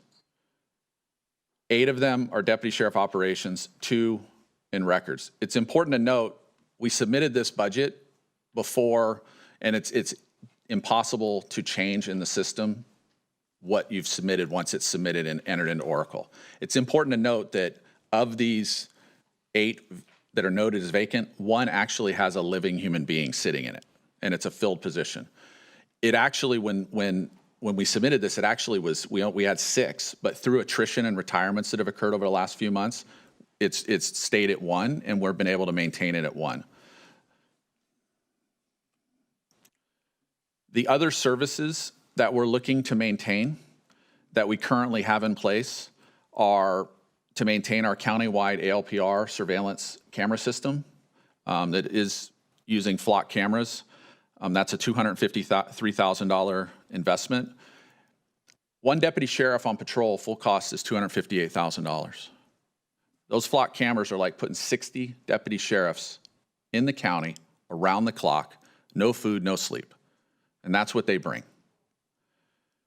We're looking to seek funding to maintain our Axon Air contract with Axon.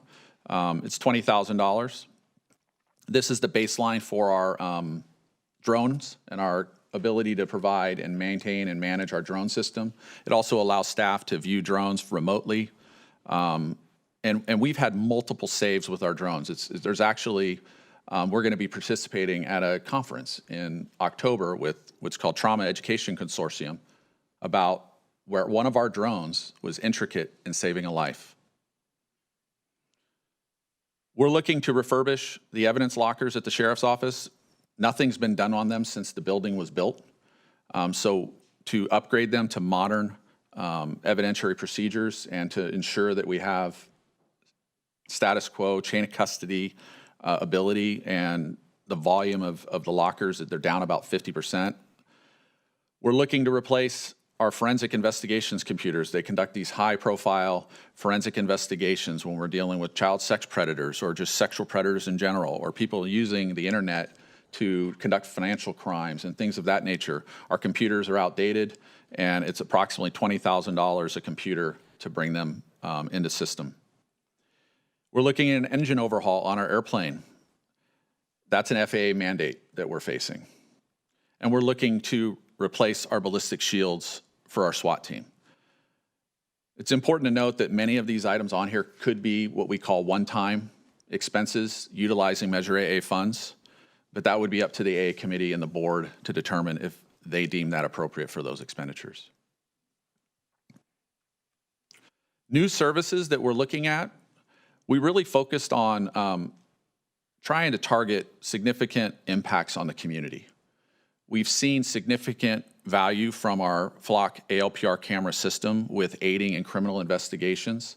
We've seen that surveillance ALPR cameras across the country have been intricate in identifying suspects of crimes in a rapid period, developing leads.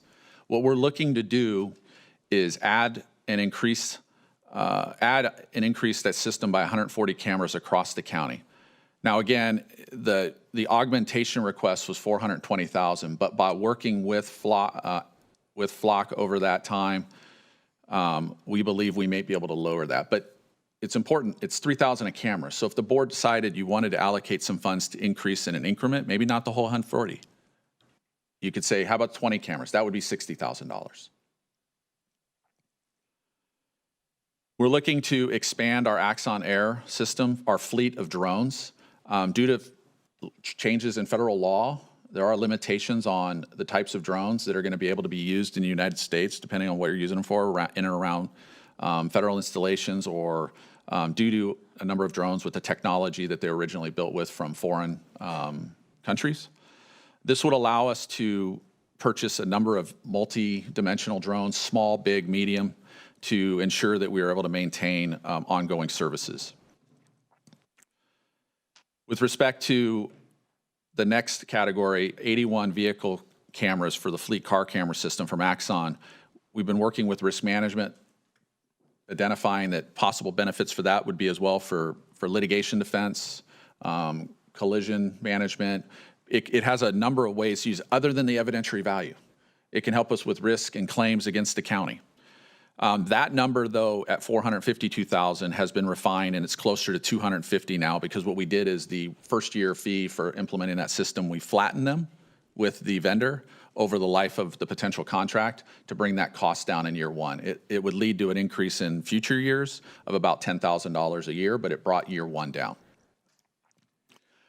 We're looking at what is called a SAR QTAC utility tub. It's like an F-550 Ford platform, thinking of a big F-550 style truck. For our SAR team, currently their equipment is aging. This would allow them to, for deployment up and down the coast and other areas in the state as needed. It stores equipment, stores gear. It would also be used for rescue operations along the coast. One-time purchase, and we expect that vehicle to get 10 to 15 years of service minimum. This vehicle for the search and rescue, this 4x4 Ford Ranger truck, again, another one-time purchase. What our SAR team has found is some of our back roads they can get vehicles into, but they're not big. So they need a small utility vehicle, and they settled on their recommendation would be this Ford Ranger profile 4x4, and would allow them to get into the backwoods. This would be a one-time purchase that we expect it to last. Because of the volume of use, we would foresee that vehicle to be 10 to 15 years lifetime. But that's possibly even like an AA purchase for funding. And any vehicles we're talking about, again, there's concerns with the future of VAMP, but any vehicle that we purchase, we would incorporate into our future VAMP program for the future replacement. So we're asking for a one-time purchase that then we would incorporate that into the vehicle replacement fund for replacement in the future. The next item we're looking for are two 12-passenger Sprinter vans for our search and rescue team. These diesels, our SAR team has grown, and it sits at about 45 volunteers now, from about 25 when the sheriff took office. And as we grow, we have a greater opportunity to support not only in-county missions, but out-of-county missions. In some of these areas we go in-county, there's not a lot of places for vehicles, and you're squeezing the vehicles in. And so our SAR teams rally up and deploy in unison at these locations. And so we have one currently, but that can move 12 of, let's say if everybody showed up, 40. By looking to add these vehicles that are just built with passenger seats in them, the 3-4 row systems, it would allow us to provide a greater service to the community. Now this would be a one-time purchase back supported by a VAMP contribution in future years for future replacement. But with a diesel motor and these things with the volume used, 10 to 15 years of service. The next thing we're looking for are two search and rescue. What these are Polaris police response UTVs and fully enclosed. So now we're going to get into those areas that we're not going to get that Ford Ranger in. And our SAR staff, they'll hike 7, 8, 9, 10 miles. And we've had instances where they've had to stay in overnight because it's just not safe to hike out. But with these fully enclosed, climate controlled, they can be in inclement weather, they can be in the rain, they can be in the mud, and they're gonna stay warm, they're gonna stay dry, and they're going to be able to get into those back roads where we can't get these other trucks. And again, another one-time purchase. And you'll notice on the passenger van, the Sprinters, and on the Polaris, it's $75,000 per passenger van. So if the board elected to authorize funding for one, it would be $75,000, not the $150,000. If the board elected to authorize funding for one of the UTVs, it would be $70,000, not $140,000. The next item we're looking at is our airplane. The camera system in use right now, it's old. It's in due of a refurbishment. But our airplane served the county during the critical storms of 2023, doing reconnaissance for the county of river flooding throughout the county. It routinely does work looking for cannabis grows throughout the county. It's supported law enforcement operations for our partners when it's not in the air all the time. It's generally mission specific. What this camera would do was bring in an upgraded camera package to allow them to fly at higher altitude, see at greater resolution, see with more detail the objects that they're being asked to review and search. Again, a one-time purchase. It's a $450,000 upgrade. The next item on our list, and again, our augmentations were submitted months ago, and I would put this item ahead of the cameras, ahead of the airplane camera, but I left it in order of what sits in your augmentation book, so it wouldn't be confusing, and I wanted to discuss it why. We've currently purchased 160 handguns already. This would cover the other 160 that we need to replace still in the organization. These are, it would require new holsters because each of these handguns is equipped with optics, and the optics allow for greater precision and more accuracy, and it requires a different holster for use. Our current handguns are nearing end of life when you think about their serviceability. The manufacturer for our current handgun is not going to be making our current handgun anymore, which is partly led to why we're looking to transition away from that model of handgun. The next item we'd like to do, and we'd like to seek augmentation for, is a full audit of the property and evidence that the sheriff's office holds. Since the sheriff took office, we've been unable to do that because to properly do it, you need to hire an outside company. So it's independent and it's transparent. But that requires additional funding. And unfortunately, as you all know, our budgets run over, and we don't take that lightly in year to year. But we're looking at this as something to focus funds specific for one time that we would be able to get it done and then have an accounting of everything, and we know what we have. The last two are a bit unique, and they're our lowest priorities. The Deputy Sheriff Recruit Pilot Program, what we're looking at is, as you know, the Sheriff's Office historically is run with a high volume of individuals on workers' comp leave or disability leave. Those individuals are off for a considerable period of time. We've worked with the risk director, David Bolton. We've worked with county, and we've tapped the allocation on loan program during this current year. What that allowed us to do was move deputy sheriffs who were on the books in an FTE position over to the allocation on loan program, and then it opened up a FTE position that we could hire somebody into, get them to the academy, get them trained, and then in time, if somebody falls off the work comp system, we're minimizing the gap between the time somebody departs the county and we have somebody working mitigating overtime. The problem is that program is self-funded. To participate in the program, you have to self-fund that with your existing budget. And we would be using salary savings and such to do that. We're getting pretty thin. Salary savings may be a thing of the past when we think about how many positions we're going to be carrying. What this would be a limited term pilot program to get the $1.2 million to fund 10 recruit positions for fiscal year 27 only. We would allow us to hire people in, and then as people retired, we could slide them into an FTE position. We wouldn't hire people at a point later in the year that we would be likely that they'd have to be laid off. We're looking at this to allow us in a position over the next 6 to 8 months, hire people in to deal with our natural attrition of people leaving, and to get people in the academy to mitigate that gap between date of end of county employment and the 12 to 16 months that it takes to hire, train somebody and before they're impacting overtime. It's a unique concept, something that it is expensive, and we recognize that, but we're trying to try something as a pilot that then we could see if there's value for the greater county budget process down the road for the county to look at how this impacts other departments as well. The last item is supplemental code enforcement operations funding. This is seeking $400,000 to assist with overtime expenditures that we're putting out there to fund our code enforcement team to go down and fund, say, areas of the Green Bridge for parking violations, or funding our support of the illegal food vendors, or various things that we work with our partners across the county. Currently, we've been funding that from our sheriff's office budget because it's a significant quality of life concern brought forth by the residents of this community.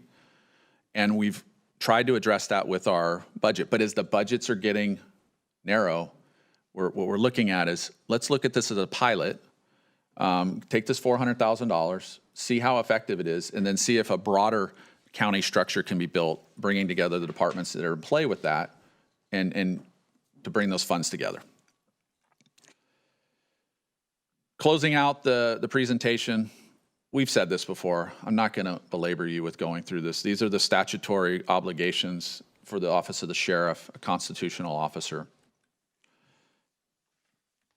These are the big challenges, though, if the sheriff's office is underfunded. And we appreciate the recommendation of the CEO and the board for considering that funding for the filled 33 positions.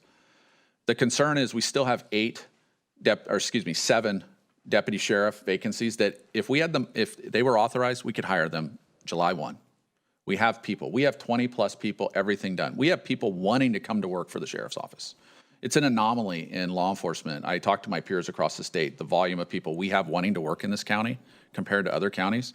And then in addition, we have 2 other records personnel positions that are those are our priority. Those 10 potential people are our biggest priorities.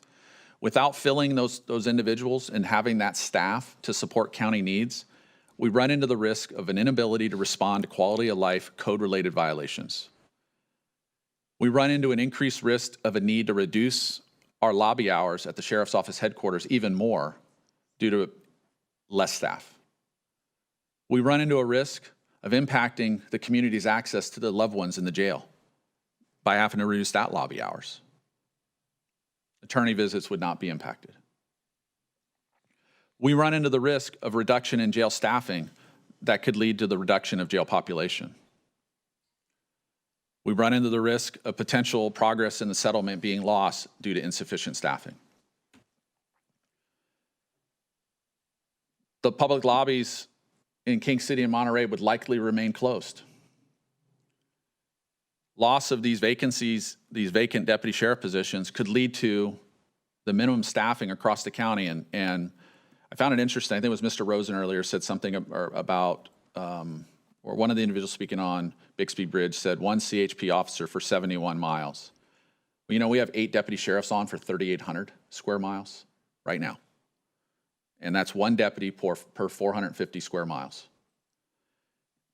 1 sergeant. We could reduce that by need to 4 to 6 deputies countywide. It could force us to double up cars. Now, doubling up cars, they show up, but 2 cars running independent, you have a greater impact on community safety. People see the cars, they think more, but doubling them up. Response times could get delayed significantly because of staffing being cut. Low priority calls may not get a response at all. Violent crime response could be delayed because of distance to be traveled. Proactive policing likely would cease to exist. We could look at taking on the fire department model. Sit at the station, wait for a call, respond to the call.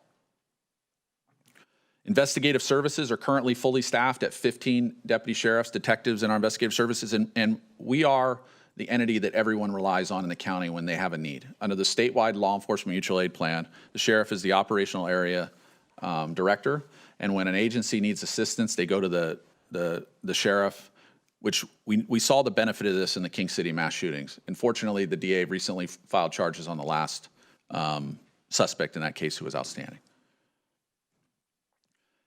Specialty units that have significant impact in this county, it could lead to the elimination of the sheriff's office dive unit, our mounted unit, our air operations unit, which could be the airplane and our drone team. It could lead the elimination of our bomb team. As we know, we have a lot of ordnance in this county from being a long-term military community. It could also lead to the elimination of the Sheriff's Office SWAT team.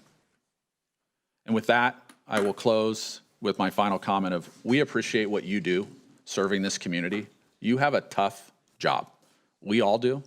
And in these tough times, knowing that the next 3 years, there's no money. And where that money is going to come from is unfortunately left to the five of you to determine the best resources and allocation of those funds for the county. And we appreciate your consideration for what we believe is for the value of public safety, and will have a great impact on this community to support not only public safety, but all the other things that our peer departments are doing. And so with that, if you have any questions, we're here to answer. Thank you. Questions? Today. Okay. So thank you for your presentation. I'll start with the slide, which was number 2, staffing since 2020-21 through all the way up to the next page. I think this is a question for Mr. Beaton, actually. Is it possible for you to let me know what the growth in the Sheriff's Office budget has been over that period of time? Thank you, Supervisor. Absolutely. We have the team working on a chart right now, and we can have it available fairly shortly. Would you say that public safety is prioritized by this board, which is demonstrated by a growth in the Sheriff's Department between 2020, 2021, and 2026, 2027? Based on the actual expenditures during that time frame and the growth of the overall budget and the continued investment of general fund, I would believe that's a fair assessment to say. Okay, and in regards to general fund dollars, would you say that it's on par, or it's a higher proportion of general fund dollars that go to public safety? We can do a comparison to other counties and have that information returned here shortly as well. But in Monterey County? In Monterey County, I do believe so, yes. Yeah, I would say it's a higher proportion of general fund dollars, but we can take a look and see. I ask these questions because I'm trying to understand, and I mean this with all due respect. We get a presentation that shows you positions, it shows you technology, showed us even handguns, it showed us flock cameras, all things that could be argued or that you are arguing are necessary to provide public safety. But the Sheriff's Department budget, or the Sheriff's Office budget, is very different than any other budget. We could sit here today and say we want to fund the Axon camera, we want to fund the 4x4, we want to fund the position, but the reality is you don't need to use that money for that funding. You get to spend those dollars any way you want. And so it's almost like, it feels to me like a game. And if we don't allocate a certain set amount of money that you've identified in this presentation to what you've identified it for, then you can turn around and say this Board of Supervisors didn't prioritize A, B, C, and D. When the reality is we can allocate a certain amount of money, you can say it's for A, B, C, and D, but you don't have to spend it on A, B, C, and D. And so for me, it would be much more beneficial if we had a conversation about the budget allocation, because really you get to determine, unlike any other department, how you spend that money. And then we won't be playing this game. And if instead we want to talk about allocations, because my next question to Mr. Beaton could be, have we ever allocated money to you for a certain set thing that you didn't then use it for that certain set thing? And unfortunately, I'm afraid he would tell us yes. And so I'm very uncomfortable by the way this happens each and every year. And I think we got to come up with a new system, because we all care about public safety. We all prioritize public safety. And we're not able to have a public safety conversation in this format. And again, I apologize for my frustration, but I don't know where we go from here. And I look forward to those numbers from the budget office. Supervisor, I agree with you. The public should know what we're spending our money on, and we should be spending on things that we're saying to the public. What I would ask is that the county becomes transparent across all departments and not just saying the sheriff's office, because we take the biggest chunk out of the general fund, which we really don't, because that actually goes to Natividad and behavioral health. But we should do that across the board. I would agree, but what I'd like us to understand better, and maybe the CAO can help me understand, is the difference, right? We provide the dollars for the sheriff's budget, and you get to determine how those dollars are spent. And that is different than the allocations we make throughout the day to other departments. And maybe the CAO can clarify this, but this is all elected positions, correct? Not just the sheriff's office, all electeds. Supervisor Daniels, our budget roughly has grown about $40 million over that time period. But I think it's also important to note, and I look forward to the data the CO's team is going to present. It's important to note that Mr. Beaton made in his presentation that over the last 9 fiscal years, the county's salary expense has gone up $267 million across the county. I think that's about a 9% increase, he noted. So it's not just the sheriff's office budgets that have increased, and that's a cost factor that's due to general cost for personnel, that other departments and offices are the same as us for personnel, insurance, and all of those negotiated labor benefits and cost factors we can't do. So I definitely look forward to it. I agree. It's that cost. It's unfortunate government in general is getting expensive. And so we look forward to having that dialogue and seeing what the CO's team presents. Oh, the microphone. There's a shared responsibility for everyone. I mean, you're experiencing the jail healthcare costs. You've got obligations that we all recognize. And I think what I'd like to do is have a conversation about those rising costs. And other mandates. And yes, labor costs are up across the board around the county. And that's something we're here today trying to manage for, because that is real. So I'm just asking we just had a very long presentation about handguns and cameras and 4x4s and airplanes. And unlike other departments, and maybe this would be true for all of the elected departments, we don't get to determine or allocate money, really, for handguns and 4x4s and airplanes. It's not how it works. Thank you. I did want to touch on 2 things, because I think it's important in the information that was provided as part of the recommended budget. There's 2 pages I want to draw your attention to. The first one is, it's numbered page 44. May not be when you search for page 44, it may not take you there, but it's the page numbered 44 includes the portion of the general fund contribution that goes to the sheriff's department and other departments. It's about 41%. And then you go to page 102, numbered 102, and it gives you the expenditures. This happens to, Sheriff's Department happens to be on this page, but in those pages, it's expenditure and revenue history by department for all funds. Looking at year 22-23, the department received of the general fund contribution 97.8 million. This is the sheriff's office. The recommended budget today, that's being discussed today, currently has 126.1 million allocated in general fund contribution to the sheriff's office. So in terms of the difference, there is in percentage, you could see that the sheriff's office has had revenue coming in that's non-general fund, and in 22-23 it was about 35%. Today, as part of the recommended budget, it's 32%. Oh, yes, and as to the question about the elected, all elected departments, and council could probably give you the exact terminology, but yes, the board allocates the number of positions and certainly the related budget.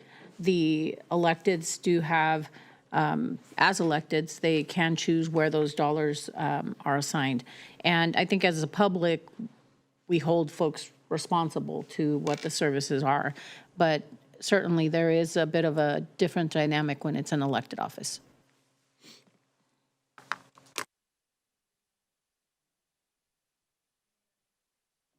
Right. Any other questions from the board? Yes.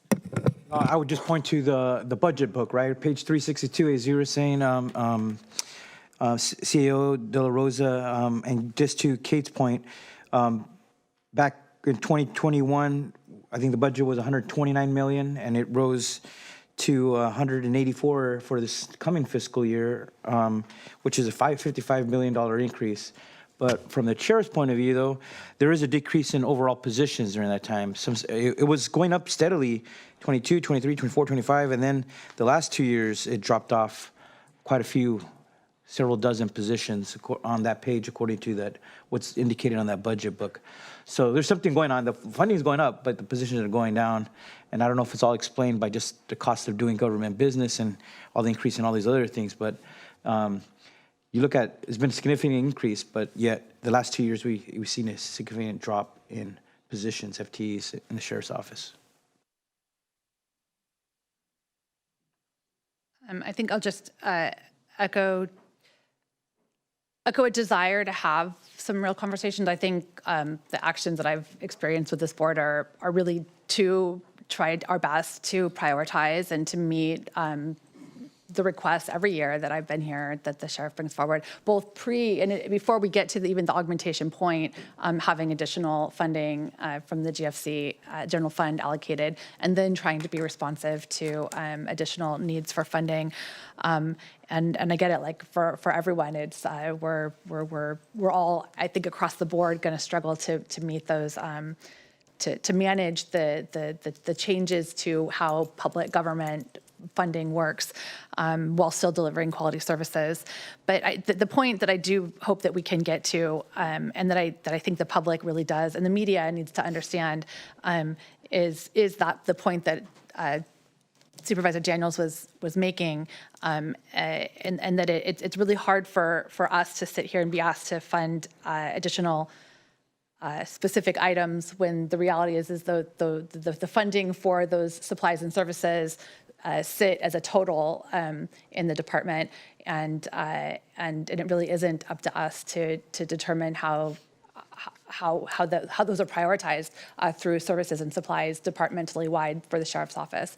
So we could allocate additional funding into that bucket of services and supplies, but the responsibility sits with the sheriff to know where the needs are greatest and to adjust over the course of the year how to allocate those funds where they are greatest, where the need is greatest.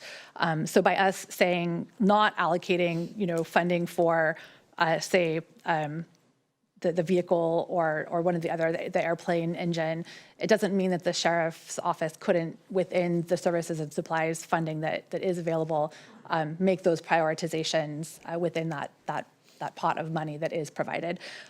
What you're saying, though, is you need more in order to do all of the things that are necessary to provide for public safety. And I think I just want to say we hear that. But the point for the public is that we're not saying yes or no as a board of supervisors to any one of those specific things. That really does fall within the authority of the sheriff's office. And then for the additional funding that we come in, everything that when we make those big purchases, and I think everything here is a big purchase, we do come from in front of the board and we do a report to sign the contracts. It's very transparent. So if somebody wanted to do the work, we don't have the bandwidth. They could look and say, what did the sheriff ask for? Did the sheriff buy that? But apparently you think that I'm, going out and buying a bunch of planes. I don't know where, but the money is going for what we're asking for. The money is what I'm saying as the sheriff. Yeah. And I want the public to hear that. Thank you. And I'll just also say thank you. Supervisor, can I just add one thing? Just because you noted it, like our services and supplies budget, year over year, and we could pull the data, and I'd ask the CEO team to supply that to all the board members. I mean, if we talk about our budget struggles, that's the one area we've done good, where we've come in under budget on our services and supplies expenses. I'm pretty sure the last 3 fiscal years, all 3 years, we've been under for our expenditures. The challenge has been our personnel cost. as we have these mandated staffing levels in the jail driving overtime. And that's really ballooned that's where we've led to being over. But so we're not just taking that money and buying things, because that's how we've been able to be under budget in that area. I just wanted to add that, and I'll ask the CAO's team to supply that to the board just for context. And then, again, I want to reiterate that. So if you could supply that information to the board so we can be transparent with the public that the things that we're asking for, that's what we're spending the money on. Thank you. And then the other thing I just wanted to say is thank you for the written statement about SCAP. I think that's literally what I've been asking for, is for some additional information to be provided so that we can have a real conversation about the different programs, what they actually are, what information is shared. So thank you for providing that. And I just want to say I appreciate it. Agree with you, want everyone to have accurate information about all of the discussions that we're having here. So that's what we've been asking for. Appreciate it. To Supervisor Lopez. Yeah, just a final note on that question about the budget, the positions, and essentially changing a reduction in the amount of people, but the cost remaining flat. A lot of those decisions, I acknowledge, come from this board in terms of the negotiations over salaries. But I also want to thank this sheriff for the transparency around the overtime. That was always a big thing. We saw savings tucked away in positions that weren't utilized, and then that kind of reverted to the question that was brought up by Supervisor Daniels about control. That's what former sheriffs would use to control that overtime piece. It was using empty positions to backfill overtime. And I think what we've received from this sheriff and this administration is a clarity around what those real costs are. And to us, I mean, that's those numbers and the costs of providing for the men and women who keep Monterey County citizens safe. I think there's more transparency in those numbers. I just want to give some appreciation for that. I know that there's a lot of challenges right now and asks at this point, and there's questions about process through Measure AA or direct, and we'll get to that, I think, at the end of the day. But thank you for the presentation and for putting those numbers forward. Thank you, Supervisor. And I just want to thank all the supervisors, because I know it's tough times, but my philosophy is that we're going to be transparent about their numbers, what we're spending our money on. My hope as the sheriff and being elected by the entire county is that the board moves out in that direction for the entire county, that our budget represents what it really costs to run our county. And so that's my wish, both as a resident of this county and as the sheriff. And unfortunately, that's your burden to bear, you hold the budgetary strings for all of us. And then we have to make decisions operationally. All right, any other questions? No. All right, thank you for the presentation. We're going to take a lunch break. It's 12:40. We'll reconvene back here at 1:30 to complete our departmental presentations. Thank you.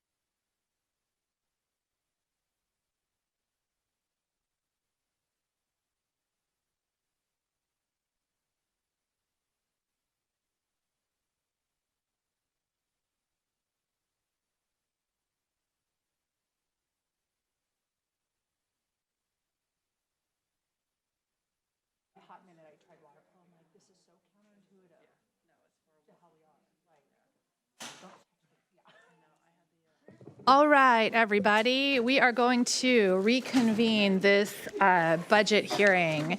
It is just after 1:30 on Wednesday, May 27th. I'll let the record show that all supervisors are present. And we will continue on with our departmental presentations, starting with Public Works, Facilities, and Parks. And Randy's all ready to go. Thank you very much, and good afternoon, Chair and members of the board. As introduced, I'm Randall Ishii, Director of Public Works, Facilities, and Parks. And with me today are various staff members from the Department of Public Works, Facilities, and Parks. The staff of the department are the ones who keep the product market infrastructure, i.e. the roads, open for our public so they can get from point A to point B, from their homes to their workplaces. They also maintain the county buildings so that people can come to the county to conduct their business. And they also maintain the park and recreational open spaces that we have for our county constituents. This is a very difficult budget year, and the department appreciates the opportunity to be able to parlay to your board for these additional requests that we have for our budget. In terms of the conversation for today, as shown on this presentation overview slide, we'll first talk about, in very brief, the department's overview and core functions, then the general fund budget overview and the unmet needs. Then we'll go over our budget augmentations by priority, and then end by asking for a request for your support.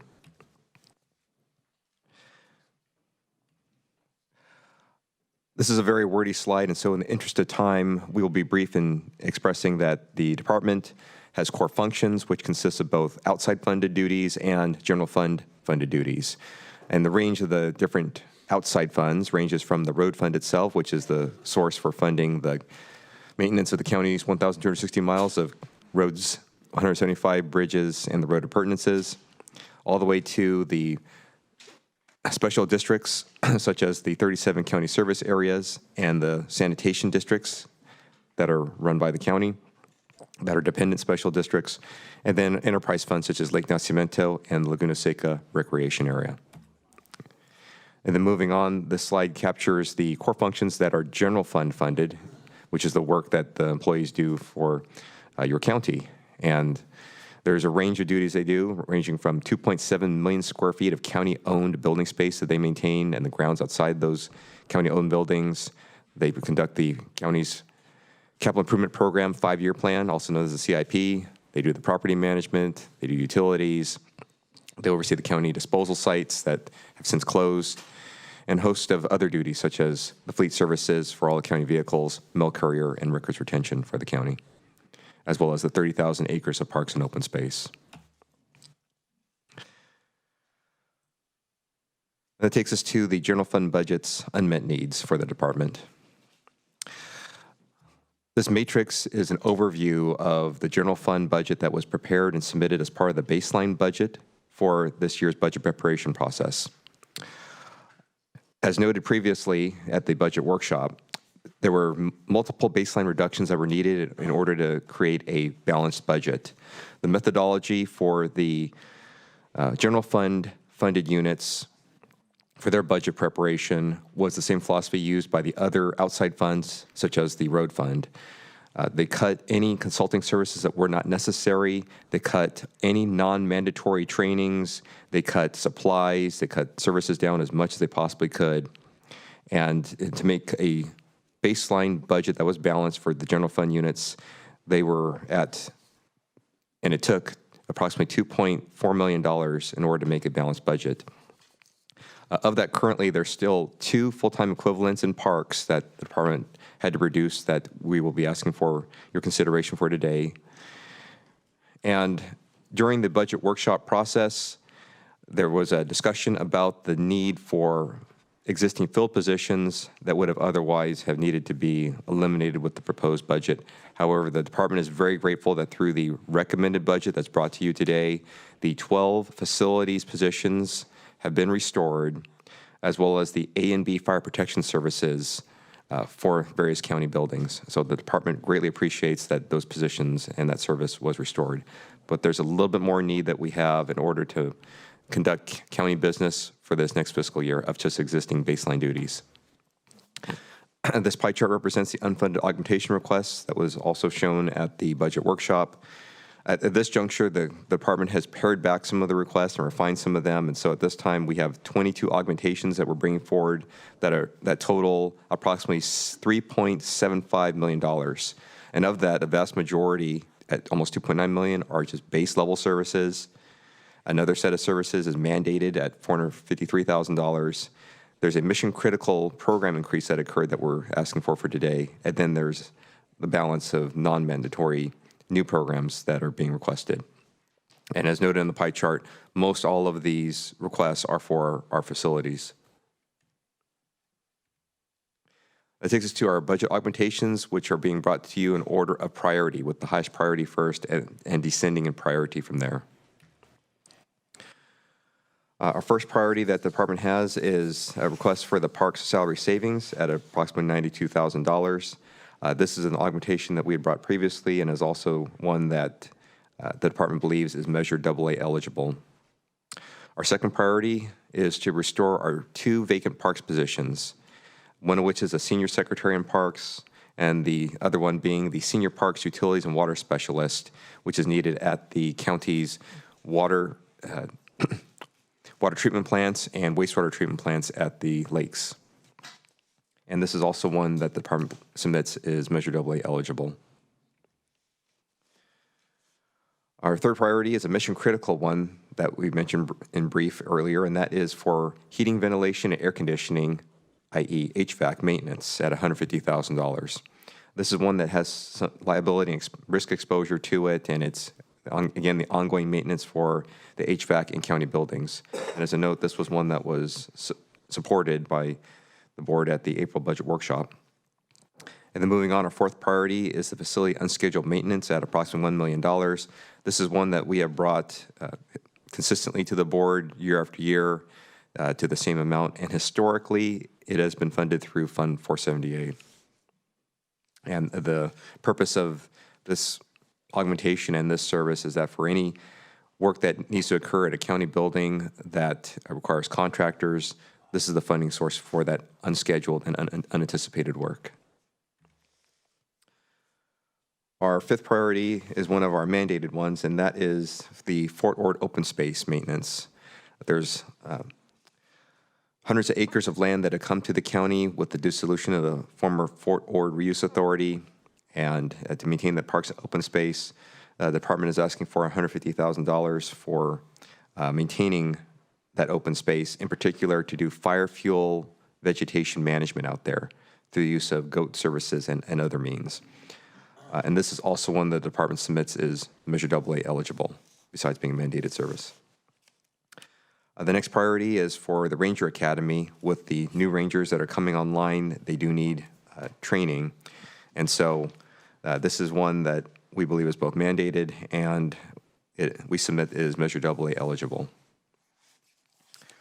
The next mandated duty is the ongoing Carmel River Lagoon interim sandbar management, and that's the duty that usually in the wintertime, county public works crews will mobilize out to the Carmel River State Beach to dig the pilot channel after acquiring the necessary permits from the various regulatory agencies in order to alleviate the flooding water elevations of the Carmel River Lagoon and prevent flooding of homes. This is one that was supported by the board at the April budget workshop, and again, it's a mandated duty. And then moving on, one of our newer services that we had brought forward as a budget augmentation request at the April budget workshop is a request from our special districts for 3 different Prop 218 studies. And this is a little bit different in terms of the other augmentation requests. This one, specifically, these 3 would be structured as loans that under a successful Prop 218, the 218 process would be structured such that the loan would be repaid back through the new rates established in the 218s. So for these 3 different CSA/special districts of CSA 17, CSA 44, and Bronte County Sanitation District, the values of each of the loan requests are on the screen and in the packets. And this is also one that the department submits as Measure AA eligible and was supported at the April budget workshop. Next priority is the restoration of the Laguna Seca Rifle and Pistol Range operating schedule based on the amount of funding that was available. At this juncture, the operating hours of the range being open and available to the general public would need to be decreased from the 4 days a week that it currently is at down to 3 days a week for this upcoming fiscal year.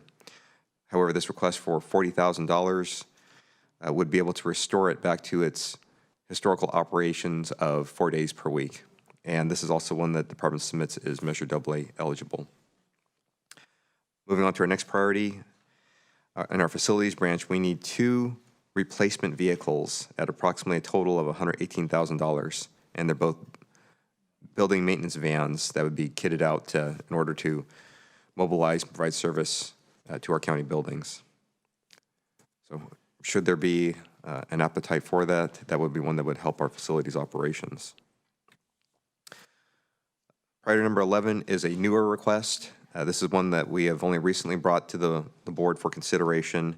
This is a new service, and it would be to provide facility preventative maintenance at an augmented rate to our county buildings and grounds. And the ask is for approximately $1 million for this additional facility preventative maintenance. Moving on, for our 12th priority, there's a request for installation of security systems at 3 different county building campuses. One of those is the Pajaro Library and Ag Commissioner's Office. The next one is the Veteran Affairs and the District 4 office. And then the third one being the Castro Library and the District 2 office. And as a note, for the Castro Library, that security system request came through our library services branch that the department is bringing forward for today. And of these 3, 2 of them are eligible for Measure AA, and the one that does not appear to be is the Veteran Affairs and District 4 office. And so that is our 12th priority, and again, 2 out of the 3 are Measure AA eligible.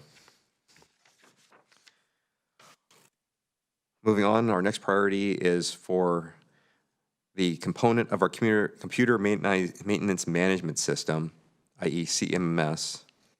We'll repeat that one more time. A computerized maintenance management system for our facilities division. And this is the more modern day way of doing work orders and historical accounting for the work that's needed on various components of county buildings, and will give us a better picture into what the deferred maintenance costs are, as well as the replacement costs that are necessary to put into our capital improvement program. An adjunct to this is the facilities master plan that helps feed into those long-term decisions that are necessary to plan things out. The request here is for $115,000. And the final priority that the department submits is for restoration of some vehicle asset management program or VAMP funding for our general fund funded units. And the request is for approximately $340,000. Most of it is for our parks, for the payments into the program so they can replace some of their aged parks equipment. This matrix summarizes our augmentation priorities and shows them line by line with each of their amounts, with the totals of each of the row entries representing each of the budget augmentation requests totalized at the bottom for approximately that same $3.75 million.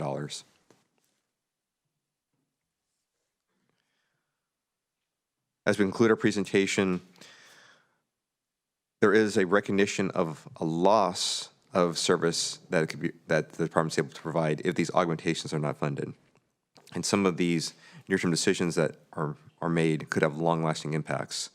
So one of the things that could occur with the loss of these augmentations is that with the loss of positions across the Parks Division, we would lose operational capacity, and it directly impairs our service delivery and response capability.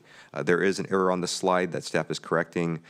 The positions are 2 parks positions, not parks and facilities. So it's 2 positions, not 3 positions, as shown on this top row. Another issue that arises is that there's a regulatory and life safety issue. Without these augmentations, it impairs our ability to perform mandated services like at the Fort Ord Open Space for unscheduled maintenance there, and then the training for our rangers through the Ranger Academy, and then the Carmel River Lagoon sandbar management activities, leading to long-term issues. What this also could lead to is deferred maintenance and system failures. Without these, we have reduced ability to perform mission-critical HVAC and unscheduled facility maintenance, which could lead to accelerated asset deterioration and higher long-term costs. Another result is that there be reduced public services that the department could provide. For instance, it prevents restoring rifle range operations to the 4 days per week, which is a change from the existing schedule that the public is able to enjoy. And lastly, there's a long-term asset impact. Things such as the suspension of our Vehicle Asset Management Program, or VAMP contributions, and continued lack of funding for preventive maintenance reduces our fleet replacement planning, and it also accelerates the asset deterioration at county buildings and grounds, as well as our parks. This concludes staff's presentation. We are available for questions or comments, and we thank you very much for your audience today and for your consideration and any support that you can provide the department to continue its baseline level services. So thank you very much. Thank you. Any questions from this board? Seeing no one jump to the microphone. All right then. No questions. Thank you for the presentation and for all the work too that the Public Works, Facilities, and Parks team does every day. Thank you. Thank you very much, Chair. It's thanks to the staff.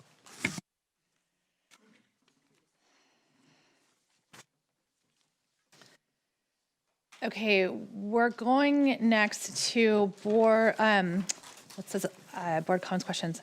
We're going to continue on with the rest of our department presentations. I'm going to ask Dielo Salas, who's with us remotely, to make our Spanish interpretation announcement now. We missed that. Muy buenas tardes. Mi nombre es Diego Celis y seré su intérprete en español para la reunión de hoy. Si usted está planeando hacer un comentario público y necesita servicio de intérprete, favor hablar lenta y suficientemente fuerte para que yo lo escuche. Favor de hacer una pausa al final de cada oración para asegurarse de que tengo la oportunidad de interpretarle. Muchas gracias. Thank you, Diego. So we have some additional departments that we'll just sort of roll through. Michael, do you want to roll through the departments in case there's staff comments, or would you like me to announce them, ask for comments from our department heads? Your preference, Chair. If you don't mind, we would appreciate if you did. Okay, great. So this will be just a chance for our departments to provide any additional information about any department that has not presented today. So I'll name the department. If you're planning to speak or would like to make additional comments about a department that didn't have a presentation, if you can move to the front of the room so that we can move our way through these comments. So any comments or questions about the Board of Supervisors? No. Any comments or questions about the County Administrative Office? No. Any comments or questions about our CAO non-departmental? No. Our Human Resources Departmental? Is Andreas online? Do you have comments from Andreas? We have a question. Question from the board. On the county administrative officers and accountant outreach, for $250,000. Is that just for generally through the county or any particular area that's looking at? It would be in general, and it would be tied to Roxanne's team. Part of it is the partnership with Public Works as well. So, but the dollars would actually be allocated at the county administrative office as opposed to another department. Okay, thanks. Okay, I'm not seeing Andreas raise his hand, so we'll move on to. Andreas. I see he's online as well. Andreas is everywhere. And all right. So this was an opportunity for comment on any of the budget item. Nope. Okay. Civil Rights Office. The Treasurer Tax Collector. Our Assessor Clerk, Assessor County Clerk Recorder.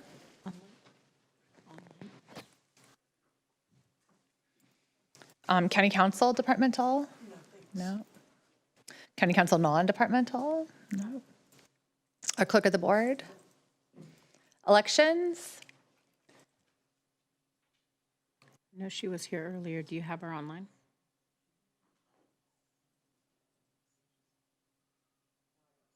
I just wanted to express for her, I know that she has a surplus for this year. I believe next year is when she may need support. So I wanted her to just let the board know, which I'm letting you know, she might need, this year she's going to make it work. Next year's probably going to be a problem for her. And last year there was I think 144,000 that was placed from contingencies into her budget this fiscal year. I'm sorry, 25, 26 to allow her to provide the services that needed to be done. So just as a heads up that this year she'll have a surplus, she'll need it for next year. Thank you. Information technology, IT. Right. Anything from emergency communications? District attorney. I did just see our district attorney momentarily. She's there. Are you there? Any comments or anything you want to let us know? Okay. Child support services. Probation. Yeah, please. I just wanted to follow up on the question that was asked earlier about the Silver Star being moved from Rancho Cielo over to Hartnell College. And the question I have is this a change in the students that will receive the population that will receive the benefits of the program in this shift? Does that mean that it would no longer be the students that were receiving the program at Rancho Cielo? It was something that was said earlier about it moving over to serve veterans. Yeah, I believe it was one position. I think they said it was being funded through the Workforce Development Board. And it's currently one position that is serving students at Rancho Cielo through the Silver Star program. But then it said it's going to be redirected for veteran services. And then you had mentioned through some program that has no charge to the county at Hartnell College. So it left a lot of questions that we were going to bring up. Let me provide some clarification in terms of the Workforce Development Board. I think it was a very small number of people that were being supported through that. But Chief can share, there's the resource that's available through Hartnell will allow for us to serve even more people. The funding, the concern with the Silver Star is that it was a portion of funding and it wasn't the full funding for the position. So that's why we need to put it in a place where it actually is fully funded, the 1.25. But Chief, if you could share as to Hartnell. Did you know? Yeah, and you're talking about two different people that we're serving. Silver Star is helping youth. And I checked with Chris Devers, who runs Rancho Cielo. He said this position is currently serving students who supervise the program, and they pick up students from home. They take them home later in the day. And then we're switching to say, oh, this position is going to now serve veterans instead of Rancho Cielo youth. And it's going to be through this free program at Hartnell. So it's leaving a lot of confusion about what are we actually doing here. Thank you, if it's okay. So when we started looking at the Silver Star program and working with the director of our Workforce Development Board and the operations that we have, we were going through the history of when this program was originally developed and the funding that was assigned to the Workforce Development Board for this population. At one time, the support for the population was, I believe, I don't have the charts in front of me, but I believe it was 50 or so youth or above.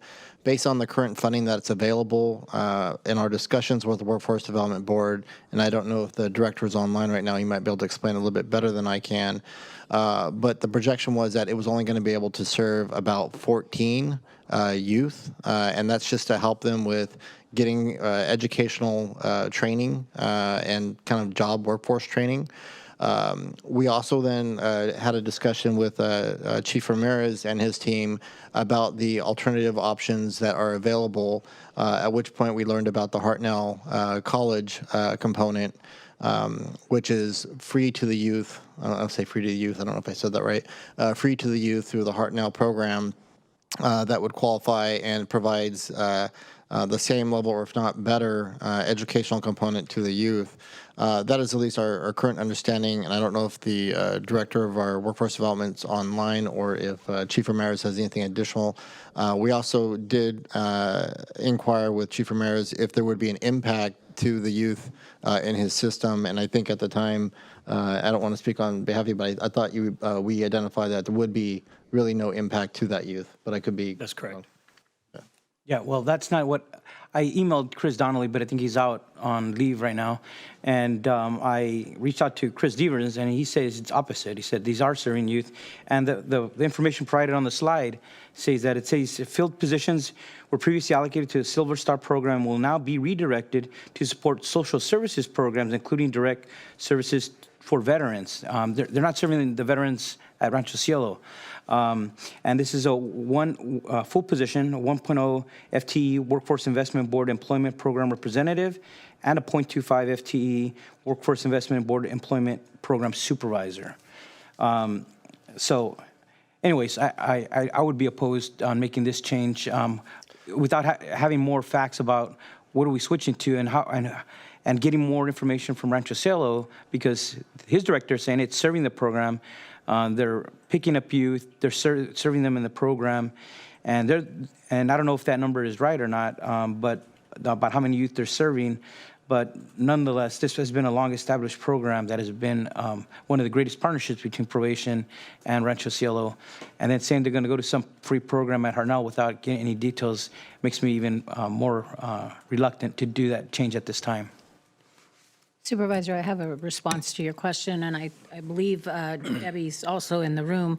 The issue with the position is that there's lack of funding. So we needed to move the position from where it's currently allocated because of that loss of funds. But we wanted to avoid a filled position layoff. So the way to avoid that is to try to tie it to other services. But it's a reduction in funding from the Workforce Investment Board. So we moved it over just to keep the position and avoid the layoff. We still need to look at it further because the funds that are going to sustain it for this year are going to be general fund, but going forward, we need to find another alternative. But I would say, like some of this stuff should come through the budget committee. We had a really short budget committee yesterday, right?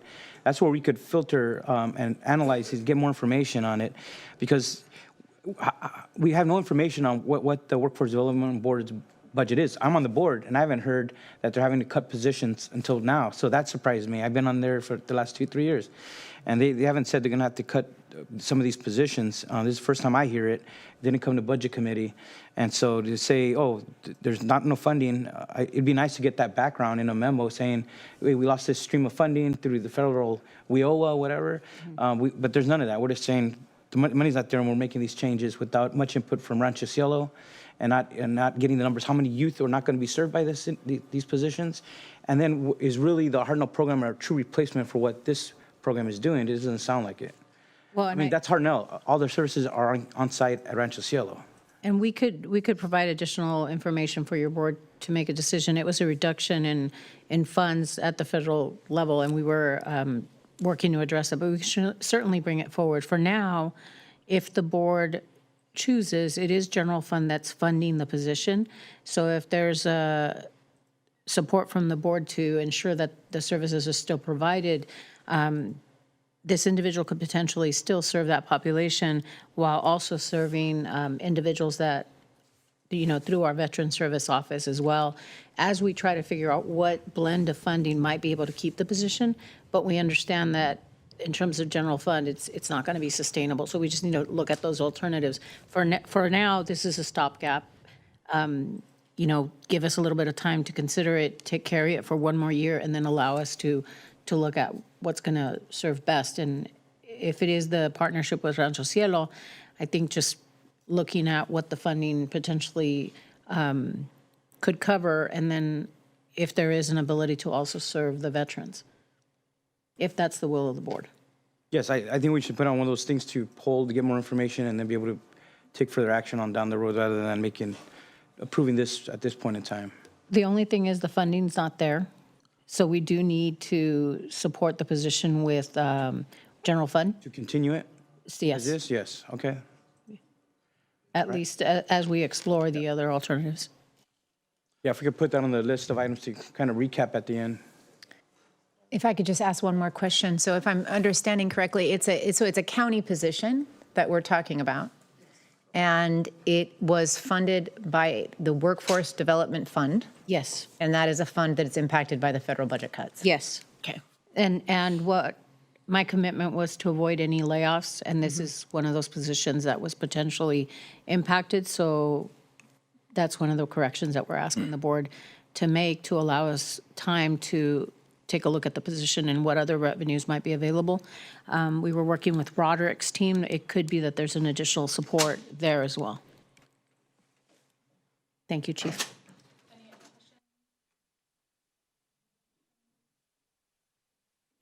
If I could just say one thing. So good afternoon. Just a recommendation, it probably needs to be retitled because it's not necessarily a Silver Star position. So we were back there trying to, we were talking about it. We went all the way back to 2014 as far as the history on it. But I think it probably needs to be retitled to something else because it'll probably continue to come up in a couple of years from now. Yes, and right now the position is only for the Workforce Investment Board. We do need to work with HR, and that will be part of what happens during the course of the year to try to take a look at that position and what makes sense based on what they could potentially cover, including the Rancho Cielo work. Thank you. Anything else from probation? No. Okay, Thank you. great, thank you. All right, we'll move on. Comments, questions about agricultural commissioners' budget? Anything from housing and community development?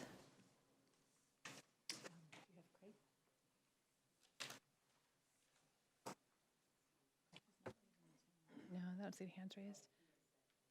Okay, no hands raised. We'll ask for any comment from our health department director. Any comments? Nothing? Nope. Okay, thank you. We have questions here on the dais. You brought it up too, Madam Chair, just on the funding with the changes of the Mental Health Services Act.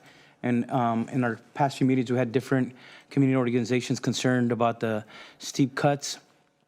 I especially wanted to address the concerns about loss of funding for the Alliance on Aging, just because they provide a unique service to our seniors throughout the county and the only organization that does that kind of service for that segment of our communities. And so I hope our board would consider at least stepping in here. And I know this is out of your department's hands. These were all changes that the legislator made. Your staff said in our budget hearings and in the health and our 4-H committee that these impacts would happen if the Prop 1 passed. And here the moment is, and drastic cuts to these nonprofits that provide critical service to people of all ages. So they've come to us at several meetings and individually.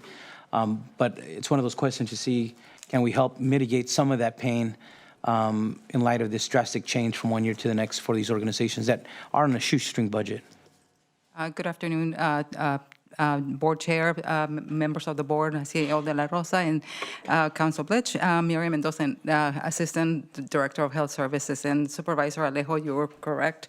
The department is out of funds. Our new BHSA does not make any provision for, does not contain any funding for prevention and early intervention, and we with, along with, a lot of the population, did not. This is one of the things that we knew was going to happen, and we didn't want it to happen. And unfortunately, it came to pass. And unfortunately, the department at this point has no other funding that is appropriate for us to continue to support these services.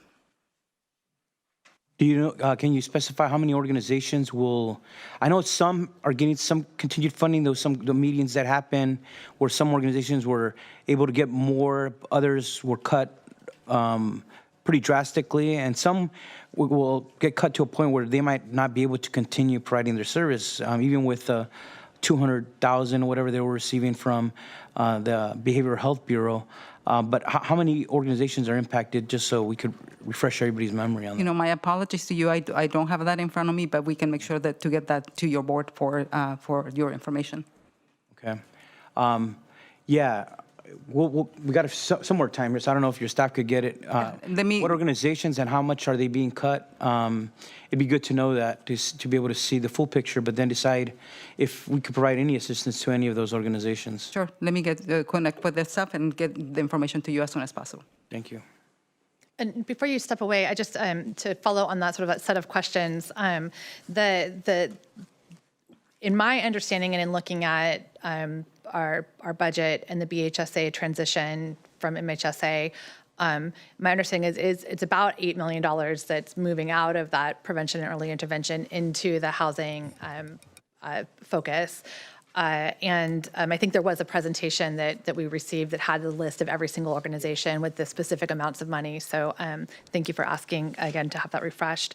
But the question my specific question is, as we think about health department and behavioral health specifically, and we understand that there is this future revenue source of the increased Medi-Cal productivity that is about, or was previously conveyed to us to be about $8 million a year, which is equivalent roughly to what was lost.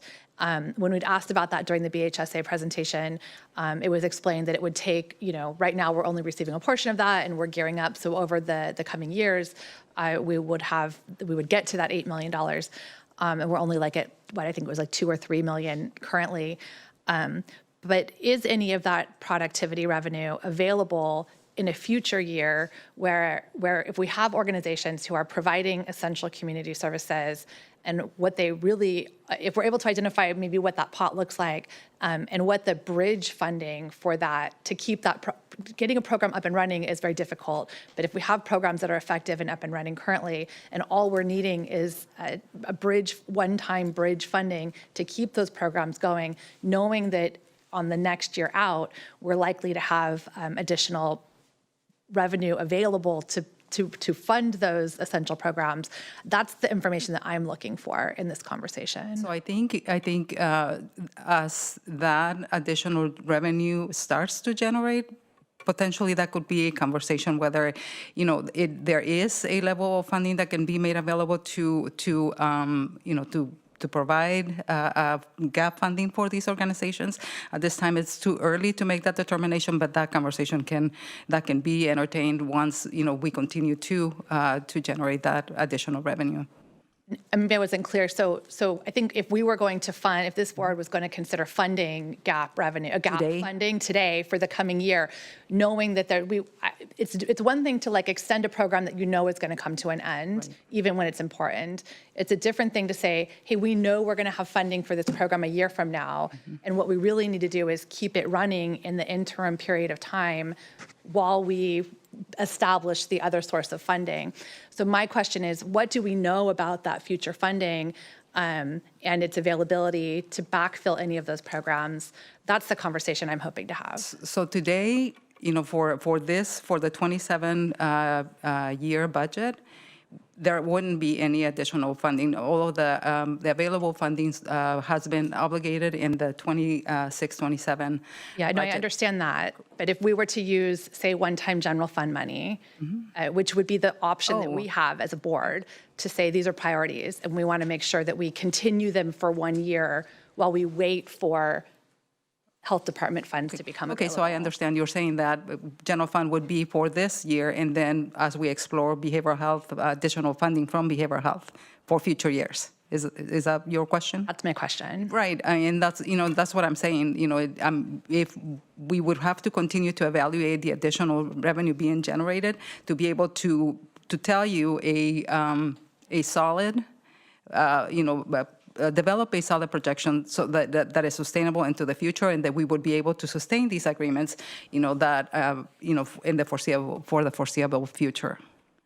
At this point, we don't have that level of confidence to be able to provide you that if we committed to a certain kind of funding, that we could go, indefinitely into the future. So we're not there today, but that's a conversation that can continue to be had with us, and we can continue to work on that and provide that to you. Okay, and I think I would like for us to have that conversation. I think that's why I asked the BHSA proposal plan to come before the board before we were back facing having to approve it so that we could understand what some of the cuts meant, what some of the options were for either sunsetting on a slower pace that allows some of these organizations to find other options, or to determine which of the organizations and services and programs we might want to take one-time funds to bridge until there is funding on the other side. But if we don't know what that funding is on the other side, if we're not clear about what is eligible, I think we are looking for more information on those points. Sure, and we can continue to work on that information and provide you those, provide you an update, in the coming months, and so that we can make a plan for the 27-28 budget, and have a better idea and be able to give you solid information that you can use for future decision making. Okay. And as I know these organizations are losing funding, they're coming to a hard end at the end of June. We don't have a lot of time for us to be able to make some of those choices. So I know the BHSA plan is coming back to this board for approval, and so maybe that's a timeline that we could be prepared to look at some options. But that was my question. Any other questions, Sonia? I think just in terms of clarification, just given that the BHSA plan is still being reviewed and the health department is still assessing and looking at the productivity funds that might be coming in, this may be a situation where you may want to support funding, but also reevaluate as to whether or not it's going to be something that's going to be sustainable. So I think in terms of that, as you look at one-time dollars, eyes wide open that this is only going to be for a certain period of time while we reevaluate. And then the other question is also, with this service going away, what other resources are our people being tied to? And I know certainly we have a hotline that they could call, but are there other resources that are out there now through the health department that may be able to support? You mean in terms of prevention services? Yeah, not prevention, but let's say you have somebody that's experiencing, that is working to help somebody that is having suicidal thoughts or suicidal ideation of some kind, and they're in their 60s or 70s, or the age range that you typically serve through the AAA. I'm just curious of what resources are left that they can go to, and I think that's unclear. I had asked about it and I was kind of given a number, but it's more than a number, right? Because some folks are going to be in a situation where they just need resources. It really just depends. It depends. There's the hotline, but there are our own clinics, right? It depends where the individuals call. It can be a crisis situation where where other partners intervene, step in, but it just really depends. Fabricio, you have your hand raised from the health department. I do, and apologies. I was in another meeting, but I believe there was a question asked about the number of entities that were being impacted and the dollar amount as a result of BHSA. And so I'm not sure if Miriam covered this, but we did have meetings one-on-one with them. We also had a meeting with the whole group. And it's a total of 21 entities, and the total cuts for all of them adds up to approximately $6.9 million. 6.7, apologies. Thank you, Fabricio. I think that's what we were looking for. And if there's a copy of that slide from that presentation, if you could email that over to the clerk to distribute, we would, of course, be grateful. Thank you. Yes, we can do that. Okay, thank you. Any other comments? No, just going back to the seniors and what our CAO is just saying. We know we have a lot of seniors that live alone, live isolated, and as was talked previously by some of the folks, sometimes facing depression and this peer and this counseling support has been life-saving. And so I think that's where for me, it's one of those critical services that we got to take a close look at, pay special attention, but also look at the other organizations as well. But I'm hoping that we might be able to at least mitigate some of the hurt to that service that really serves so many of our seniors throughout Monterey County. And I know MJ Donahue, he'll speak during public comments, so thank you for coming to speak on this later. Thank you. All right, we can go to social services. Do we have anyone in chambers? No, you're good? He's here, but okay. I gotta check. Okay. Any questions, social services from the dais? No. Okay, we'll go to library.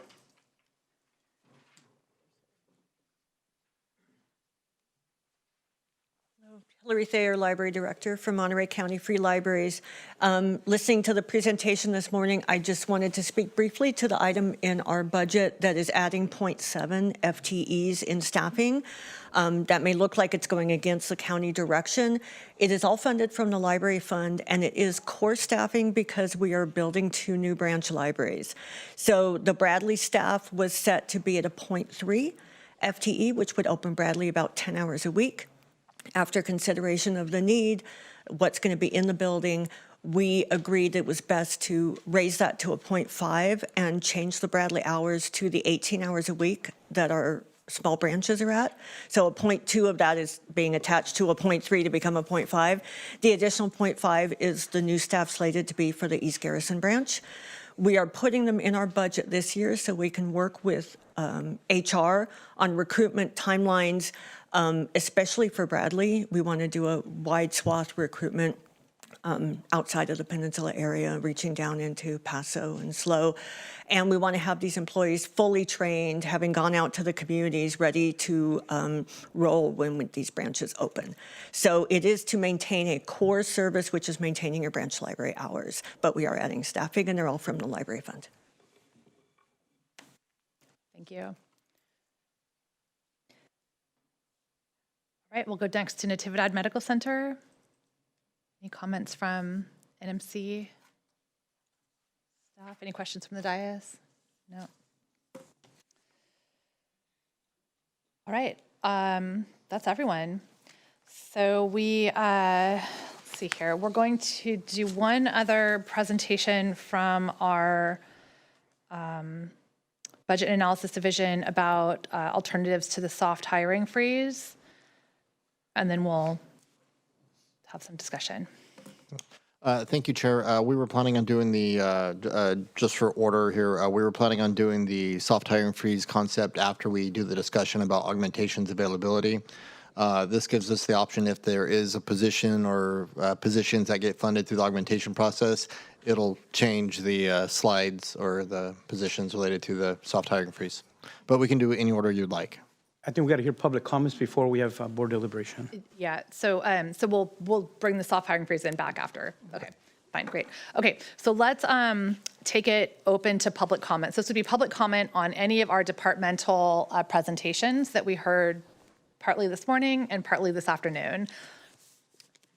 And I've got some names here I can call, or you can come on up. And we've got 2 minutes on the clock for everyone.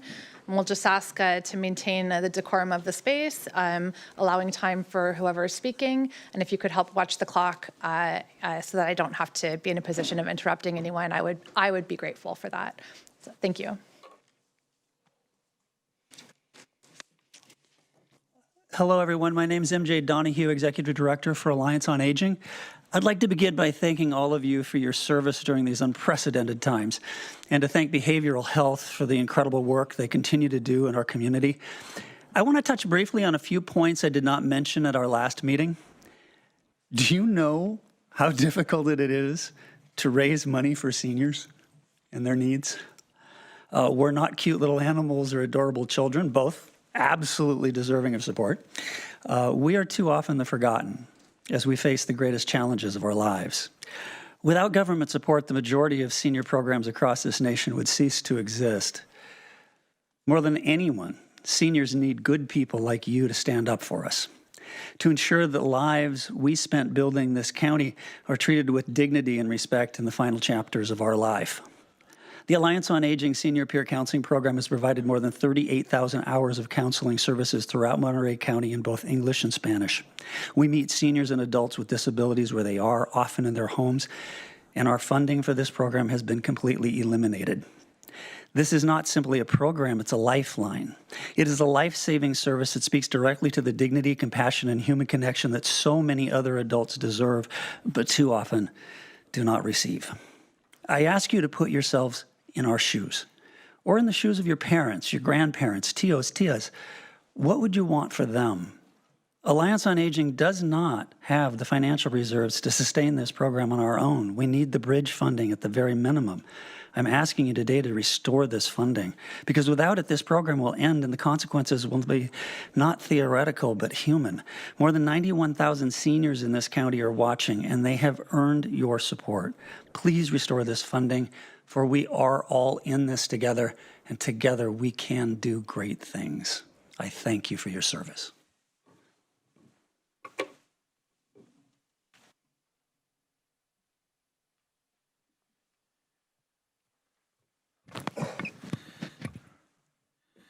Madam Chair, Supervisors, Gary Curcio, Director of Government Affairs for the Monterey County Hospitality Association. Thank you for the opportunity to speak today in support of C. Monterey and continued investment in destination marketing in Monterey County. C. Monterey plays a critical role in bringing high-value visitors here from long-haul markets. Visitors fly in are extremely valuable to our region. They stay longer, do more, and spend more here. We've earned a new nonstop Chicago flight just launched in this past weekend at Monterey Regional Airport. In addition, we've also earned larger flights to Los Angeles, Denver, Dallas, and Fort Worth. Together, these flights create a tremendous opportunity to market to visitors who will come here and support our small businesses and generate revenue throughout the county. C. Monterey continues to deliver a very strong return on investment for Monterey County. For every dollar invested in destination marketing, C. Monterey generates almost $500 in visitor spending back to the local economy. C. Monterey also serves as a valuable resource and communications hub for local residents and jurisdictions during major events like Car Week, helping to manage communications and regional coordination. Again, in today's highly competitive environment, destinations must actively compete for visitors, meeting events, and air service.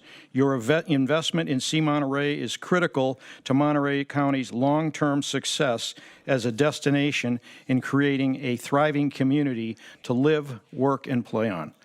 Thank you for your leadership and support.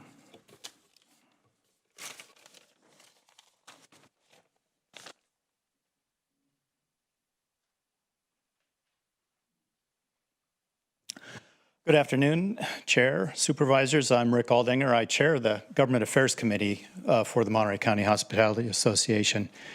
And I am urging you to fund C. Monterey once again this year at the full 6% that is outlined in the Development Set-Aside Program.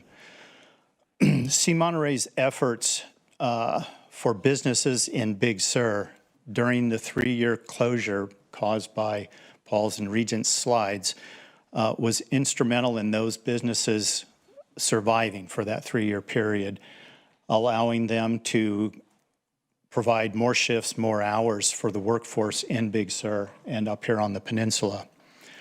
Not to mention their efforts in getting the word out when Regent's slide finally was reopened and we needed the tourism to come back. Their efforts helped immeasurably in making that happen for all of us. C. Monterey also is a critical partner for the small mom and pop hospitality businesses in Monterey County. Businesses without their own marketing departments. We partner with C. Monterey to amplify our message and get the folks that we need to be successful to come and visit our establishments.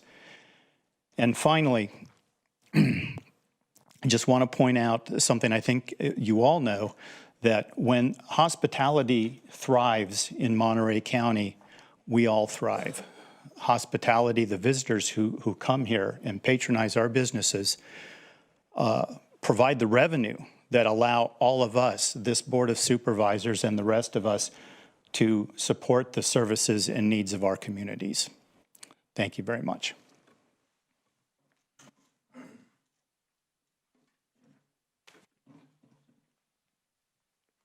Hi, I'm Waverett Mountain, a resident in Marina.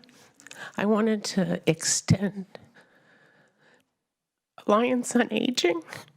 That's important. cutting benefits for general assistance. $100, $50, that's life-saving money. And I really think we have to prioritize the weakest among us and give them the opportunity to thrive. 3 months is not a long enough time to turn your life around when it's fallen apart. I worked in Los Angeles in outreach and community service. It's a long haul and it needs consistent support. Thank you.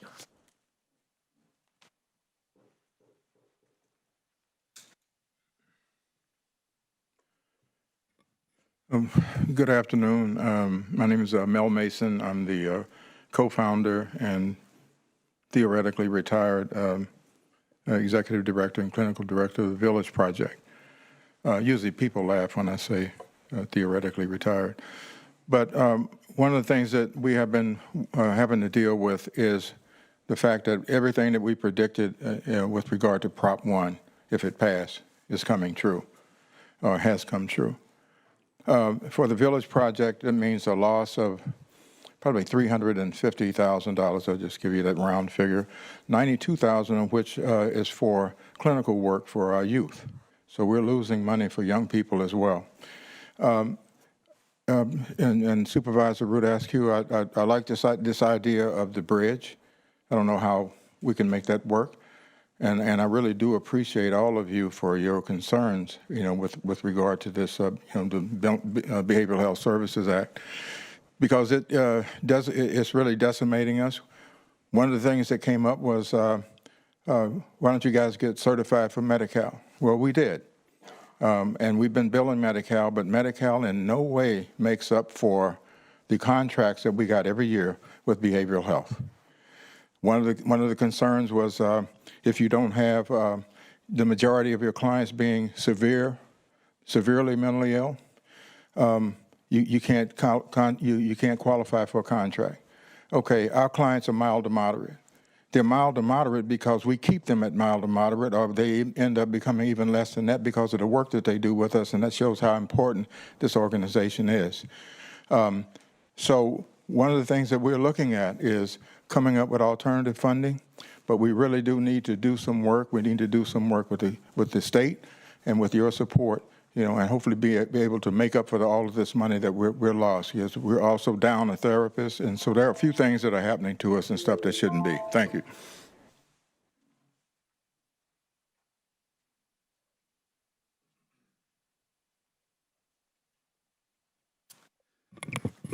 Good afternoon, Madam Chair and Supervisors. Appreciate the opportunity to say a couple words. I'm Rob O'Keefe with C Monterey. And I just want to say thank you for the investment that you've made. And more than that, the collaboration that you've provided as we've worked together to do, among other things, spread out the value of tourism throughout the county. C Monterey is in more places, working with more partners than we ever have in the history of our organization, and we're going to continue to expand that. I really appreciate the partnership with MCHA and working together to expand the benefits of tourism that benefit our communities and our residents. As Gary pointed out earlier, we have that new flight from Chicago, and there's more where that came from. And we're working more and more developing events, bringing events here that have never been here before to create additional benefit for us. We're getting a pretty big bite of the FIFA apple, bringing a group that's associated with one of the international teams. Can't disclose too much because it's still in the works. But that's going to be, there may be something going on with MBFC. We have brought, or bringing next year, the Junior Olympics training team. That will be at MPC, training there using that facility. We're working with the Regional Soccer Complex. We're in South County. We're in North County. A variety of things in the works. In fact, tomorrow I have a meeting with the mayors and city managers of King City and Soledad just to catch up and figure out what more can we do together. How can we bring back the wine country experience? In the next few days, you're going to see that post Supervisor Lopez about Pinnacles. I just saw a rough cut today. It looks terrific. And my point is, one of our major focuses for the last 5 years is spread the value of tourism. get it where we can have people visiting other parts off the beaten path and spread the value for the communities that we work with. And that really starts with you and the investment you make. I appreciate it, and I thank you for your time.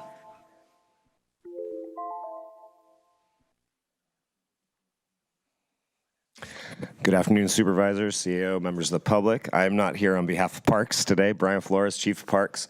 I'm here to big thank you to C Monterey and just to show support for our relationship, Parks' relationship with C Monterey.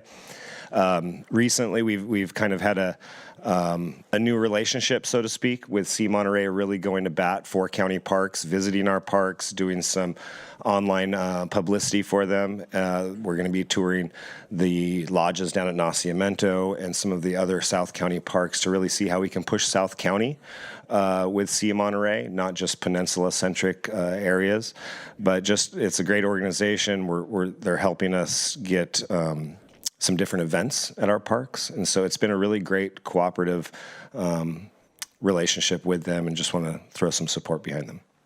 Thank you.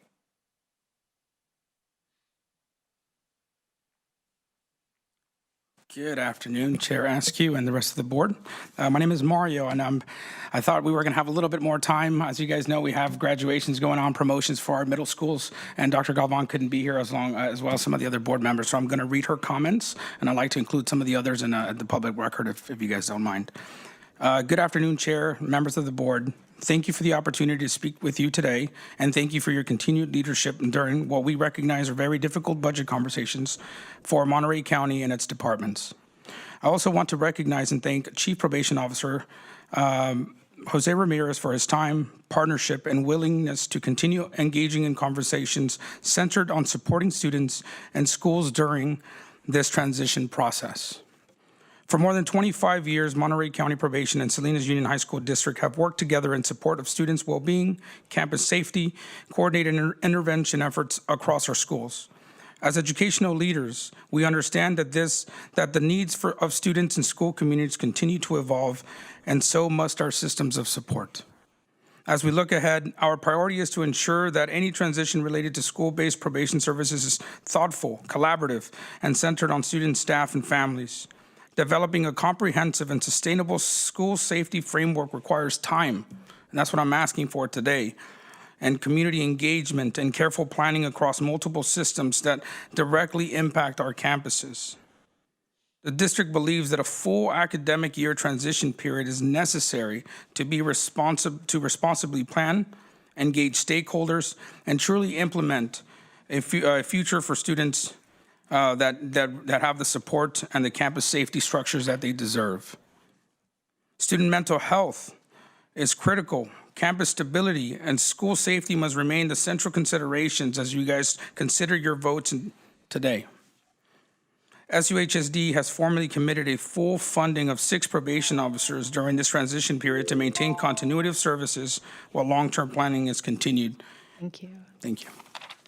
We do have written comments that have been submitted as well on this point. Thank you so much. Thank you. All right, anyone else in chambers? We'll go online. This is public comment on our departmental presentations that were received this morning and this afternoon. We'll go to Renee.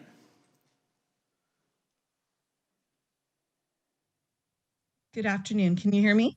Thank you. Good afternoon, Chair and board members. My name is Maria Elena Pulido Ojeda. I am commenting regarding item 8 pertaining to the Public Defender's Office presentation.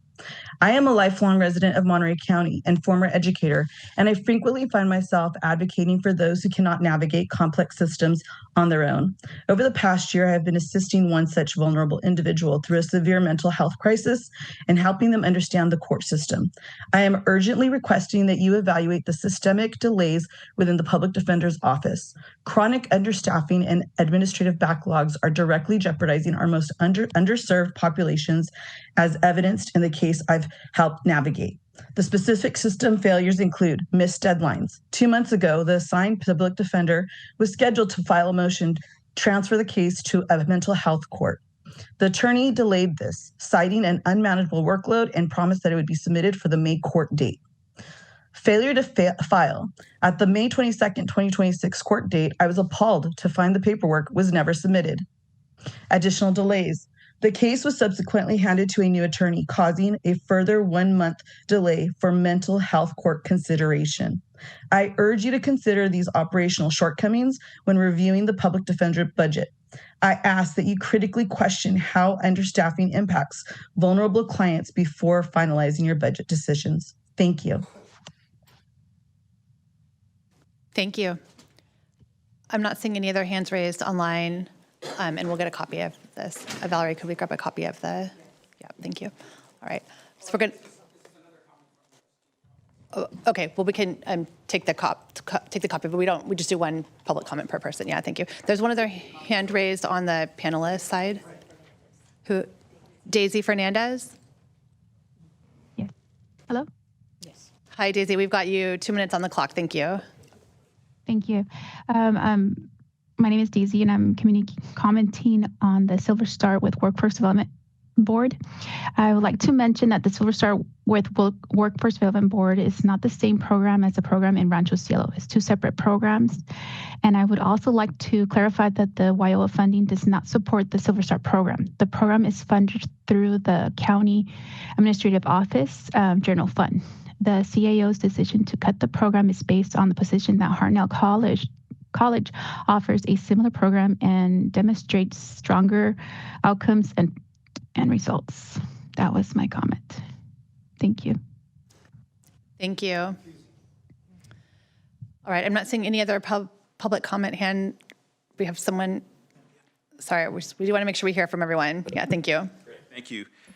Chair Askew, supervisors, county staff, Michael Arquitas, I'm a trustee with the Salinas Union High School District. It's brought to my attention that working with the county probation department for the last 25 years, we've had a great partnership. This last year, we had 12 probation officers assigned to our 14 sites, serving 15,000 students. All of our students for our 14 sites come from each supervisorial district. So these are your students and your constituents as well. It's brought to my attention again, as I said, that we're looking to adjust the probationary headcount down to potentially 4. We're asking if we could maintain 6 that will allow us that opportunity to work with our community members to keep some degree of probationary officers on our campuses. We want to make sure from the county and the staff that we're willing to pay 100% of the costs. We don't want the county to be obligated for any financial impacts, including liability. We would indemnify the county, obviously, through our MOU. Having this program, I've been on the school board 3.5 years. It's been a great benefit. When I got on the board, I can tell you we were having some tough times with our campuses. These officers have really brought some calmness to our campuses, increasing mental health for our students, working in conjunction with our wellness centers. So we just ask for your support. And again, we don't want to impact the county at all during these budgetary times. And we ask for your support. Thank you.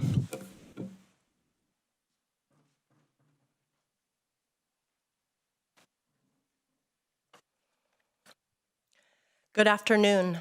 My name is Robin Mendenhall. I am a teacher at El Sosal Middle School, just down the street. I'm here to share with you how invaluable probation officers are to our schools in the Salinas Union High School District. They are important team players at each of our sites, especially in crisis response. I hope you will continue to fund their service to our students and staff. During these difficult economic and political times, students are already navigating significant mental health, behavioral, and emotional challenges in our campuses. Removing long-standing support systems with little notice creates additional instability for students who rely on trusted adults and intervention support. Our school staff regularly work alongside probation officers. During high-impact situations involving student safety, crisis response, and de-escalation, relationships matter. Many probation officers have built years of trust with students and families across the Salinas Union High School District campuses, and those relationships cannot be recreated overnight. If you are unable to fund probation officers for the long term, please consider a 1-year extension. This would provide time for a reasonable transition plan that protects students, staff, and campus stability while long-term solutions are developed. The Salinas Union High School District has committed to fully funding the continuation of services during a transition period, resulting in no additional cost or liability to Monterey County or to the probation department. Thank you.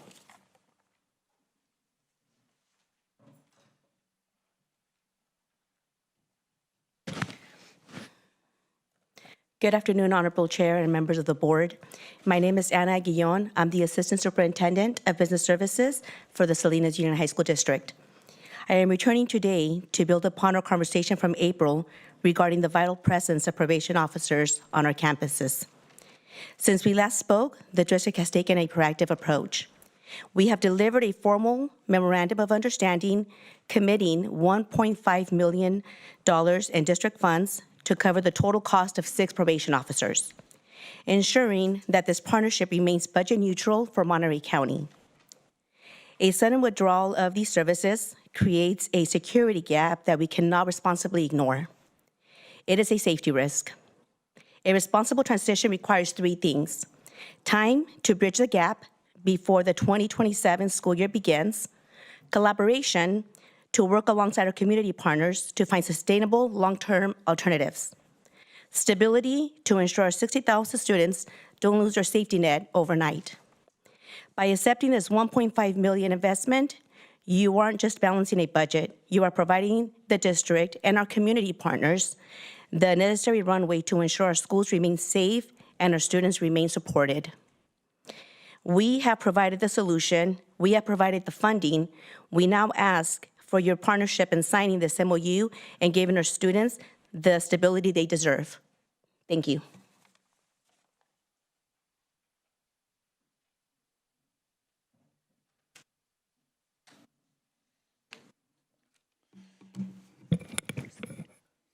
Good afternoon, everybody. Hugo Mariscal, principal at Salinas High School. I here am to discuss and talk about the importance of Monterey County probation officers on our campuses. As a high school principal, I have not known a campus without probation officers. I've been in the district for 28 years. This partnership has been long withstanding and has been an important part of safety, collaboration, sustaining our students' mental health and the relationships that they build with law enforcement.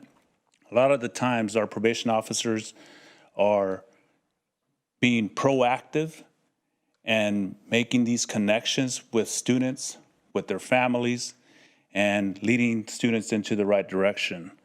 My understanding is that we're in danger of not getting that support at the high schools for next year, and that's gonna impact us severely.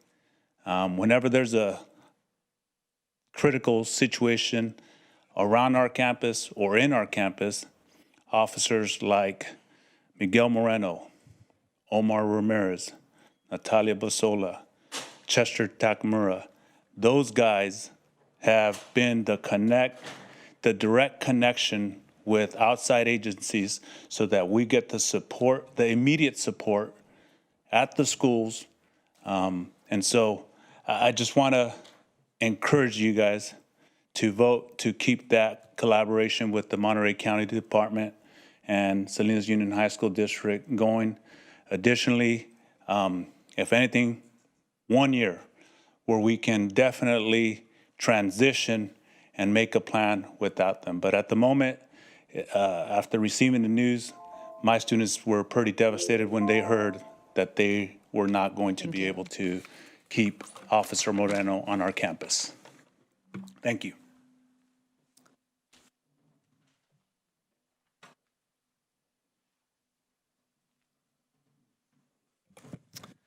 Good afternoon. My name is Sky Becker. I'm one of the assistant principals at Rancho San Juan High School. At our site, our probation officer is far more than enforcement personnel. He is a trusted mentor, positive role model, and essential partner in supporting students and staff every single day. He has built meaningful relationships with students, help de-escalate conflicts before they grow, and create an environment where students feel seen, supported, and safe. Their presence on campus allows us to address challenges proactively instead of reactively, whether it's helping students make better choices, supporting families, or collaborating with administration and our school safety personnel. Probation officers play a critical role in prevention and intervention efforts that strengthen the entire school community. Most importantly, they have consistently demonstrated their commitment to student safety. During our recent lockdown incident, every probation officer assigned in our district school sites responded immediately. In fact, they arrived before both Salinas Police Department and the California Highway Patrol. Their quick response, professionalism, and familiarity with our campuses provided reassurance during a stressful and uncertain situation. That level of dedication cannot be overstated. These officers know our students, know our staff, and know our campuses. Because of those relationships and their familiarity, they are uniquely positioned to respond effectively to moments of crisis. We are grateful for the partnership we have with the Probation Department and strongly support continuing these services. Their work helps keep our schools safe, connected, and focused on student success. Thank you for your time and your continued support of programs that prioritize both safety and the positive supports for our students. All right, is there anyone else in chambers for public comment? Okay, we're going to go back online because there's more hands raised. Lisa Sears.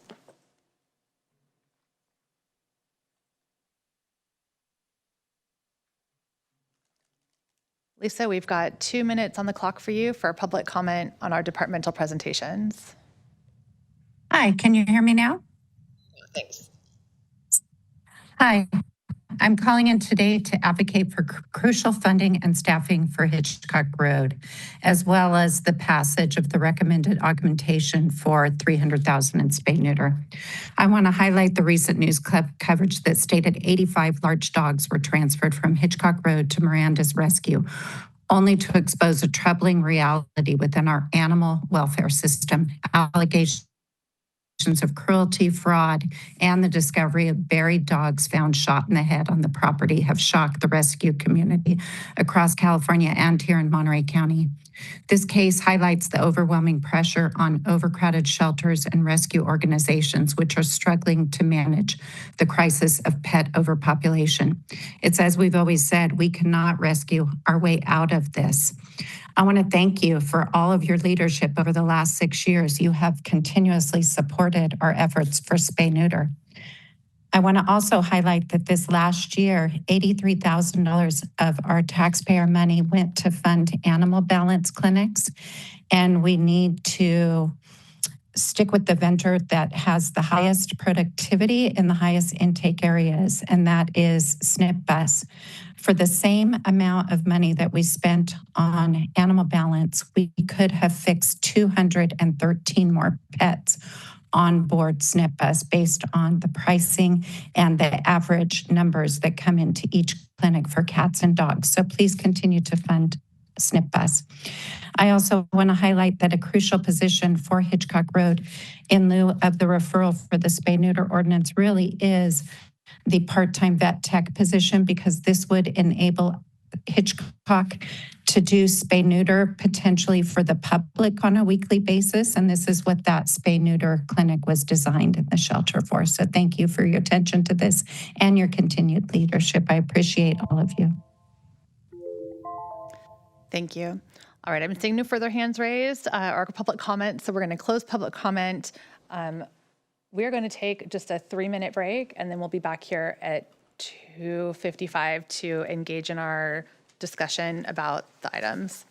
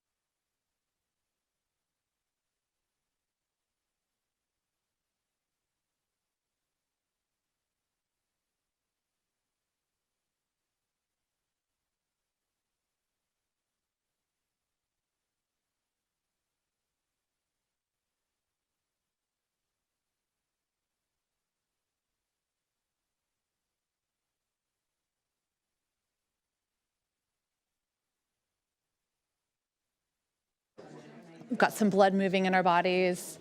Our brains are going to be thinking well. We're going to bring everyone back to the dais and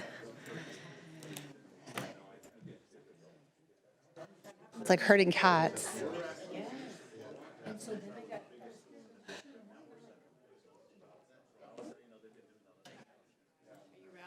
We're rallying. All right, everyone, if we could find your way back to your seats, we're going to reconvene following our break and continue on with our discussion here. And so at this point, we're bringing it to the board for discussion, discussion about the presentations that we've heard, the augmentation requests, and our county staff will be looking for clear direction from at least 3 voices in order to move anything forward. So happy to engage in additional questions, but as you're commenting, if you could share based on the spreadsheet or whatever's not on the spreadsheet that we've talked about that you want to discuss. We'll open it up for comments.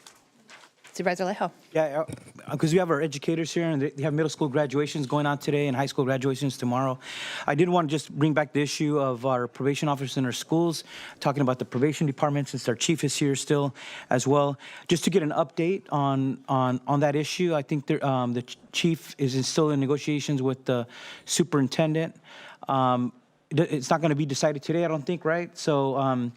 So we still have some time to reach an agreement, but I wanted to just see if we could get a response so we could just say what are the next steps here and what's the goal in terms of a timeline to potentially reach agreement if we can't do that. Here we are going into June, July, everybody's off in July, and then school starts again in early August, so timing is critical. And I appreciate the Salinas Union High School District team at least coming with a reasonable approach, knowing that probation has to make some tough decisions, right? Because their funding streams have changed as well. They've agreed to cut down, I think, from 11 positions down to 5 or 6, I should say, and then they fully fund it, whereas before it was 60% probation, 40% the school district. But since they're here, maybe just to get a response so they know what are the next steps and perhaps what is our goal of when to hopefully reach an agreement on this. So there's some definitive answer. So Supervisor, we do have... just ask one question, just since we're sort of on one topic. Yes. You can go ahead and respond, but maybe ask if we have any other questions to add to it, just if this is where we're at right now, that'd be helpful. Chief Ramirez is online, so I'm going to ask, we can ask him to unmute, I think, yep. And the other... Go ahead, Chief. Sorry, good afternoon, Supervisor Wendy Rudascu and members of the board. So thank you to Salinas Unified School District for your support, and I really appreciate the support here today. I've been in contact with Superintendent Galvan yesterday and the week before. We've been talking about the MOU, and so now it's on my hands. So we're currently reviewing it. I was not here for partial or part of last week. And so I will be probably working, or we're actually working on it right now, getting the numbers on the cost for the 6 probation officers, and then we'll be sending it back to the Salinas Unified School District or to Ms. Galvan for her to review. So we are continuing to move forward on that, on the MOU. So we are continuing to talk about that MOU. So it's not like we have forgotten or put it on the side. So Chief, I don't know if there's questions. Chief, Yes, sir. any timeline potentially when we think we would come back to the board to consider a potential MOU, if that is possible? Yes, my goal is to try to have it completed before Friday. This Friday, send it back to Salinas Unified School District and in hopes that she could get around to it. And once she sends it back or agrees, or we could have a meeting, then we can move that forward. I'm trying to get this done as soon as possible. That's the reason why I started this. I believe it was back in February when I started to talk to the superintendent, because I know how important it is for both, for me, for the budget, and second of all, for the school district as well. So thank you. So hopefully soon, the sooner the better for me. Yeah. Great. And one thing, just in response to the comments, because I think the speakers today from the school district, including our principals, assistant principals, they added something else that we just hadn't heard, just the way they interact at the schools, the relationship building, the problem and the conflict resolution, even before there's an incident on campus. They're keeping schools safe, lowering stress because they have built those relationships. For me, I take that as a former high school teacher before I became a lawyer. I take that to heart because I have seen the most tragic incidents occur in our schools in Salinas where young people do lose their lives. And I'd rather have them prevent problems or prevent incidents and prevent them from going on an official caseload of the probation department. So I just wanted to just say how I think that added for me, the importance of at least keeping this agreement at a lower number of 6 for at least an additional year to give the school district the time needed to come up with an alternative long-term security plan for its schools. I know anyone else is not going to be able to replace these probation officers because they're really highly trained professionals. And I know they love doing this work and interacting with the students, but I think we do need a year rather than giving the school district a couple months before school starts again. I don't think that's in the best interest of the students or the community and the safety of our city. So I just want to express my support for hopefully reaching an agreement with the school district. And I know I just want to say thank you to the team for what you do in our schools each and every day. Appreciate it. And if I could add to that, I really appreciate the support. I mean, you are 100% right. I mean, our probation officers go above and beyond, and not only in our campus, but throughout our department. And it feels good to actually hear this and be acknowledged on the good work that our staff does. So I do appreciate that. And yeah, hopefully we could reach an agreement. The sooner the better. Again, that's the reason why I wanted to start these talks back in February. But here we are, and we'll just move forward. Great, thank you, Chief. In terms of the question you had asked about how soon you would anticipate something, budget adoption is scheduled for June 16. And I think what Chief is saying, you'll have a response before then. But at this point, that's where we're scheduled to have an additional discussion. That's good. Just for our school district representatives to know, at least hopefully that's the goal then. That's great. Very doable.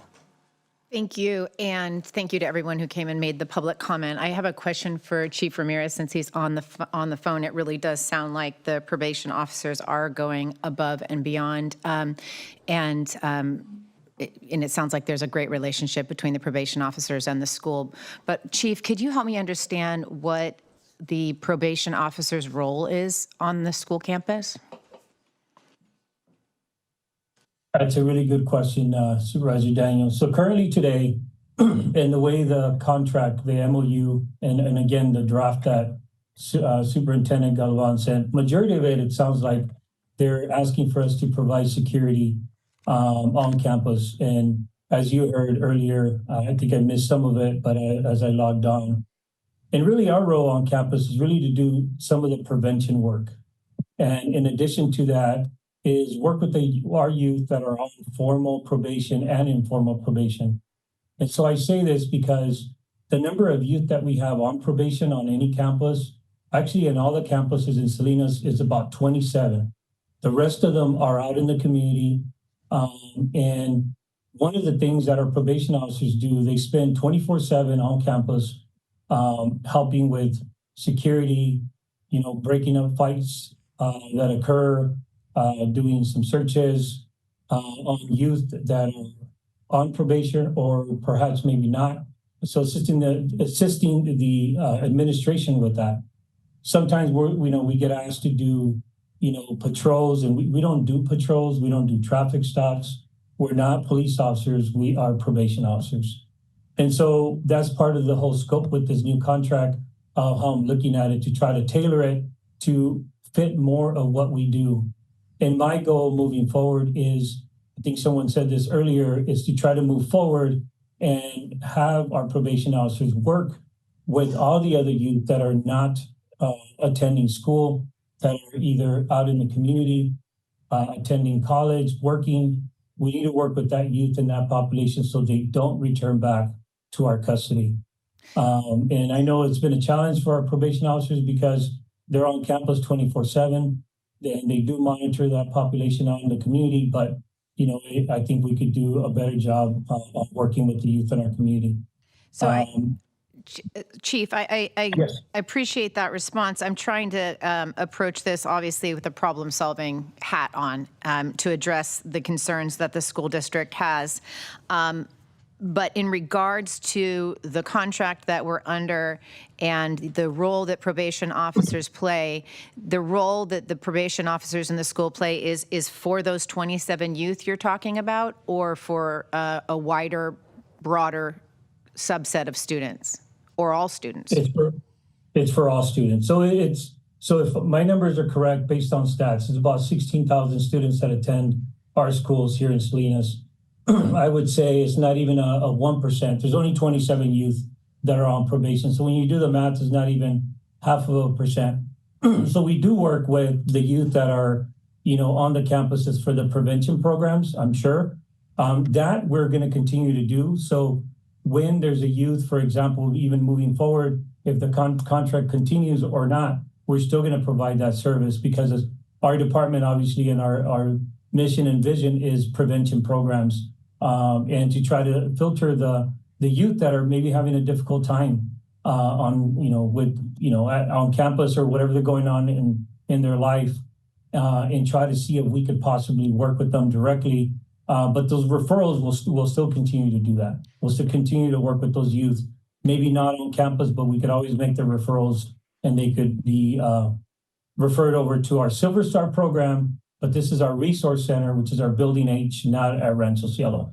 So bringing this back to our county budget conversation, is it your feeling that that these probation officers are being stretched to do things outside of what they were intended to do? Or is there a different approach you're recommending? That is correct. Based on my conversations with our probation officers, yes, they're being stretched thin on some of their duties that they're being asked to do. I believe that some of it should be maybe handled by campus security. And we've had meetings with it was a prior superintendent before, but we've had meetings with them as far as try to filter that and what's the best practices to deal with those youth. So. Well, I'll just wrap it up by saying it sounds like the school district has funding to try to do this transition the right way, and we don't want to leave anybody, without services that they rely on. So I think the conversation is really about the transition. And in light of what I heard, it sounds like those conversations are happening and that the appropriate time is needed for that transition to take place. And I just wanted to make sure that you had the opportunity to express your perspective. Yes, and thank you. I was not prepared again to talk about this topic, but I hope that what I said helps. And again, I really appreciate the community support, because it feels good to actually hear that our probation officers do an outstanding job, and I know they do. But it feels good to actually hear it from the community. It validates what we're trying to do for our citizens. Thank you all. Yeah, thank you, Chief, and everybody who came today to give a little testimony on this item. I just want to be clear, Chief, I appreciate the conversation around some of the historical challenges, and as we move forward with this contract, I'm hopeful that we can outline clearly what our expectations are. And that is obviously expressing a desire from my end to see a one-year extension, just to give this opportunity for the school to hopefully put together a committee to analyze additional options and give them that opportunity to create whatever the next model will be.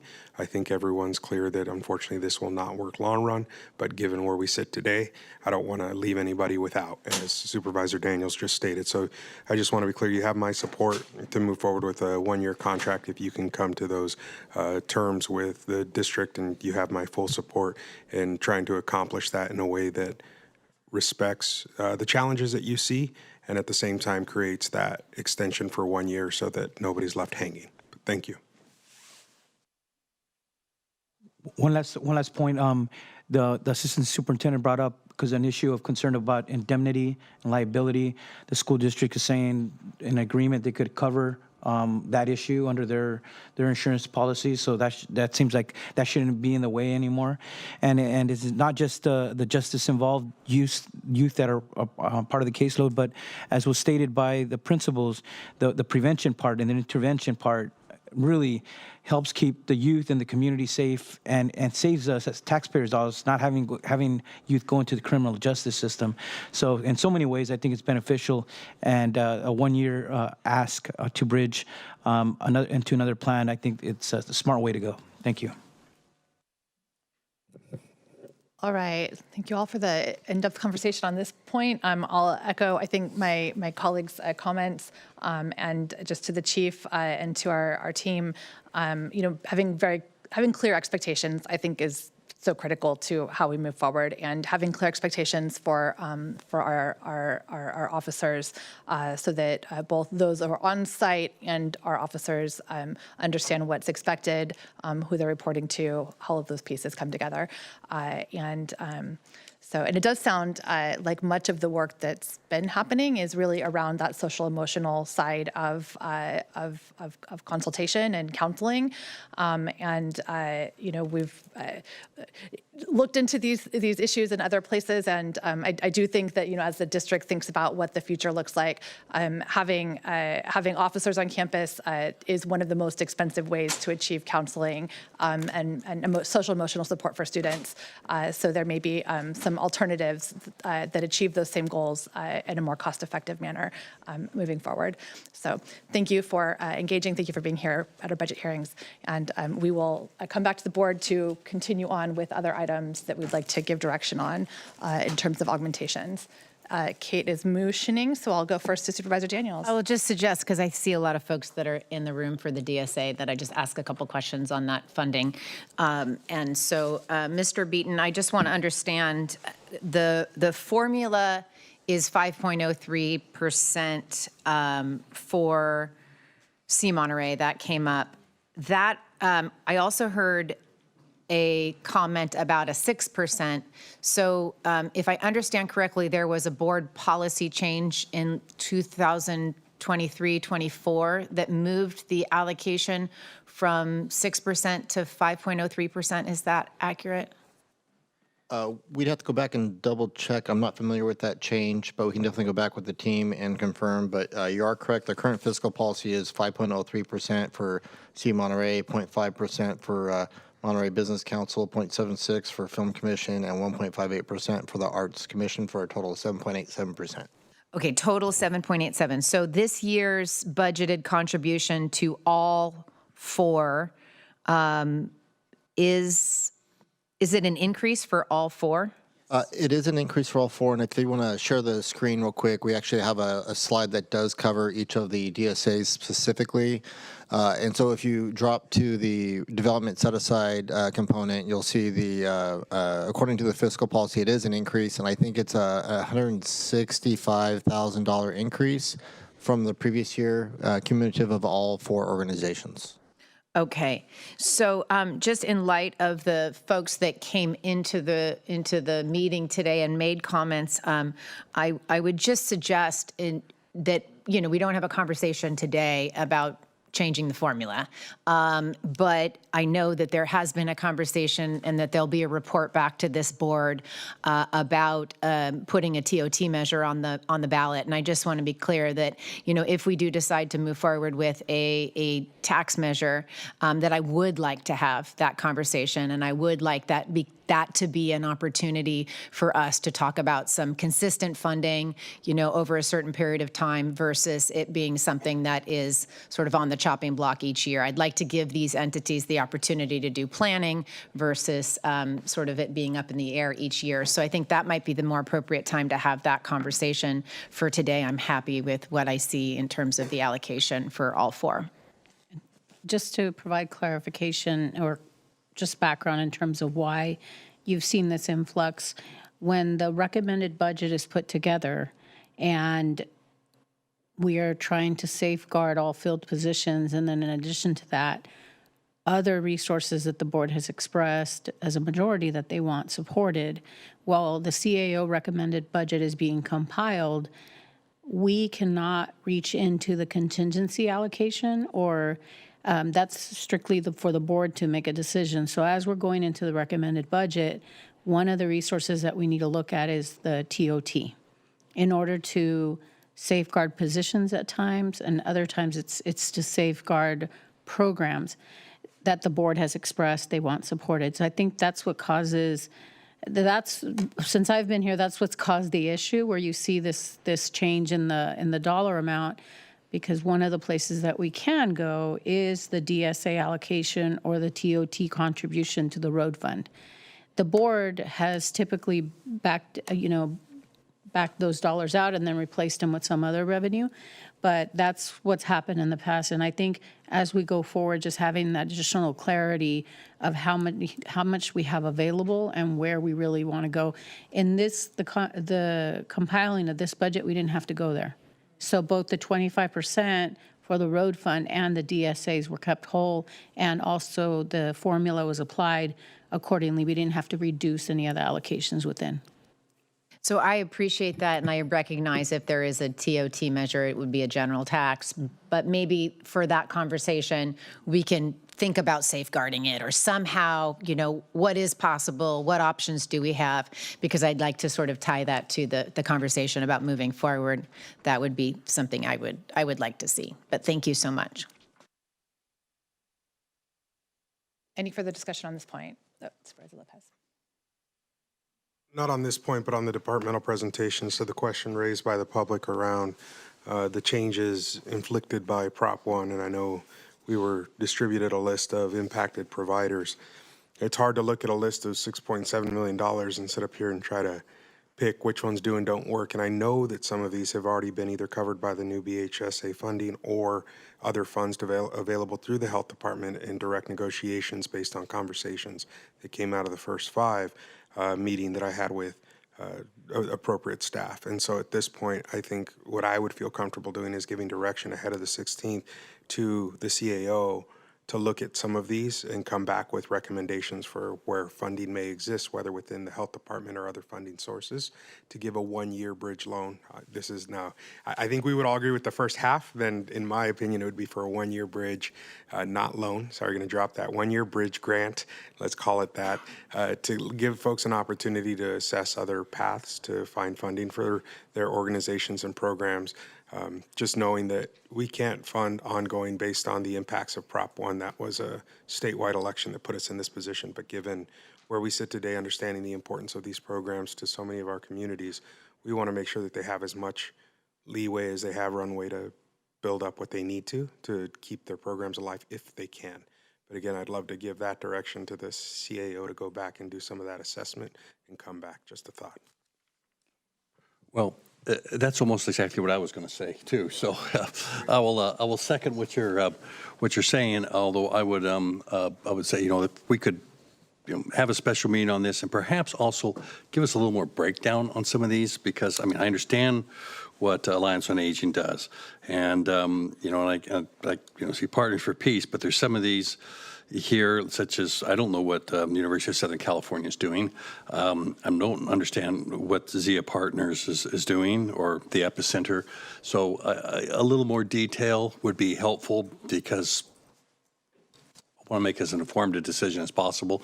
And I'm sure all of these are doing really good work, but there's going to have to be some decisions made. But I do want to second that. We come back and find some funding, look around at some other funds from the health department or wherever it may be, and see what there is available before we adopt the budget. So, can I suggest one other thing too with that we do everything that my colleagues have suggested, and I'm just thinking off the top of my head. And some of these entities would already get funding from places like the Community Foundation or the Monterey Peninsula Foundation. But I think we should expand our conversation also to include, once we know what we can find funding for, and I think the county approaching some of these entities as well, to just see if there's an opportunity for further support.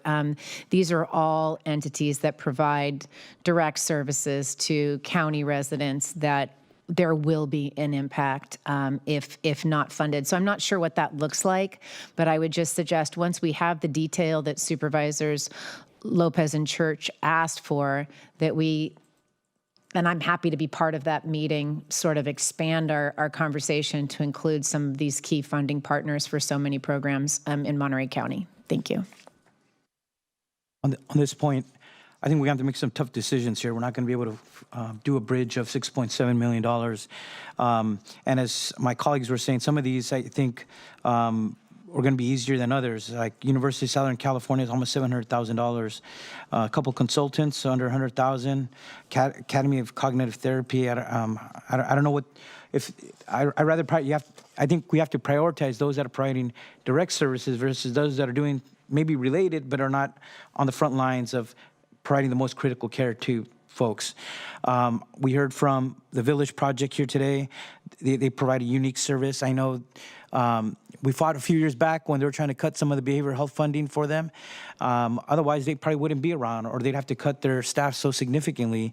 But they're here, they're speaking, and they're talking about their survival. I would support them to try to remain whole. They're at 310.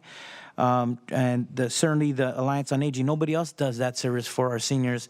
I would prioritize them and hopefully stay as whole as possible, or at least almost whole if we have to make some tougher decisions. But we could go down the line here and find for behavioral health to tell us who is providing those direct services versus other types of related things, and I think that could help us narrow this list down to the most critical and those organizations that would be most economically impacted, because some will shut down if they lose this funding. But those two would be on top of my list.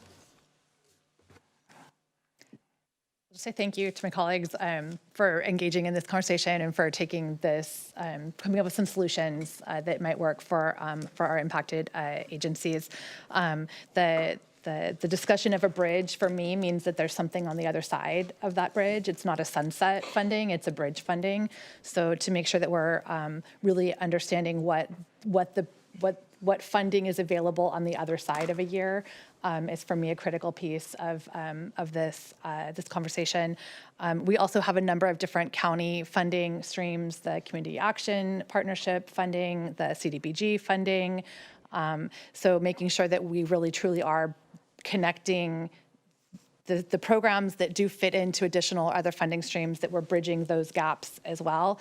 And then the intention of the BSB, the transition between the old one and Prop 1, is really that some of these agencies may be able to get qualified for Medi-Cal and then collect from Medi-Cal for the services they're providing. So I think there's a number of factors that need to be assessed. It's not just about funding, backfilling the total amount. It's about understanding what the program is that's being provided, whether it does qualify and is able to successfully collect Medi-Cal backfill funding, whether there's other funding streams that could be available either inside the county or outside the county, and then understanding what type of the one funding source that I'm aware of is this productivity revenue that we've been told about that would have been used to fulfill the funding gap for the MHSA project. So there was confidence that it would be available for that. So I'm feeling confident that there's at least some portion of that will be available, a year or two out. And so those would be the factors that I would ask the CAO to engage in conversation with our health department director. So thank you for suggesting it, and thank everyone for sharing your thoughts. I know our health department director would be in the room with us today, but she is chairing an Alliance for Health meeting as we speak. So, Chair, can I ask just a follow-up on when do we, to the CAO, when do you think we might be able to have this back? I mean, we've asked for a lot of information, strategizing how to cover some of this funding. Wouldn't be before the 16th, I don't suspect. We could try to have something. I think if your board's going to want to make some sort of allocation potentially, or, direct that certain funds be used to support, I think we need to do it before the 16th. I've already reached out to the department. I think finding out which of these have already been taken care of in some form. But also, some of the questions that I have are related to the direct services that are being provided and then performance metrics that we probably had in place.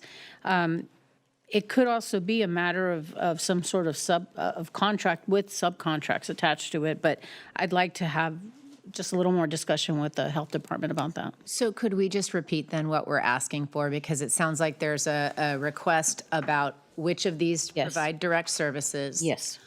Which may be eligible for Yes. other county funding streams. There's a request that maybe when we have the presentation on the 16th, we invite those partners, those potential private funding partners, or the foundation, Monterey Peninsula Foundation, the Community Foundation, or whomever else. And there was more. I just want to make sure it's very clear what we're asking for. The one-year bridge was the additional request, and I know that in terms of having some sort of soft landing, but I think also just exploring the resources. If it's not something that could be funded with BHSA, maybe looking into it further, what other resources are available there that we can avail to folks. But maybe it isn't BHSA that funds it and it's another resource, but that's a discussion with the health department too. Perfect, thank you. And I anticipate that this is a conversation that the Behavioral Health Commission would be interested in hearing about and engaging in as well. Yeah. So, but thank you. And is the direction on that clear? Yes. Okay. All right, we've covered two items that weren't listed on our augmentation list. Is there anything else not on the augmentation list that we want to discuss? Yes. I have several, sorry. All right. So, Mr. Beaton, can you talk about Fund 478? Just remind me, because there was both auditor, controller, and one of the public works asks that were 478 funded or potentially. What's in that fund? I realize it's one-time funding, but where does it come from? And was it in your presentation when you first presented potential, I almost said piles of money. I don't think there's piles of money anywhere. Well, great question. I'll try to simplify on how 478 fund actually gets funded every single year. So as the county purchases buildings using the general fund through the federal guidance on the depreciation of each one of those buildings, I'm going to use 50 years as an example. So if we buy a building and that building costs $100, over the next 50 years, 2% is eligible to be charged to any federal grant and such forth. And so how the cost plan works in the county is that $2 will then get charged to the department. That $2 comes into the general fund, and we put it into our 478 fund to help with the continued investment in our capital projects. So it's more of a continuous feeding cycle.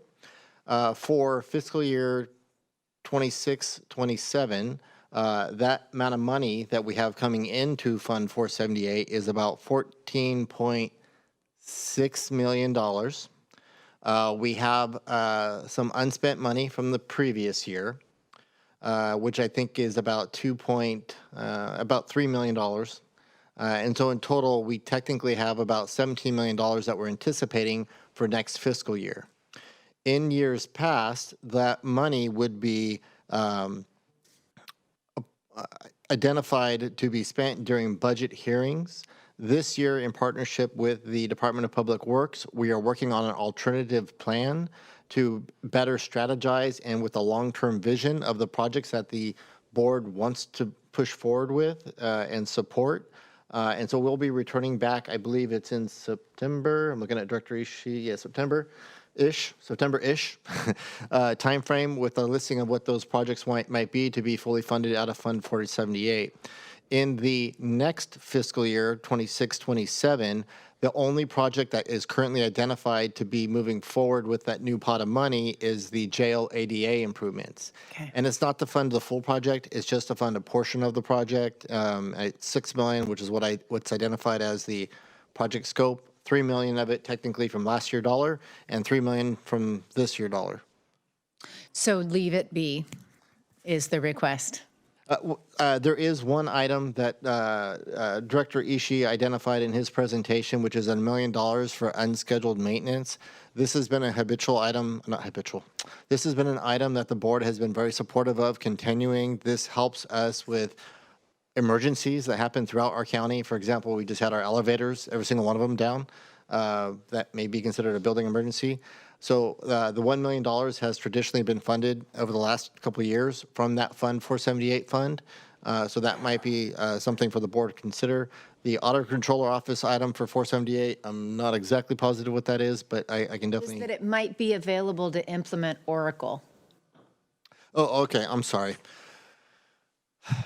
I just talked about the wrong 478. So the 478 fund manages 4 different areas. One of them is our capital projects, and that was the portion that I just identified. Yes. I apologize. There's another portion in 478 which we are using to fund our emergency enterprise resource planning system. That funding has been basically one-time money that we've been able to identify. I think during the budget end of year report, we identified $2 million to help fund in that ERP program. We are also moving another $2 million from a balance sheet account to help fund next year, which we're anticipating about $4 million to continue the implementation. And so those are one-time money that also sits in the 478 fund. So I apologize, it gets confusing on 478, but there's primarily 4 separate distinct units in Fund 478. With restrictions. With restrictions on each of the 3 or 4. So if you could just help me understand then, while we're still on Auditor Controller, in the budget book, there wasn't any unfunded augmentation requests, but then there were 8 presented today. Am I misunderstanding that?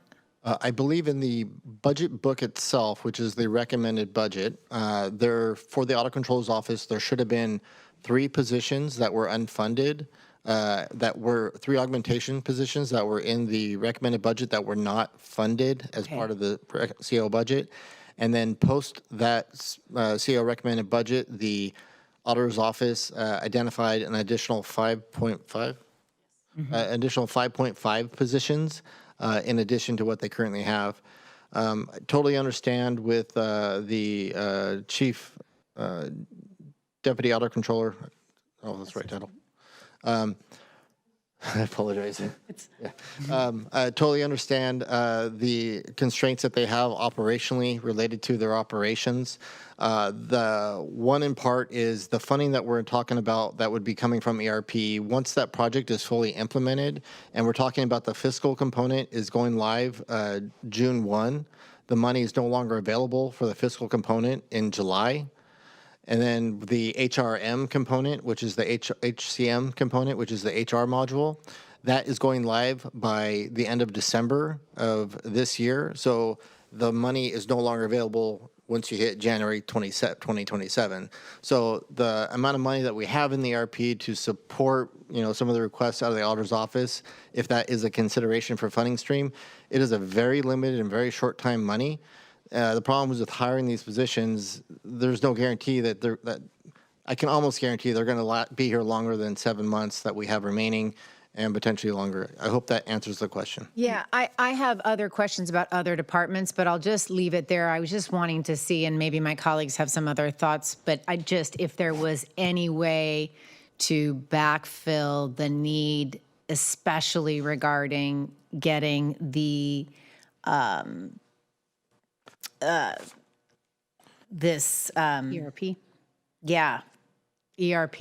Enterprise resource out the door, up and running, meeting the deadlines. And if the auditor is needing support, is there any way to provide anything? And I'll just leave it on this one there. It would require one-time allocation. Let's say, we're trying to get it to the finish line before July 1st. I think the important thing about the ERP is that there's multiple pieces to it. The budget module piece has been up and running since last year. HR has a component to it. The financial system is part of it also. I think it was envisioned that you would have a one-stop shop of sorts. Different pieces have moved at different speeds, but some of the delays unfortunately, in bringing in these backfill positions resulted in further delays, right? The backfill positions were brought in and not necessarily assigned to the project or simply never hired. And that's how they started falling off of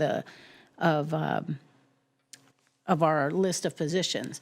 So I think, backfill positions are meant for a specific period of time, but they're being kept longer than was anticipated, because this was supposed to be done within, I believe, 3 years, and we're beyond that.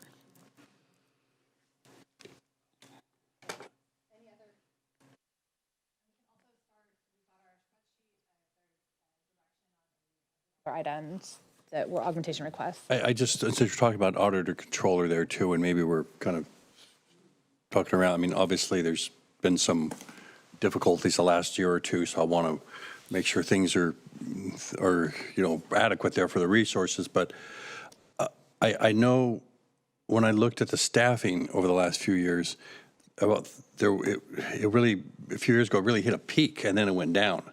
And I wonder if we could get a little explanation, if anybody can explain exactly why. Currently, I think there's like 45 or 46 employees, but it went up to around 55 a few years ago. And it was up there for about 3 years and it went down, and I'm just trying to understand what happened inside there.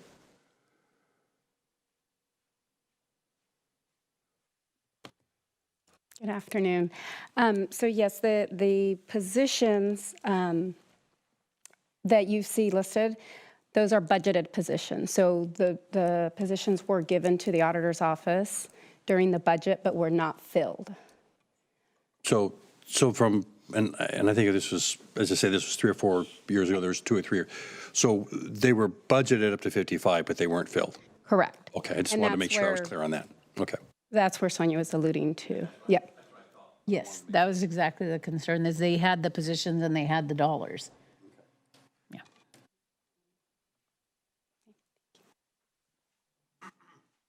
Okay, do you want to go down the list here? Yeah, so starting with our auditor controller's office, you always can't do it all, but I know we have our ERP system, and that first position on the systems, it seems like that's one priority that I would look to support, only because we're still implementing that system and working out, the troubleshooting some of the problems that it's had. On Department of Emergency Management. Supervisor, let me just confirm. Yes. You're talking about the ERP business analyst system? Yes. Okay. Department of Emergency Services, open or supportive of the management analyst, one position.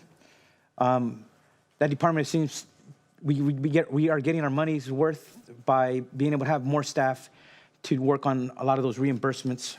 On that half or full? I think it was the full. The full, okay.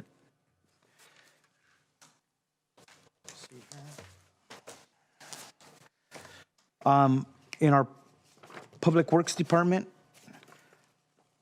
I'm trying to keep my list long. I know we have a lot of asks coming from a lot of departments, but priority number 2, and I appreciate Mr. Ishii really putting his top requests. He doesn't keep his list too long, but I think they're very reasonable. But the 2 staff or restoring the 2 parks positions, I'd be open to that.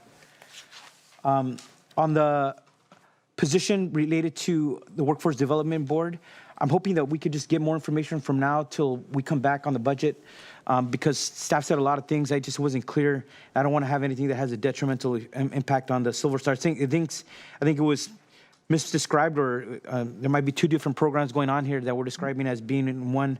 But if this comes back to us, maybe we get clarity from Chris Donnelly before then. And what funding stream is being lost at Workforce Development that would explain the necessity to make this change. And that would be helpful. We'll provide that additional backup information for us to adopt a budget on the 16th. We do need direction from the board to support the position being, the 1.5 being retained, so that we don't result in a layoff there. Right. Okay. But we still have that time, window of time to do that, by the 16th. Yes, we'll bring you the information back before the 16th and share it with all your board. I just want to make sure that we are going to move, if the majority of the board decides, we'll move on safeguarding the position. Okay. On the probation, on the public defenders, I think we're still having conversations related to that, so I'm not going to make a decision now because I think we're coming back on that on the 9th or maybe shortly thereafter. On the sheriff, there's a long list of different items, with a huge price tag to all of them. But I just wanted to speak to the supplemental code enforcement operations funding, and that has to do with the food vendors issues. But I would also just like to, I know on the Pajaro River, the Pajaro Regional Flood Management Agency has been trying to get support for when they're doing some cleanups. There's been some criminal-related issues on the cleanups, even when they've been trying to do vegetation removal. I hope some of this funding could be used for that when needed. It's not all the time, but I know Dr. Strudley, the general manager of that agency, has talked to Supervisor Church and I because we serve on that board. But it'd be helpful to have just some resources put aside so that when it's needed, we could support the good work that the agency is doing. They're really trying to be really proactive, addressing the homelessness and the crime issues along the levee on the Monterey County side, as the city of Watson was doing on the Santa Cruz County side, and also move the project forward as the earliest possible time. That's on the CAO encampment outreach. That would cover part of that. Okay. Well, I'd be open to that too then, for sure. But I thought the CAO encampment outreach was going to come under Measure AA.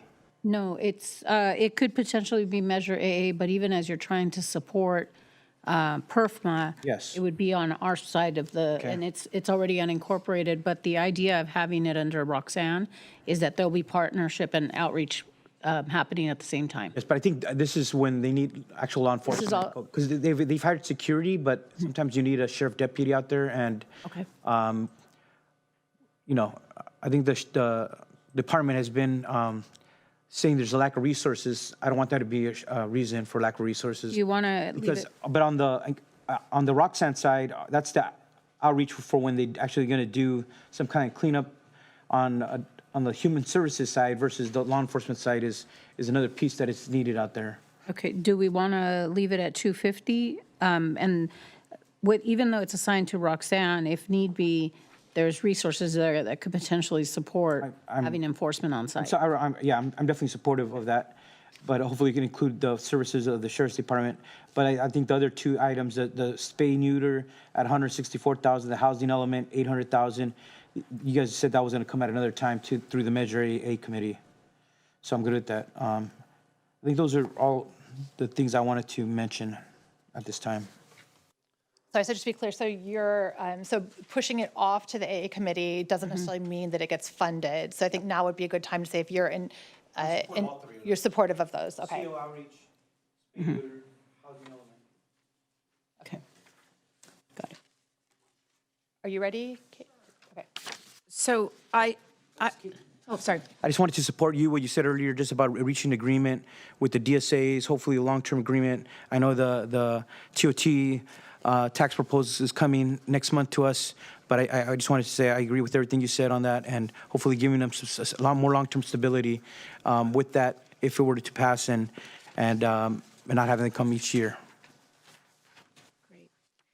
So just to skip over, I mean, if it's clear, you made a lot of recommendations for augmentations in your presentation. I support those recommendations. And what I had said earlier is I think I don't know what we're going to come up with for an AA policy, but it seems to be that you're using it in a way that is maybe in the long run easier than all of these things going through the committee. And if we can just come up with some percentages or something like that, the committee can focus on some of these high visibility projects. They turned out mostly to be, I think, parks projects and road projects.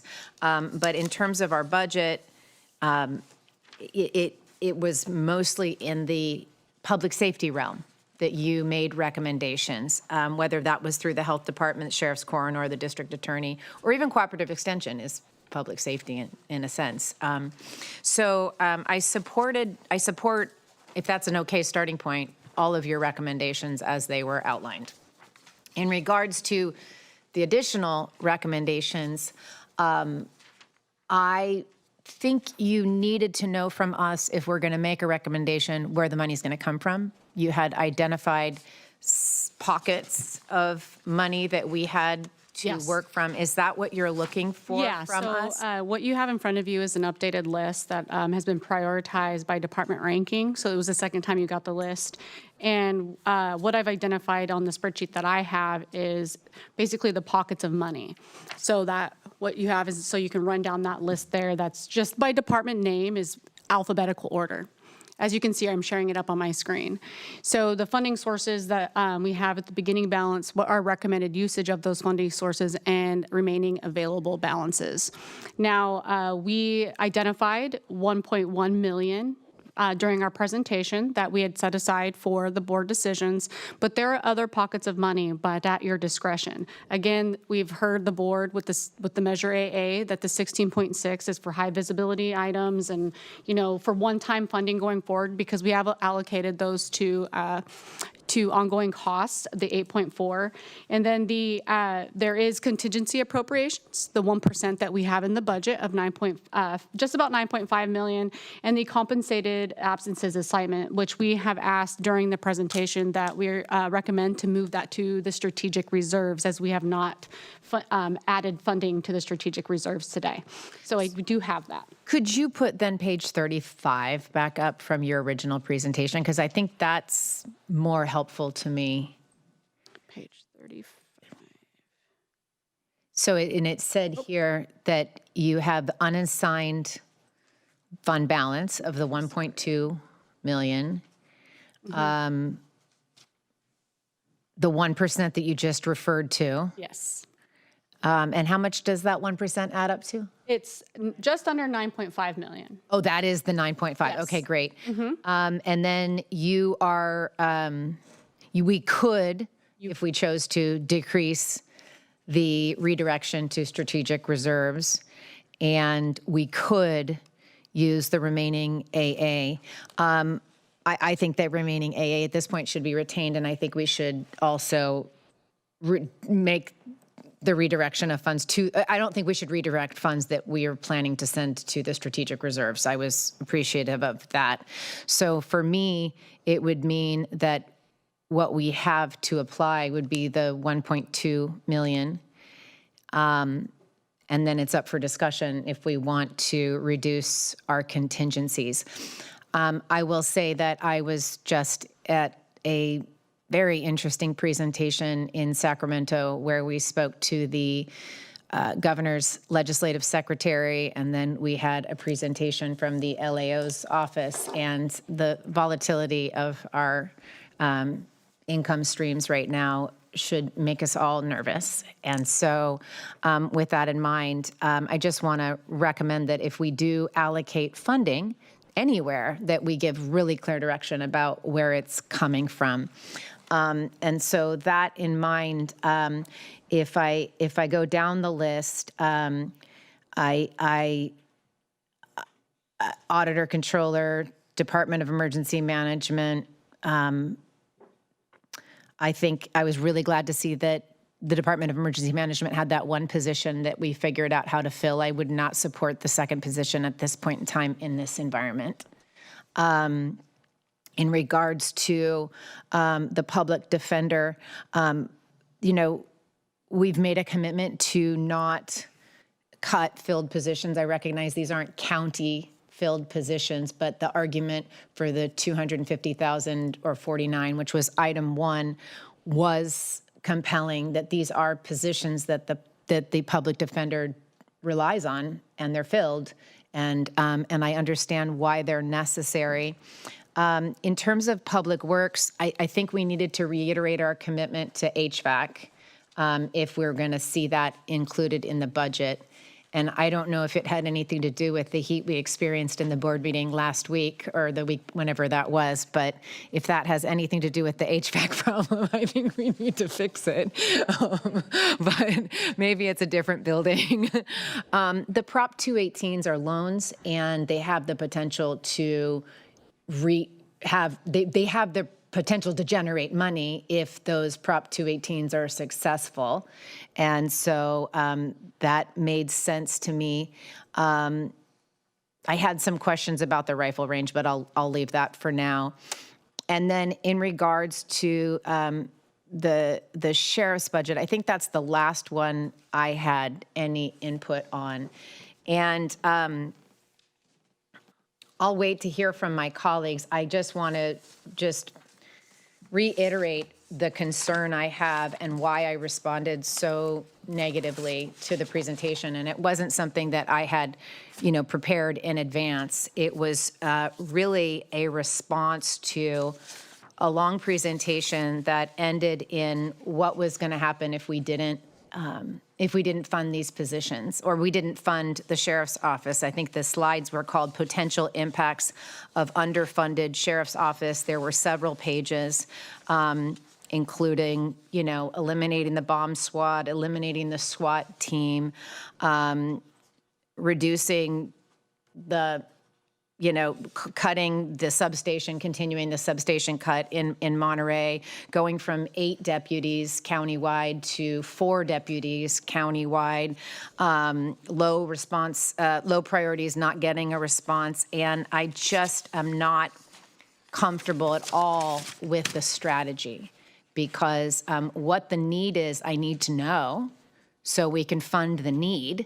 But this presentation is a statement, if it's presented in this way, that it's the Board of Supervisors who is creating an inability for the Sheriff's Department to respond to quality of life code related violations, or it is the Board of Supervisors that is delaying response times significantly, or it's the Board of Supervisors that's eliminating the dive unit or the mounted unit or the air operations unit or the SWAT team, and it's just not accurate. That's a decision that the department gets to decide in terms of where they allocate the funding. And so what I need from the Sheriff's Department is I need to know what is needed, based on above and beyond the augmentations that you funded, in order to provide a consistent level of service. And I don't have that in front of me.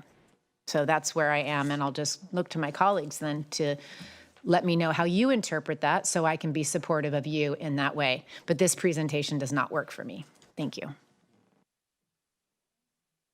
I'll go next, just running down the list to make this easy for Deja. I think the encampment outreach in unincorporated areas is on my list. So are the spay and neuter clinics both listed there, which are 2 and 3. On the HCD side, both the general plan housing and safety element update, as well as the Chular community plan continuing are priorities for me. Moving down to public works facilities and parks, I'm looking at the Parks Ranger Academy, which I think is a great investment given the presentation we heard last time. I'm also supportive of the rifle range operations and funding restoration. Flipping the page here, looking at the sheriff's corner, I think the flock cameras and the importance of those in unincorporated Monterey County have been extremely clear, especially in solving the mass murder that happened down in King City, that mass shooting. Without those, we would not have brought those folks to justice, and amongst other crimes.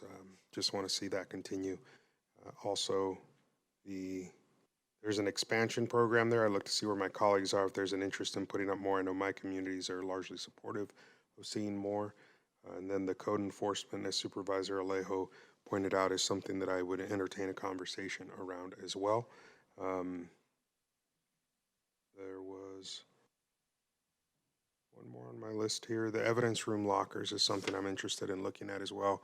That might go through AA, but understanding the need and capacity for the ability to secure that evidence is, I think, an important priority. All these pieces for me, if you look back at them, are pretty clear. I'm not looking at ongoing positions. And I think that for me is important. This is the first year I've taken that stand. In years past, I've reduced the amount that I'm willing to support. But this year, given the picture we're looking at, given the conversation we're going to have next, I think that's important, especially around the climate action plan that we talked about last week, needing 12 to 16 new positions as well to enact. If we're going to be serious about that, I think this is an important time to say we've got to tighten the belt in this instance. And I understand the desire to have a lot of these positions in departments, but given where we sit today and the budget picture we're looking at, those are the ones I'd be supportive of. And again, those that end up getting 3, happy to have the deeper conversation. To Supervisor Daniels' point about how we fund them, if they end up finding 3 people in support. Thank you, Madam Chair. All right, so let's... Sorry, going to cut you off, Glenn, just because I can, and say one more. And the TOT position about wanting to have a deeper conversation about locking that in through an extension as well, I'm supportive of, so that'll put 3 clearly in that corner.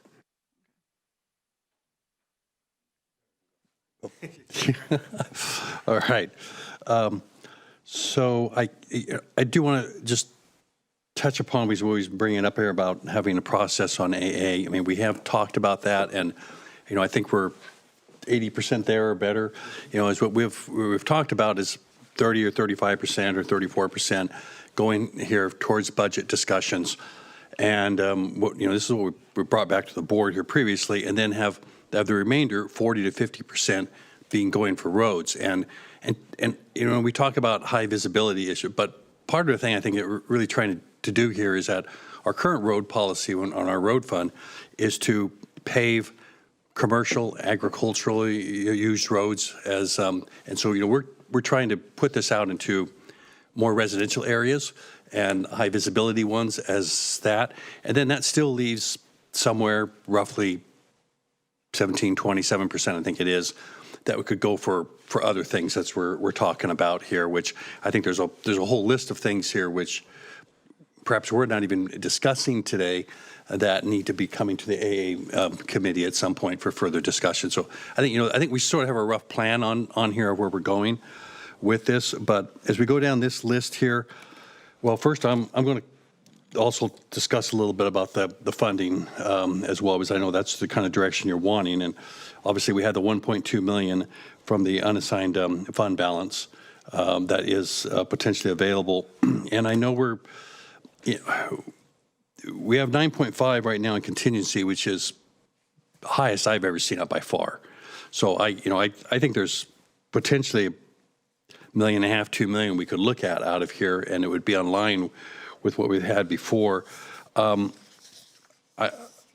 don't really want to touch the strategic reserve either, but I was going to make one suggestion here. It's not on this list, and it would be completely related to strategic reserve issues of emergency. As Kelsey mentioned, that the Emergency Operations Center doesn't have a budget at all in case there is an emergency comes up, and they can be a lot more nimble if there's some money in there. So I was going to suggest perhaps 500,000 from that be put into there, because it's only going to be spent if there's an emergency, and we'd have to dig into strategic reserve anyway. So it just seemed like it makes the department more nimble, and that, you know, I think that would be a good thing to add into there. As we go down this list here, I am, you know, concerned there that the auditor controller have enough resources. So the number 1 on the ERP business analyst, I'm open to. I mean, I do understand the concerns here about funding positions, and yet, you know, I see some real critical ones here. So I'm going to give a decent list here, but obviously there's going to be a lot of give and take between us. The encampment outreach in the incorporated areas, and the sheriff coroner 400,000 there has been brought up, I think are both really important. One with the just with the homeless issue out there, but also with the issue along the Pajaro River levee, which is, as Dr. Strudley has recently presented, he said, you know, the folks that are still there are not necessarily the ones that are having mental illness issues as much, or really just down in their luck.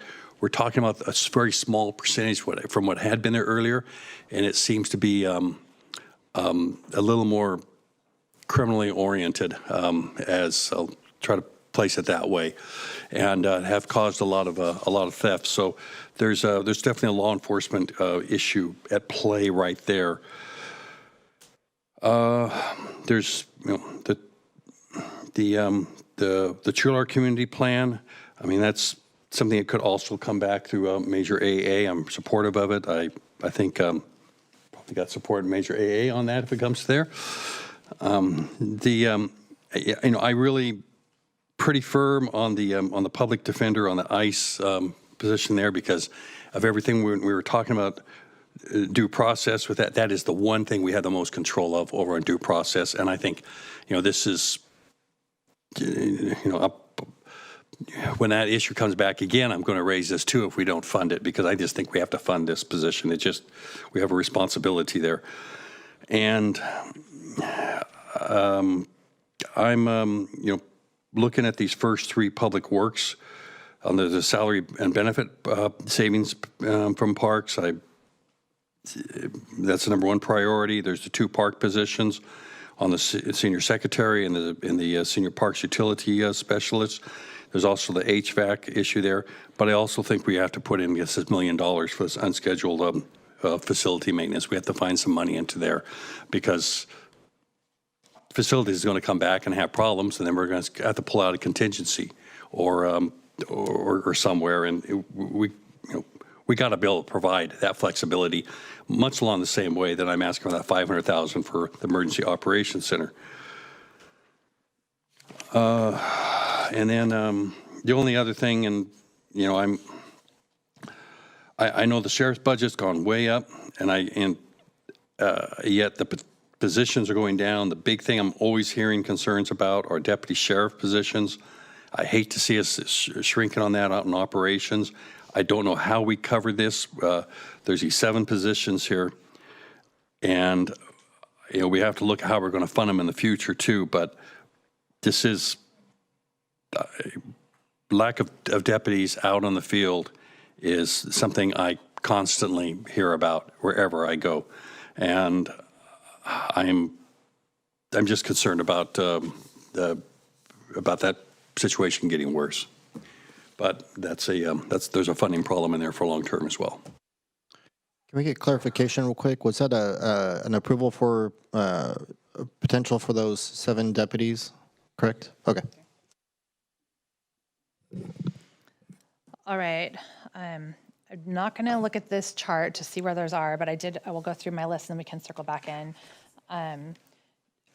So the ones that I have for sure that I think we need to figure out how to fund, the county administrative office, the encampment outreach is one that I think is important. The public defender's request for ICE-related contracts and proper legal advisement. I know we haven't had the further conversation, but that one seems pretty clear to me. It allows the sheriff to maintain the authority and autonomy of decision-making, and yet also says that we're going to ensure that everyone has responsible representation in that environment. So regardless of how our conversations continue from here, I think that one is clear to me. The Public Works, Facilities, and Parks, it says forward open space, unscheduled maintenance. And what that really is fire mitigation of the brush around that community. And so for the benefit of fire prevention, that is one that I will ask for support from my colleagues on that. The Department of Emergency Management reserve request, which you're right, Glenn, is not listed on the spreadsheet here. I do think we need to start thinking about creating a reserve account for these crises situations.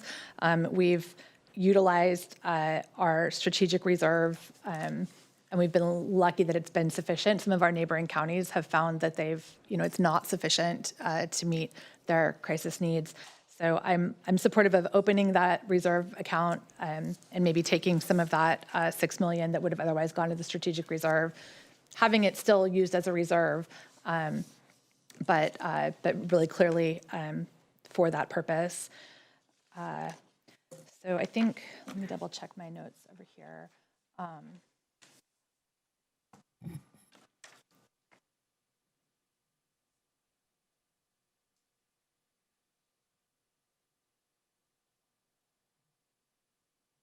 And then I would just ask that we remain open to the discussion about receiving the facts, complete facts about what the SCOT program is and does. What the sheriff presented, I think, is helpful to have in writing. It's my understanding of how that program works. But as we engage in that conversation, I do hope that it's something that we can talk about. And if at the point in time when we do have that conversation, if we made any decisions or if we have authority to make decisions about not continuing the contract that we approve for that program, that we would consider using contingencies to backfill any loss of funding that comes. But since we've not had that, I don't think we have that conversation now. So I think those were the quick ones that I had. And I also just want to say thank you. Thank you again to everyone for engaging in the MHSA, BHSA bridge funding conversation. If there was a need to subsidize what health is able to subsidize there, that is one that I would be open to with one-time funds as well. Can I ask a request Yeah, to so we Mr. can Beaton? circle back around in case you heard something that you didn't get to weigh in on. Just a visual request. Could you hide rows D, F, G, just so I can see this better and it can be a little bit bigger? H, I, and J, and then we can sort of see better just for the presentation, so I can see better where we're at, and it can be a little bigger.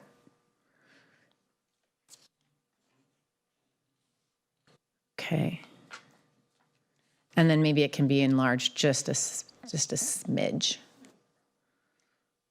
And I guess the only other thing I'll just say is on the sheriff presentation, I think your comments that Supervisor Daniels made really get at the heart of the challenge for me in terms of being asked to fund specific things. I would love for us to look at a different model for how we make those allocations so that we really are honoring the autonomy and the authority of the sheriff, both in how the public sees our allocations and in how that actually ends up working. We're not looking at the entire list of funded sheriff items. We're only looking at sort of a selected list that is, doesn't show a full picture and makes it difficult. So if we were going to fund additional revenue to the sheriff, I'm of the opinion that we fund additional revenue and then the sheriff, as they have the ability, are able to make. If I could make a correction, it was this the one ERP was my I was pressed the first one, not the second. I have a correction as well. My comment on 62 was that I was glad she had the funding for the first position, that we figured that out, but it wasn't for the additional. I have other edits I'll add, but I don't think that one I had said. Any other edits? Supervisor Lopez, Alejo on the chart. Could you scroll it down a little bit? Yes, thank you. Yes, okay. Thank you for that. Supervisor Alejo, you had Yeah, just to the Sheriff's Department, obviously, I think we all are thankful for the services that all the rank and file and everyone provide to our county. Our communities really depend on it. But I just, like I was saying earlier, the funding, I think, does show support. Just in the last 6 years, it was for the $55 million increase. That's a 43% increase overall, if you look at the budget book, page 362. And then I looked at the staffing, where there's a chart about staffing next to it. And just in the last 2 years, there's been a 33% reduction, which is a 7% decrease overall when you look at it compared to the overall numbers. So for me, there's something going on. We're giving a significant amount of money, but we're getting less support, whether it's the civil, whether it's corrections or patrol. So I want to be supportive, but I said we've been giving significant support over the last few years. And I'm just concerned that we're getting less people serving in the community and to fulfill those critical roles. And I know some of those other asks have the ability to be asked on an individual basis through our Measure A committee, and I look forward to seeing those. I just wanted to follow up on the public defender. I thought it was going to come back, but since two of my colleagues raised it, I too am supportive of the ICE-related attorney, but I am questioning whether a full position is needed. Because when you look at the overall requests that come in, a 365, 52-week position, does it merit a full-time attorney, or would one half-time FTE be able to provide that additional service for those requests that come in? So that would be something to explore when it comes back, but I just wanted to throw that out as a suggestion. I think the half position could meet the need, but I think I also value the importance of having the legal guidance and being able to talk to an attorney about those questions when they come up related to the immigration requests that come in. I just want to get back to on the library, Chris. There was a half-time FTE, 18 hours at Bradley. Did that get included? That's the librarian spoken that. That was already in. That was already in. Okay, That's why I didn't mention it. They're both already in. And on spay and neuter, I see we have two. Supervisor Lopez and I are in here. Hopefully we get a third colleague to support that because we've funded it last year. We got more work to do. But I would just say as a recommendation that we look at what providers are out there, and those providers that could provide the most services to animals and to our folks, our residents that are bringing them in. I think that should be part of the analysis, right? Where do we get the most bang out for our buck, the most service for the dollars that we're putting forward? That should be something that we should be part of our analysis, so we're able to serve more animals and address the issues that we're trying to deal with by providing scarce public dollars for that purpose. So that would be my other. And why were there two spay and neuters? What am I missing here? No, I think it was two, listed as 2 votes. Well, but there's 2 items listed, and one is Measure AA eligible, and the other is not AA eligible. What am I misunderstanding I'm supportive here? of both. It's possible that one of them would be included in, incorporated areas that we support. I'm not quite clear why that would be, because wouldn't that be the city of Salinas should be doing that? It would potentially be City of Salinas, but it could also be some of the cities that we partner with. Or just having it be. And we may have. But I, because in these clinics, you get people from everywhere. They don't say, oh, you can only come here if you're unincorporated. You're only if you're in the city, whatever city. Could be where they're being hosted. Do we have that? trying to determine why it's not major A at that point. So it's, I mean, Yeah, looks like we're getting a report from our team who's happens to be online monitoring this whole thing. It looks like for the health item, the reporting is it's just the $62,000 line item is what's requested really from the spay and neuter. I think with the correction that we did earlier with the JPA item, I think the other item came off the list and we just didn't do it on the sheet here. So I believe it's just the $62,000. That's what our team's confirming right now. Then I'll put support on for that. Yeah, and I'll support that as well. Yeah. Okay. Great. Do you have anything else to add, Supervisor Alejo? I don't think so. Okay, we'll go back over to Daniels and then. Thank you. So if we could just go to the top again, and my question is, I've heard things like the HCD funding for the general plan, but it's also for the housing element or whatever it is. That was in your recommendation, I think. And it was recommended, like I thought that was already in the presentation that you gave. I think it's in addition to. It's in addition to. It's in addition to, So then I do It need didn't to. fit in the recommended amount for what we're putting in the CAO's budget. Okay. But it is in addition to what they have already requested for this year. So these are going to be. Okay, then let me go extending- through. Then I want to, so again, not knowing, and we're going to have a conversation about where, if we can figure out where it's going to come from, I would support number 33. That's line 33, the ERP business analyst. Okay. But we have to have that second part of the conversation. Going down the list. Can we clarify quickly? Because I thought the position that was being supported was actually the systems position, which is number 34. Got it. Supervisor Alejo, it was the systems position that you were supporting. Yes. And Okay, so it's not. Supervisor Well, then I'll It was the first one listed. I'll switch to that, because I thought it was the It was the analyst system. that we It's the heard, but second I'll one. go with the So system. 34 then versus 33. So it would be, if just to clarify, everyone is moving to the systems ERP analyst. First on this chart that came up. At, That's slide. So I do believe it's the exact same position. They're asking for two. So I think we understand the board direction that it's Yeah. one of the two on the list, not to. Not to belabor. Cost has 230, yeah. 230, 148 on it. One of those, yeah. So, and going now to line 62, the department management analyst, that's the second position. And I would instead prefer the fund that Supervisor Church recommended. So down at the bottom of the page, once we get there, you can add me to the fund, or we can do that now. Yeah, it's the EOC. Got it. Fabulous. I liked that idea. Moving back up to the top again. Okay. And you have me for the space. So the general plan update and the Chular community plan, I am supportive of.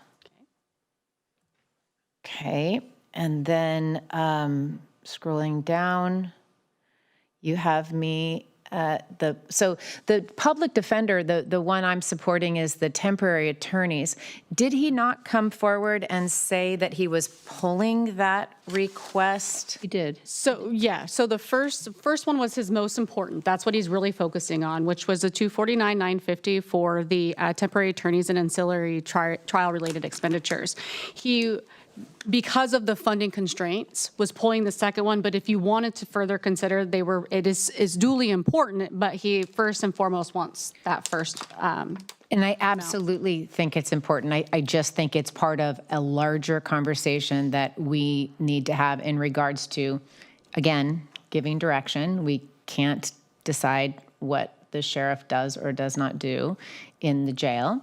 And so if we get to that point and the desire to continue to collaborate with ICE is there, then I think it's really important that we have this position filled. And it sounded like the public defender was open to having that, pushing that conversation to our larger conversation. So I would support that, but I also support that we do help with the temporary attorneys and the ancillary trial-related expenses.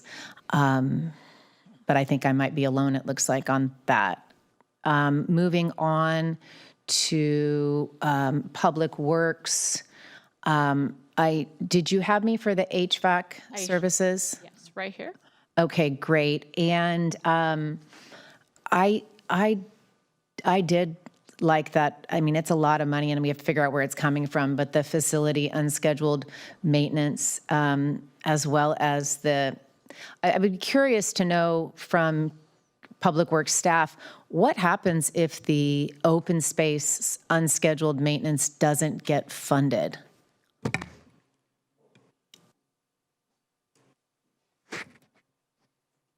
I can tell you that we get a lot of complaints. That I know.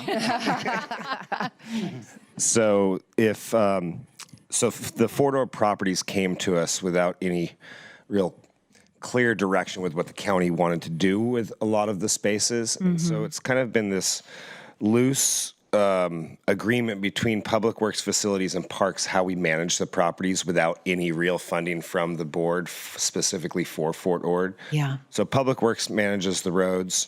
So if there's any road maintenance that comes out of wherever they're taking it from, facilities. If there's a gate or a structure that needs to be dealt with, they're funding that out of their general fund. If anything is related to the open space trails, property maintenance, that comes out of our parks budget. So it's taking money away from existing parks projects, staffing, et cetera, that we've already budgeted for and putting it into there. So we'd have to, rob from Peter to pay Paul, so to speak. And is it considered, even though it's not a facility, I mean, could it come from the unscheduled maintenance pot of money? Again, that would be taking money away from another area that had been planned. Got it. So that $1 million is accounted for in terms of the maintenance needs in terms of item line 124. You'd have to speak to the chief of facilities or a director or assistant director on that. Okay, while he's coming up, I will say that, well, I'll just wait. Thank you very much for the incisive question, Supervisor Daniels. So the facilities and scheduled maintenance has historically been used for any specifically building issues that arise that were unanticipated and need a contractor, one of our job contractors specifically, with one of our project managers to address, ranging from anything from a broken elevator to the boiler unit going out in one of the Schilling buildings. And so... Separately, exactly. Okay. Thank you. And then while you're there, could you just help us understand better the Prop 218 CSA votes in terms of it's a 20,000 for the two that it's in District 5, 20,000 and 25,000 loan. But if these votes are successful, what does that mean for County Public Works in terms of increased revenues? What the department would like to do is defer to our Assistant Director, Lindsay Larable, who is managing these two Prop 218s, because she can provide a much more detailed answer. Thank you.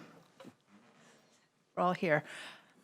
Supervisor Daniels, do you mind repeating the question? I'm just wanting to understand this 20,000 and 25,000, that's 17 and 44 CSAs.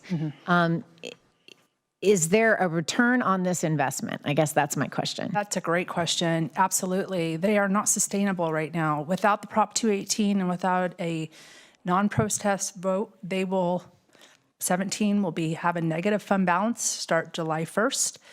And CSA 44, am I saying that right? Yep. For Corral de Terra, will soon have one at the end of next fiscal year. So these 218s are critical for the sustainability, not only for short-term maintenance, but long-term capital repairs. Okay. And staff time as well. Great, thank you. You can add me to those three, the Prop 218s. Thank you. And Supervisor Daniels, I wanted to clarify, the board can actually choose that the $1 million for facility unscheduled maintenance be funded out of 478, even though 478 is not being discussed today. It's actually something that usually falls under. Then I'd like you to please add me to that 1 million for facilities maintenance. That would be super important, and that's very helpful because that was, I think, the largest one we've looked at so far. And then I would like to be able to ask about the rifle range. Is this the rifle range at Laguna Seca?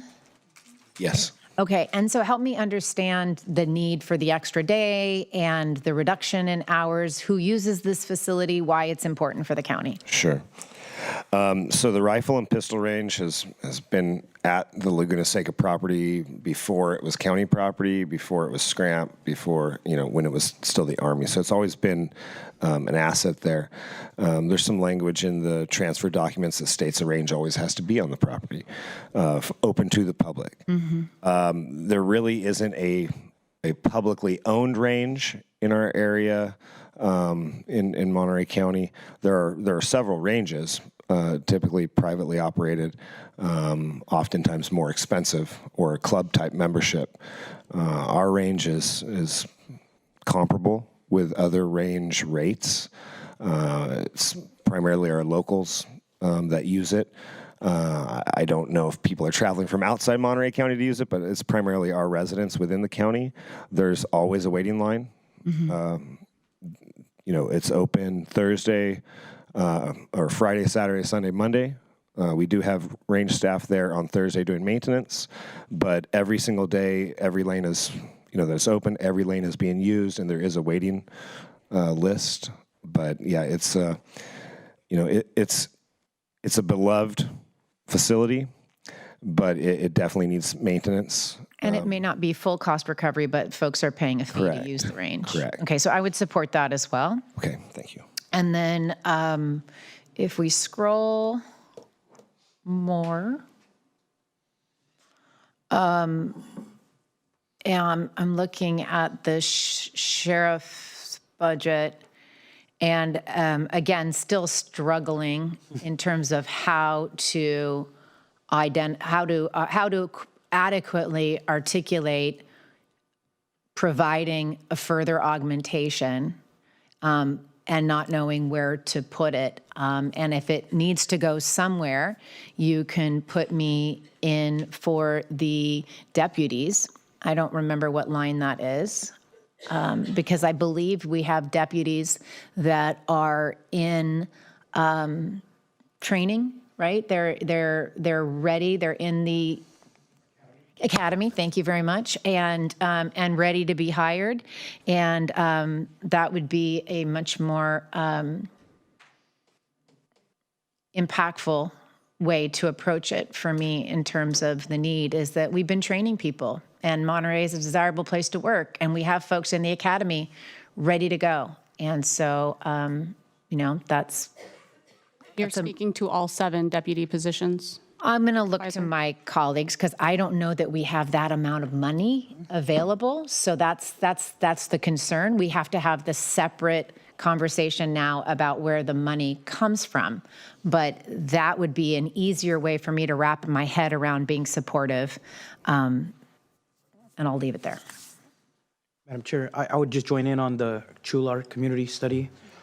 And for Supervisor Church, I just thought the security system at the library and the ag office in Pajaro was important only because we're doing all the renovations. And we put all this money in, and it'd be a shame for not to have a security system there. It's only $20,000, but I'd be supportive of putting that in right now to go in with the right timing with all the renovations being done. It's on the second page. It's on the item down, security system at Power Library and Ag Commissioner offices. And then I think we got a resolution on the Silver Star program. Chris Donna was able to get back to an answer. He said the Silver Star program that we're talking about today is funded from the general fund, and the workforce development provides staff services at Silver Star location next to the youth center, which is our long-term youth juvenile facility. It was not at Rancho Cielo for youth 18 through 16. Any youth who may be affected by this change will be able to access WIOA youth services if they are eligible. So with that, it takes all the concerns about Rancho Cielo being impacted. I think it clears it up. It'd be good just to at least address this one additional issue moving forward. So I'm good with that. So one of the things that we haven't circled back on is just confirming the corrections that need to be made. I think Supervisor Daniels already confirmed, but we do need concurrence from the majority. Yeah. Can you bring up the corrections that we needed done? One of them was the field position, the 1.25 that we needed from CAO's office. The other one was a deputy patrol officer. They're not on this list because they're corrections that needed to be made as part of the budget. So we already pulled the dollars that are, it's not, you don't have to find dollars for them. We already identified dollars and we removed them. We just need concurrence from the board to make those corrections. These are the corrections here. I'm good at those. The deputy sheriff, the emergency planner that's funded with a grant, the animal services cost share remaining at 25-26 levels. I'm good with those. Thank you. Can you reiterate what this, walk me through it again that it addresses? So these 4 items are corrections that we need to make to the budget. We've already identified the resources tied to them, and we actually removed them from the unassigned fund balance. The first 2. The first one is 1.25, and this is to avoid a layoff in the CAO's office. So we wanted to preserve a filled position.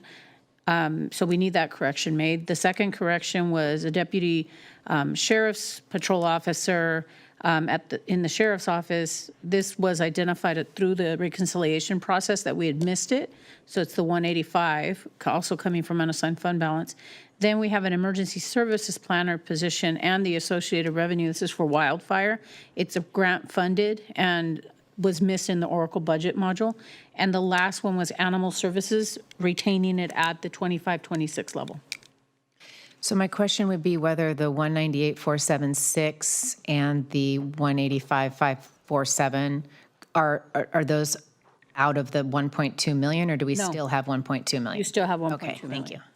And you also have several items that are on the list, if you could go back to the list, Tisha, that are potentially Measure AA eligible. So in terms of the budget, we do need to have finality to anything that might be budget related if it was a filled position. But if it's a vacant, it could go back to the committee, and the committee could make recommendation to be brought to the board. But if your board supports it, then the decision is made. Would it be helpful to get then from I mean, I realize there's a couple ways we could go about this. We could say, okay, go back and find the money for everything that the board just said, but could you give us a total? You could do real time on that. Yeah, give us a total of what we just asked for, maybe? Wendy, sorry. I'm supportive of the $500,000 reserve. The policies around that are really important to me, though. Yeah. How it gets tapped, when it gets tapped. Yep. I mean, to me, it's not till the declaration of an emergency, but Yep. just knowing that, I just don't want to, Mhm. parameters matter. Yeah. The sheriff's positions, I'm unclear on if those are the ones already proposed and covered through Measure AA that were No. as part of that 33%, or are these This- in addition? In addition to. Those that are covered with AA, do we have that already? It wouldn't be these here, Deja, the ones that are in the recommended budget that are AA covered That for all of the sheriff? for the sheriff. Yes, we have that.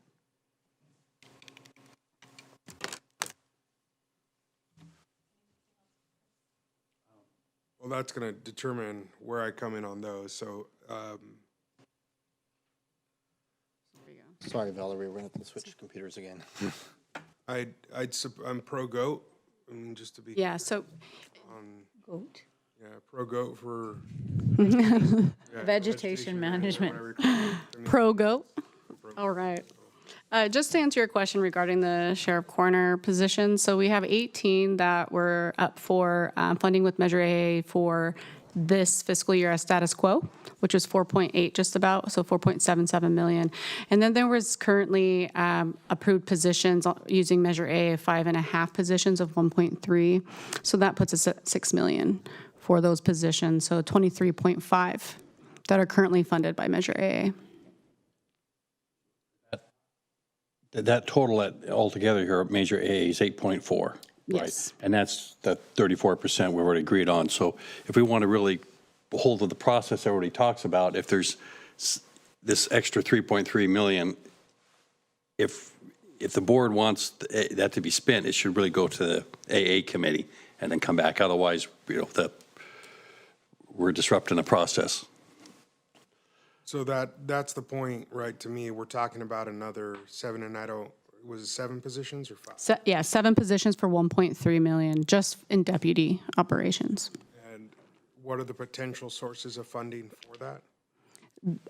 We could use Measure A, or we have the 1.2 million that's available. And again, still one-time funding in our contingency appropriations or budget, the 1% of 9.5. Open to continuing that conversation. I don't know that I can do all 7 given the numbers that we're looking at, but be open to some of those given the folks we have in Academy who are in process, coming out knowing that there'll be retirements as well. I just don't know if I can assign the full amount given the number we're looking at. We're essentially saying that's the 1.2 if we're going to hold to the policy piece around the Measure AA funding at 34%, because if not, we're going to, that will break. So again, I'm supportive of some of those, but it's a question of how in terms of the other priorities we've just set forward, and we've just essentially taken it all up with those 7 if we go in that direction. I will happily place that in your and Glenn's lap for Measure AA.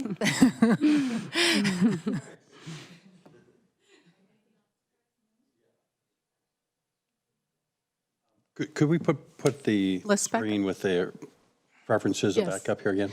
Sorry, it's Sorry. my back. Thank you, Valerie. Just so I can kind of see where everybody's at on here. No problem.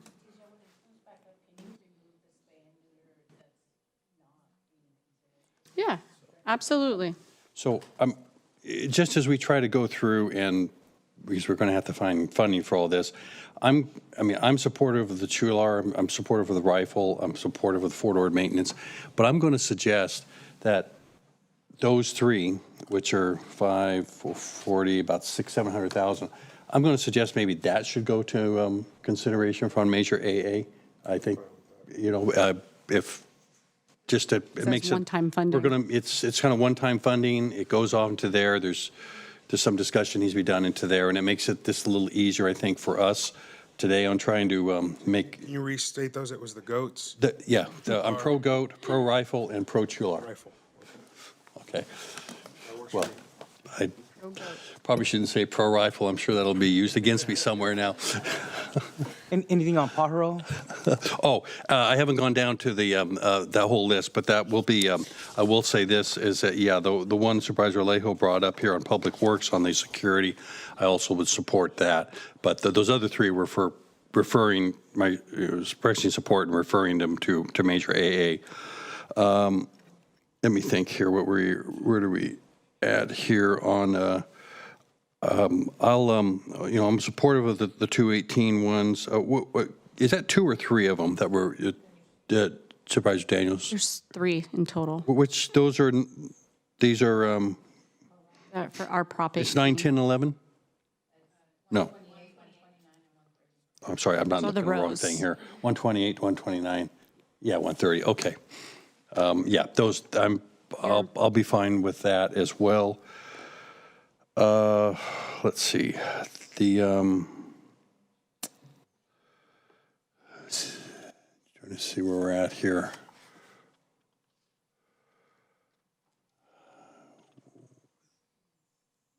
I really, I'm just going to throw another pitch in here for the 124, which is the facility unscheduled maintenance. I really think we have to have money for that, because that's otherwise what's going to happen is we're going to have something break down, and facility's going to come to us on an emergency basis, and we're going to have to pull money out of contingency. So I just really think we have to have some money, just like we need to have this $500,000 available for the Department of Emergency Management for emergency issues. And I do agree we need to set up a policy for that, because I think that needs to be sort of if we approve that, I'd like to see it sort of operate as sort of a informal strategic reserve, and it just sits there every year through every budget. It doesn't get pulled out and as unspent for the budget year and then recirculated. It would be nice if it just stayed in there one time and then gets maybe replenished as needed. That would be my general direction, but I think we do need to set up a policy on that. The Department of Emergency Management, the Emergency 500,000. Operations Center. So it'd be a reserve. It'd be a reserve. An assigned reserve budget or reserve amount for them. Correct. Okay. I mean, I think that would be important to have that. And let's see. I guess that was. I don't see anything else. Right. Oh, I know. The one other thing I was going to suggest is, and I'd like to see if Mr. Ramirez has any insight on this. But we've been kind of going back and forth on the public defender, on the ICE, and the temporary attorneys. Yeah. Oh, Buenaventura. Oh, that's right. I'm sorry. I got the. I'm thinking it was. I'm thinking we were talking about probation too. I'm getting my office. Sorry about that. Getting departments mixed up here. Getting late. Yeah, there we are. Okay. Ray,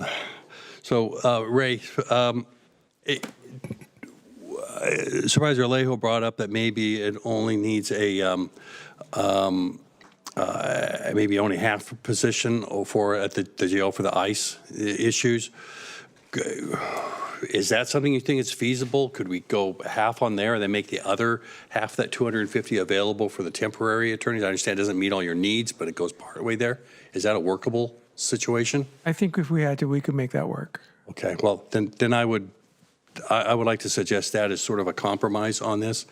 And the only other thing I want to kind of throw out there is, from my understanding with, and this is with the sheriff, from her letter that she presented, is that I don't believe we're doing any collaboration with ICE, according to her letter, is onto there. So I want to make sure we're clear on We're that. talking about the presentation on the Truth Act and all of that level that we've already talked about. That's when this originally came up, was that presentation. I wasn't referring to SCAP. Yeah, okay, all right. Memos on it. Thank you. And just to clarify, I know we were on a different slide when I made my comments. I want to make sure I get registered as pro-goat. I didn't see it make the slide.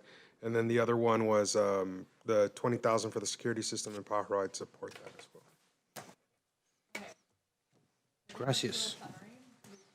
Let's go ahead and do a summary.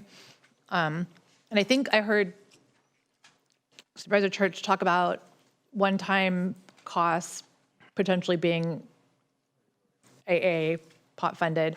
Some of the things you mentioned, though, weren't necessarily one-time.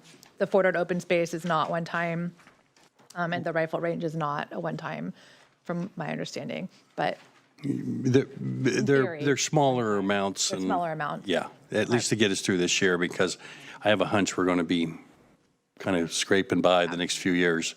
let's see where we're at.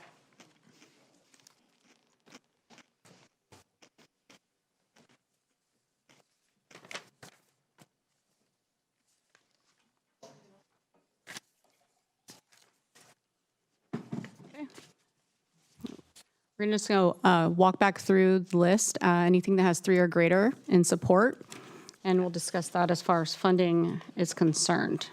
I am going to unhide a row here, so it's going to get a little bit smaller so that we can kind of show you what your balance is happening as we are allocating the dollars here.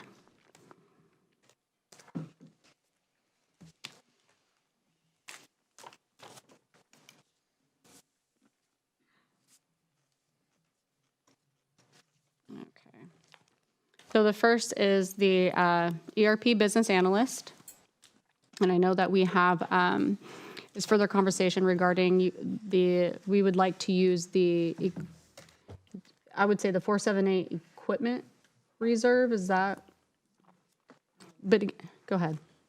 No, I was going to say, for now, if we just want to call that as an unassigned fund balance rollover for now, and then once we get to the end, what's remaining, we can be creative out of the budget office, depending on how the board works, and let us use our magic. I think if we could get a total, that would be just a straight total would be helpful at this point. You're speaking of like everything that's 3 or more, just get a total right now? Correct. I can get that to you.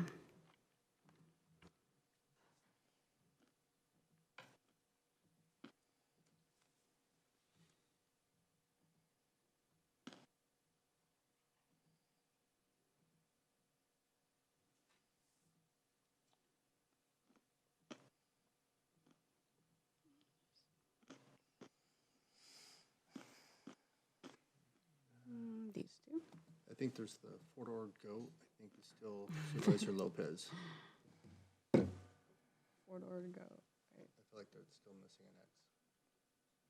Yeah, so under Lopez for that one should be, Okay. While you're doing that, if I could ask a question of the CAO. So what happens if the housing element and safety element update 300,000 does not get assigned? I mean, that's something we have to do. It is something we need to do, and I think a portion of it is already assigned. I'm sorry, a portion of it is already funded. I think when he gets to the next step, we're going to have to come up with dollars to be able to fund it. So AA committee. potentially AA.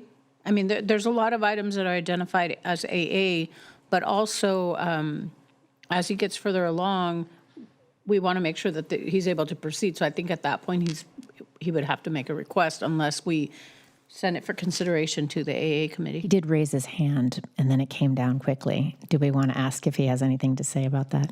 Yes, he's back up. Okay. Great. Craig? Yes, hello. Thank you, supervisors. Craig Spencer with HCD. So we made this request. It's for the safety element update. We are working on the completion of the housing element, but related to that and with the update of the housing element, there are 2 state mandated updates we have to make to the general plan. That includes the safety element and the environmental justice element. We have begun the work on those and are going to carry those over in the next fiscal year. So we can go to the Measure AA committee and request those fundings, but it is a state mandated element update. And without complying with the state mandated housing element update, we would jeopardize some funding opportunities and potentially be contacted by the state attorney general's office. Craig, what about the timing? How are you on timing? I mean, is this something that will not allow for that to start? The process has already started. Okay. And so this would be the carryover and completion in the next fiscal year of that particular effort. So we can make that work until we're able to get to the Measure AA committee and request funding and go from there depending on the outcome of that request. But Craig, the long and the short of it is that you need the funding. So it could go to Measure AA, but it's not something that we can say no to. So either we fund it with something or we fund it with something else. Yeah. Yeah. Gotta get it across the finish line. Yeah. So I mean, I think it's hard when those kinds of requests come to us and they're not already included in the recommended budget when there are things that we have to do. I think that's the only one that I think I've seen in this budget. So you can add my name to that one because we're going to have to pay for it one way or the other. And just to be clear, you can add my name to number 56. Obviously, I support encampment outreach in unincorporated areas. Just we have the votes, so. Yeah, you can add my name to the housing as well, but as I think, as I think Supervisor Askew's relaying here is that those things that are really mandated really should be worked into the budget initially and not be an augmentation. And I had said yes already to the housing element at the beginning of my comments. I think for some pieces, just given the resources available, staff focused on the filled positions and those items that they just were not going to be able to cover. That's why they came here.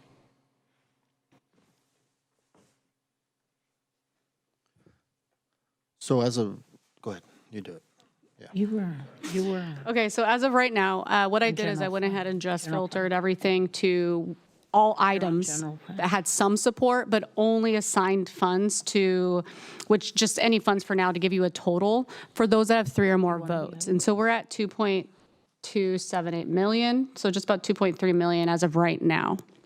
Can I ask, does that include the sheriff's deputies? It does not. Does not include additional sheriff's deputies beyond those that are listed on page 23, the 18. No, so I only had 2 supervisors that had provided support for those positions, which I just listed all of them just so we could pick and choose if we wanted to run down the list. But so they're not included in that total. Okay. And that total includes the emergency operations at the bottom? Oh, I'm sorry. It actually doesn't. Thank you. Great catch. That is 2.778 million. Okay, go ahead. And is the 800, was it 800,000 on the housing from HCD, is that included in there? Yes. Okay. And then you had said that the unscheduled maintenance, not unscheduled maintenance, I'm sorry, the fund for 78. I can't see, it needs to go over from the left a little bit. Nope. Sorry. Nope. Thank you. The facility unscheduled maintenance, even though it doesn't have the votes, but you did say that could come from Fund 478. Yes. And that wasn't listed on page 35 as one of the funds that we had access to. So I just would. No, that was earlier in the presentation, and I apologize. It was probably a really quick bullet point regarding capital improvement funds, and that we would be addressing the board at a later time. So I just would suggest, if my colleagues are supportive, that these are needs that are going to happen no matter what. And I'll support that. I think the concern with it coming from Fund 478 is that those are the limited funds we have for any facility project. So, I think we also need to have a larger conversation about what our capital funding strategy is, because we're not fully funding our capital funding needs with Fund 478. And so to take some of the limited amount of funding that's there, moving it into another funding. So I think I agree that we need to fund the facilities, the unscheduled facilities maintenance. If our current strategy is to take it from Fund 478, I guess that's the only option. But we do need to have a bigger conversation about capital projects. One other question here on the 2.8. Is that including Chular, the rifle range, and as Supervisor Lopez likes to say, the goats? The goats. I have the rifle range, yes. If you're considering for Ord, yes. And what was the other one? Paul? Chular. Schular. Yes. Okay, so that's part of it too. Yes. Okay, all right, thank you.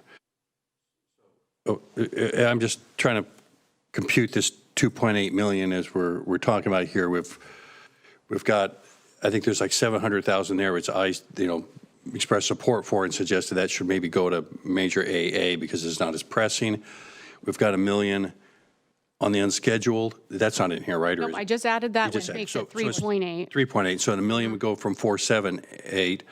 So if I'm understanding this, we're basically about a $2 million we're looking at from the one-time options we have available right now. And we have 1.2 million of that from the unassigned balance, and then we have another 800,000 we need, which Would come from most likely contingency. contingency. Mm-hmm. Okay, so, but just putting everything in, No, put all thank the you. ducks and line them I up here. appreciate the budget help. Well, and if you carve out some of the items that are one-time and they are Measure AA eligible, that would be the other resource, right? So you wouldn't be going into contingencies. Which ones are those? Any of these items that are on here that are one-time, I think we haven't identified those. Yeah, so we were looking we were going to refer to some of the department heads or elected to help us with identifying truly if it was one time, because not all of them, it was very clear. But anything that's non-position related, I assume is one-time funding. I think we're good. So if you notice that, go ahead. No, I was going to say, if we go down the list just from the top, so like just where it was, so the encampment outreach, it's identified for the unincorporated area. If we shift that to one-time use of Measure AA money, which is what the remaining portion is, so move that to Measure AA one time. Move the general plan housing and the Chular community, again, as a one-time funding using the Measure AA that's already been received. So we would move those both to Measure AA.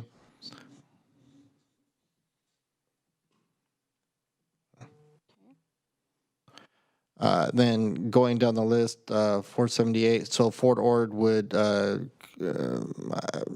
understood that was a one-time project, but it sounds like it's actually ongoing, so we would keep that as unassigned fund balance component. The loans that we have, the rifle range, ongoing, and the, I would consider, the security systems could also be used as Measure AA as a one-time install for those projects, component there. Emergency Operations Center will fund it out of the compensated absences assignment. I think that was strategic reserve. Oh, yeah, I'm sorry. Yeah. Yeah, yes. I'll just put that here. Yeah. Yep, yes. And I believe that's it. So what's the top look like now? I just was, going just plugged through them and in put it, total. I wanted to give them a total, so. Yeah. But yeah, we're still up there, so I just need to move these, obviously, to the unassigned. Gotcha. So just give us a quick second to work through the spreadsheet. Compensated absences, we were only going to use that allocation for the strategic reserve. Correct. So anywhere where you see compensated absences, that really should be the strategic reserve portion that we were going to send. So really, that's what it should say. Okay, and so now you can see is for the unassigned fund balance, we're over technically to $200,000. So this actually kind of works then. So we have 1.2 available for unassigned fund balance. This is right at 1.2. The AA funds, we have potentially 3.3 million that would be one time from this current year that could be carried over.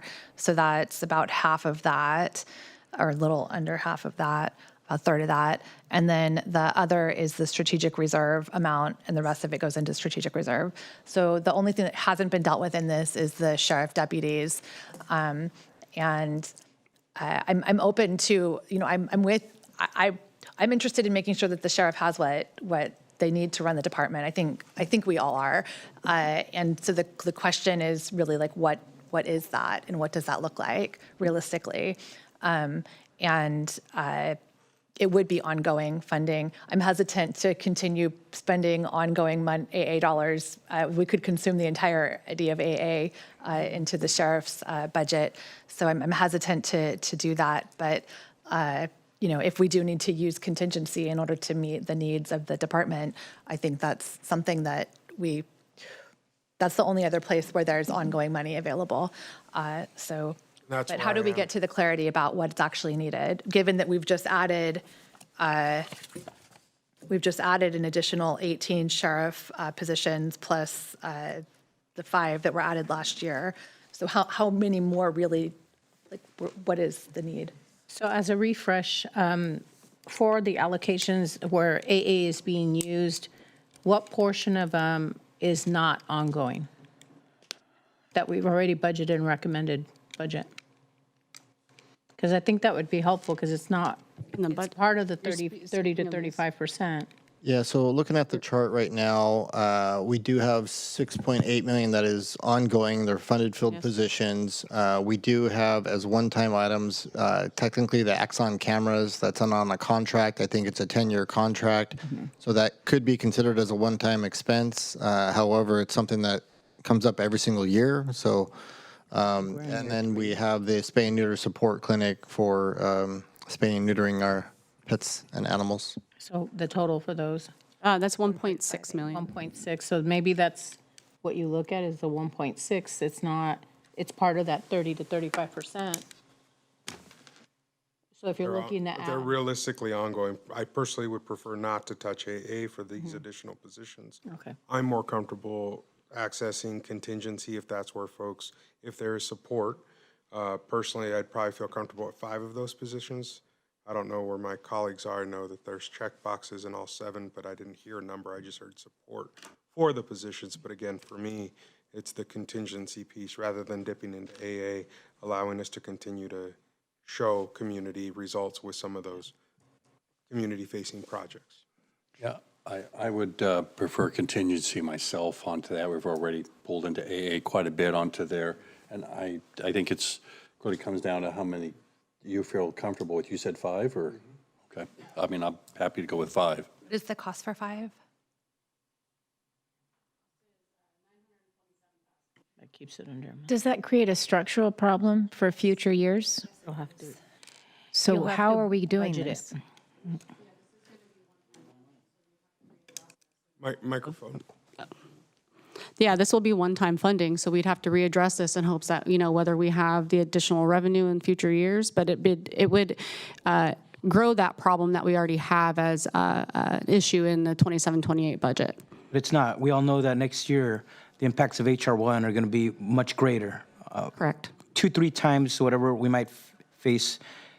The next fiscal year, it'll be 2-3 times the following year. So let's brace ourselves and let's just be cognizant there's a storm coming, and we got to be able to withstand it all.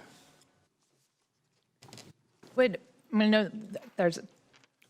think there's not going to be a clear answer about how many positions. The more positions, the better. This is going to be the answer. And I do think, we are already structurally on unstable ground. We're spending $20 million that was carryover from last year in order to meet our our baseline this year. With the changes we're making to reduce vacancies, to separate out vacancies and salaries and supplies, we're going to have a decreasing amount of carryover from year to year. That end of year balance is going to get a lot smaller as a result. So my question becomes we looked at the sheriff's budget and we saw the reduction since 2020 in positions coupled with an increase in allocations of funding to the department. Was that reduction in positions, vacant positions? Has this been a situation where we've gotten rid, as Supervisor Lopez said earlier, of folks hoarding the vacant positions? So yes, we're being more transparent, but it doesn't necessarily equate a loss in physical people, right? It doesn't mean we've had a reduction in deputies by our actions out in the field. And so I think if there was ever a year to get right-sized, the presentation I got in Sacramento last week about our state budget and its reliance on these revenues that are coming in from AI stocks is a little frightening. So it's going to get worse. So what I'd rather us do and is get a presentation from the sheriff in the way that I was asking after the presentation that we got. You know, no one wants to decrease deputies. And if there is a need for deputies, we want to increase the deputies, but we need to understand the way in which money is being allocated to understand what the need is. And that's not what I'm getting. Maybe, you know, Supervisor Lopez, please enlighten me. No, I was going to be I'm in agreement with what you're stating. My concern is that there's one person up there for the 60 existing flock cameras and one person for the expansion. That was me. Without those, right, my district, when we talked about landmass and size, I've got 2/3 of this physical county. And coverage for me, Gonzales South, is typically one person after dark. But we didn't have them before, and King City was open, and Monterey Peninsula was open, and we had more deputies on patrol. So what is happening? Well, there's been shifts in terms of Hernandez expectations in the jail. That's why it's been prioritized to get out from under that. But my point is simply that the reason I'm supporting these, while I've talked about not wanting to support positions, is that I'm seeing a reality that there's not going to be support for ongoing flock in unincorporated Monterey County, which means I'm going to lose eyes in that sense and the ability to respond to some of these major issues that have happened in my district. So I'm stating that as my why on this piece, and understanding that coverage, as you shared, for me, I would love and use this opportunity to ask the sheriff to reopen the substation's access for the public, right, that was pulled back, because that to us is access as well during the day. Yeah. And so I'm using this opportunity to state that. I know I can't require her, as we've talked about. I can't say that that's part of this funding, but to me, that would go a long way. And again, if I'm losing 60 still positions throughout the county, majority in my district, and now potentially not seeing these positions, depending on what we agree to, it's going to be tough. Supervisor Lopez, I just want to be clear in terms of the points. I don't feel comfortable allocating X amount for flocks, X amount for handguns, X amount for a 4x4, because I don't think we do that. I think the sheriff does that. And so that was my whole point in terms of discomfort of saying we're allocating money for this, because the sheriff gets to decide how to use her budget. The sheriff is online. Sheriff Nieto, would you like to chime in? We'd love to have you chime in. Hi, can you see me? We can hear you. Okay, sorry, because I'm looking at, let me bring up my view. Yeah, because I'm looking for my screen. I'm still looking at how you're allocating money. But here's what I can say about the questions to answer Supervisor Daniel's question. These were people, and the only openings that we have as they went down in years is when we went into that soft hiring. I don't want to call it a freeze, but the soft hiring requirements, that created losing deputies in the patrol functions, which led to the reduction of services at King City and Monterey. And so these are true numbers for the Sheriff's Department. I know Michael has that. We've had long conversations. We're not creating those. The second question, Supervisor Daniel, you said you felt very uncomfortable about that we line item stuff. The reason we've done that is when we've come to the board and we say, well, we'd like this money, then the next question is, well, what's it for? Or if we've gone to the budget committee or not had an opportunity to go to the budget committee, people ask, what's it for? I want to be very clear to the public. I understand you guys control the budget. You decide, what kind of funding we get. I control operations and I'm accountable for what we deliver. But trust with the public depends on being honest and talking about how these two things connect. I think our residents, our tourists, our agricultural workers and communities like, for example, Big Sur, where help is already far away, don't see the difference.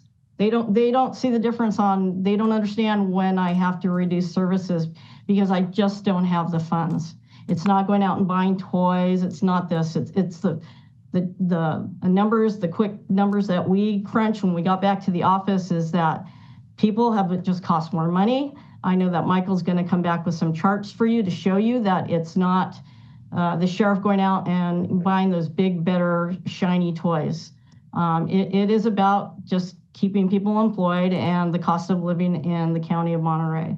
So these are real numbers. That's why we came to you. So, and that's why we were very detailed in the things we presented to you, because it seems like the sheriff's office is always one, where's your money going? We don't control your money. Where's your money going? So we try to provide those answers, and it, comes that it seems to upset at least one board member that we asked you for these specific things.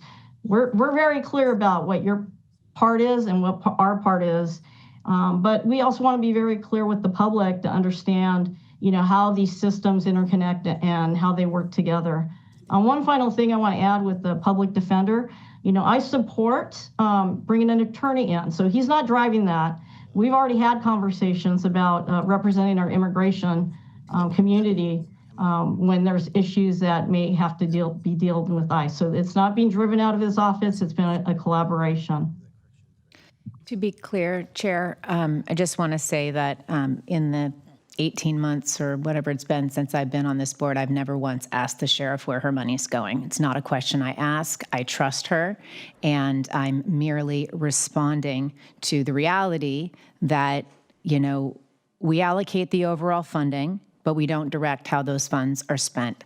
The sheriff has reminded us of that before, and I'm merely responding to the presentation, which was incredibly frustrating. Thank you. Thank you. Thank you, Sheriff, for being present and answering our questions. So I think we have a clear set of direction at this point. Could one little clarification for me? Yes. Okay. So additional clarification.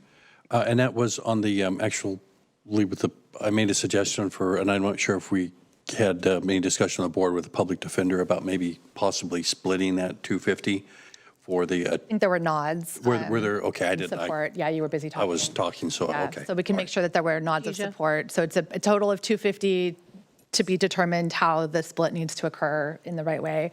And I think that's listed on there. At least it was just one of the lines with 250 was listed here. And then in terms of the sheriff deputies, that's the last piece that we just need to clarify if we're going to add. I think maybe it would be helpful to get, at this point, we would be spending contingency dollars. I think we're all on the same page there. And so to be able to get more information about what the trend line is, how many are filled, how many have been allocated, I think that could be really helpful for all of us. So maybe we could invite the sheriff to provide, or invite our CAO team to provide us with some additional information, so that we then could have a more informed discussion about that question. And it would be coming from contingencies, so those contingencies are still going to be there beyond today. We did have the team pull some slides that we can share pretty quickly right now that does talk about the trend line of the sheriff's office. It's going to be a point in time component. We'll also share another chart that we are actually planning on going over after the funding component is identified here, related to the max field discussion or alternative to the soft hiring freeze. I'm going to share my screen and I can walk through both of those if that's what the board prefers. Okay, why don't we do that, and then let's take another 3-minute break just so people can move around, and then we'll finish up. We do have a number of other agendas that we need to work our way through. Okay, so we'll see that presentation if you're ready, or do you want to take a minute now? Okay, we've got it. It's coming up. Thank you. All right, so the game plan is we're going to try to show 3 different slides. So this is a point in time. So this is at the point in time of the adoption of the budget. This goes back to 2024. And then I'm going to present another slide that talks about where the Department of the Sheriff's Office has been over the last 24 months. And you'll see that the number does change. And again, with the sheriff's office, and I don't want to speak on behalf of the sheriff, but their hiring of deputies, they do in batches, so it is kind of cyclical. And so as they go down, they will ultimately hire going over. So what you have on this chart here, the blue line identifies the authorized FTEs that was approved by the board every year up to 2024. The red identifies what the field levels were at the time of the budget adoption. And I know you'll see it looks at 420 all the way over to 428 when you look at the different time frame. This isn't just deputies. I know there was a bunch of changes since this time. I know that the jail, we had to augment quite a bit, which I don't think are fully reflective in these numbers that we have here. The next chart I'm going to show is this one here. This is meant for a completely different reason, but I do want to highlight the Sheriff's Office, which is the third from the bottom. I apologize, this is really small. Let me see if I can make it bigger. If I share the screen, Michael. Okay. So with the Sheriff Office here, what this is identifying is it shows in the current budget we have approved 461 that's authorized by the board. They are currently sitting at 435 positions filled as of 5/17. The recommended budget does reduce their FTE filled down to 445, so they would be reducing their total head count. But what I want to bring to your attention is the green column. So in the green column, this shows what their maximum filled was over the last 2 years. So what we had personnel do is personnel was nice enough to go back and look at every single month over the last 24 months. They identified and looked at every single department, and they tried to determine what was the maximum number of FTE that a department had actual seats, butts in seats, wrong word, people in positions. That might sound better. And for the Sheriff's Office over the last 2 years, they were at 455. And I believe that 455 number was actually relatively recent. So since this peak at 455, they are down 20 positions, and of which we're talking about here. There were some that they recommended reducing from their budget just to make the baseline budget. But I do want to just highlight that they were at 455, and that wasn't too long ago. So when you look at the total number of FTE out of the Sheriff's Office. And so there's some positions, there's 10 positions still to fill, right? And it doesn't account that by the end of the year, there might be some retirement. So then some other positions open up as well. Happens all the time at the end of the year. So just to clarify, so the CAO currently recommended and funded is at 446. Correct. It's at 446. We did have a correction. And the currently filled is at 435. 435 as of 5/17. Now, I will use a disclaimer. We are pulling from the county's HCM system, which always has a little bit of a lag from the time people are hired or terminated. So there is a small variance with that number there. And are these these are not deputy positions, these No, are correct. total They're not- positions. Do we have the same data for deputies? We can definitely go back and do the work and pull it. We don't have it in front of us. That will take us some time to actually pull. We would request that potentially we come back. This is helpful, but I think that would be really helpful since we're talking specifically about deputies. Under Sheriff Boyd is on the line. Were there other questions about this data? And just when we talk about deputies, we just have operations, not just jail, I think is the important part in there too, because there's quite a few in the jail. Yeah. Yeah. So I think that we still would like more information. We'll go to under Sheriff Boyd. Thank you for joining us. There it is. It's coming in. Sorry, it's got my thing up. It's not allowing my camera in. I apologize. I have a point in time report that I received from the Human Resources, our analyst this morning, that has our position count.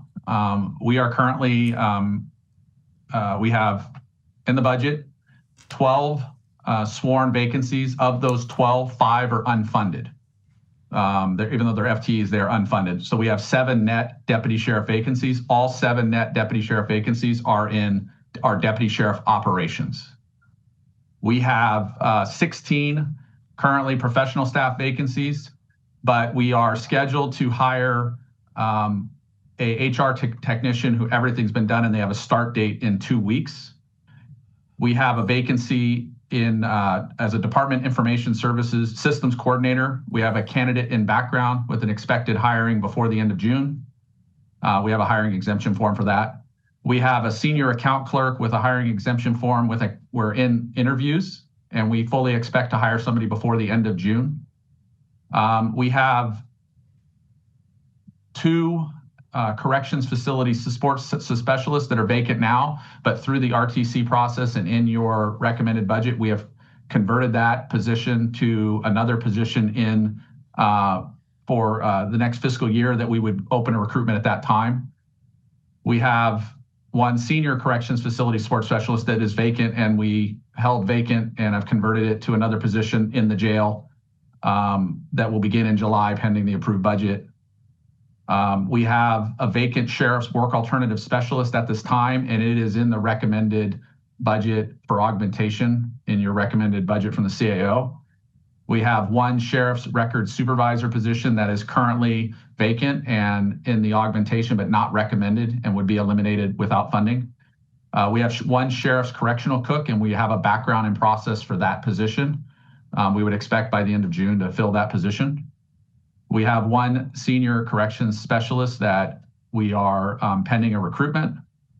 We have 1 office assistant 3 that is revenue funded by Cal-AIM that is vacant, and we are actively recruiting. And Under Sheriff, sorry to interrupt. I'm just I'm looking at the eyeballs of folks at the dais here, and I think. Oh, that's fine. You're good. I just wanted to give you the number. Yeah, no, thank you. And I think good. we are interested in the numbers. I think what we're interested in is the trend lines of filled, of allocated, of filled, and of our deputies, and the separated between operations and correction. And if we could get that information, that would be incredibly helpful for us. And we could come back tomorrow morning to complete the rest of our agendas and get that information and make that decision if having overnight allows us to get that, or we could bring that up at the next. We can send that to the CAO tonight for them to present to you. Great. Yeah, I think that's what we're looking for. Okay, but thank you. We appreciate the detail. So we're good on everything else. We know that there may be some additional deputies that we're interested in trying to understand what the need is, and that's a decision that would come from contingency and that we can make. So we'll ask for additional information to get that. But is everything else, it sounds like we're pretty clear on the rest of the direction. Is there any questions? I just have one question for my team, is actually for the Fort Ord open space, to make sure that I do have the 3 votes from Root Askew, Lopez, and Church. Is that correct? For the Goat Academy? For the goats. Power to the goats. And then for the rifle range operations that we have Lopez, Church, and Daniels in support of that. Okay, thought I had that correct. Okay, other than that, I think everything else is clear. Okay. And I think there were maybe a few where I'm happy to support them, but given that we're just need to get to 3, I think I'm good. I'm happy to support what's in front of us. So I'm seeing nods from everyone here. So thank you for that. We will, we still have, so we could do a quick check-in. You need to go at 6 o'clock? Okay, let's get through it then. Okay, we have, so we will close that portion. We will bring it to our consider alternatives to soft hiring freeze. Okay.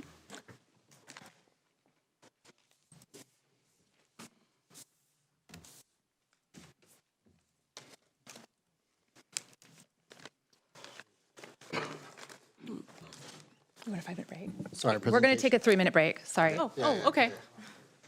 Oh, we're not taking a break then. You have to leave by 5:30. Yeah, okay, we got it. Okay, then we will continue on. Okay.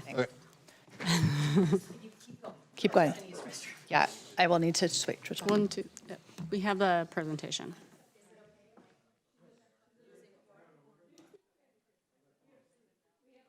Yeah.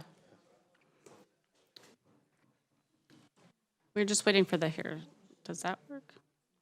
You want me to do it right? There we go. Okay. Yeah, that's fine.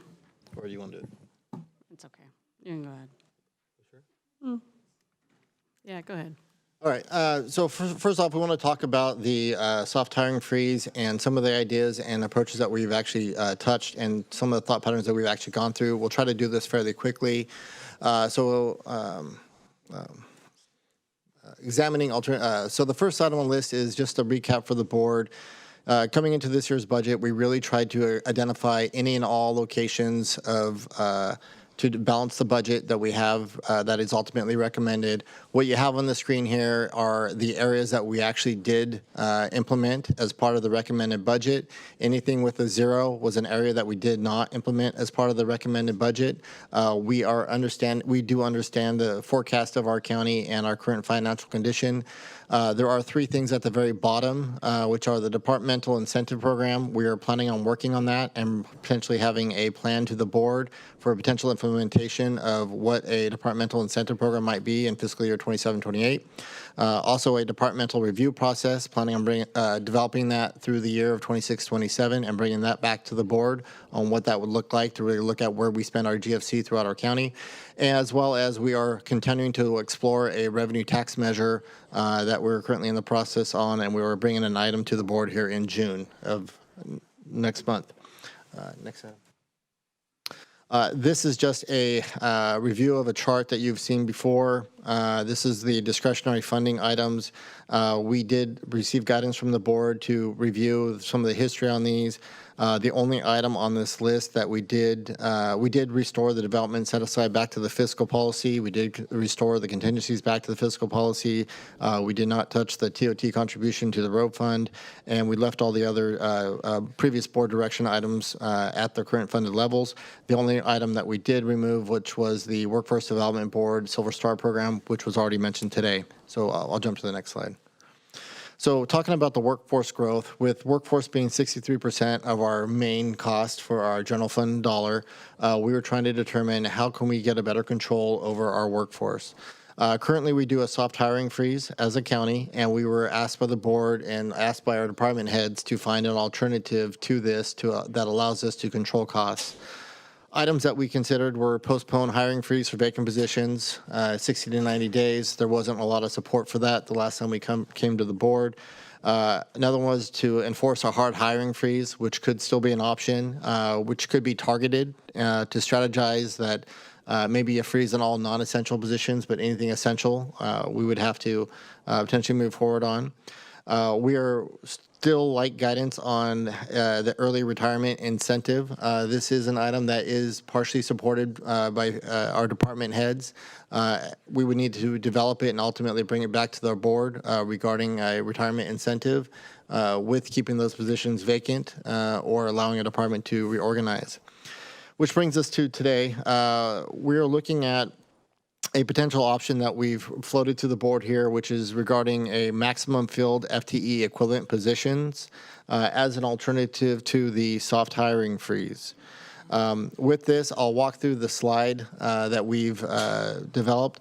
So with the maximum filled full-time equivalent, how this program would work, this would apply to all departments funded by the general fund directly or indirectly, with the end goal of eliminating the soft hiring freeze, establishing an increased control around workforce growth, and we're talking about filled positions, not the vacant positions that we struggle to navigate. We're talking about filled positions only. The board would establish that maximum filled for each department that is allowed to have at any one point in time throughout the year. The baseline that we identified that we started with was the highest number of filled FTEs that department has actually had over the last 2 years of operations, right? Not necessarily what was approved by the board as total FTEs. We're talking about the highest number of filled positions, not butts and seats, but people in chairs or out in the field. We also worked with the departments. So we pulled that data and we shared it with all the departments to assess what their baseline looks like. We worked with them. They came up with a recommendation and said, hey, well, we'd like to have X number versus our lowest filled position.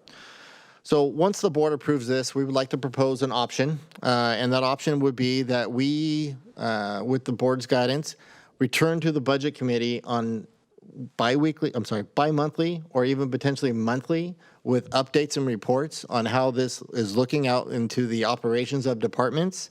And with any recommended changes that the department may have to the budget committee, and if supported by the budget committee, ultimately to the Board of Supervisors to make an augmentation and change. If a department has a change related to additional grant funding, revenue funding, those would all, again, come to the Budget Committee for back to the board for the board to approve a change to the maximum field level. Now, on the maximum field level that we're talking about, we are trying to keep it at the highest level possible to allow a department the flexibility within their operations versus going down to the individual unit level. And what I mean by that is you may have a division or I'm going to call it a division in a department that might have multiple different budget units. And so what we're trying to do is keep it at the highest level to allow a department to move positions around their individual organization as to least impact the department as possible. What you're looking at here is the maximum full-time equivalent chart that we've been working off of.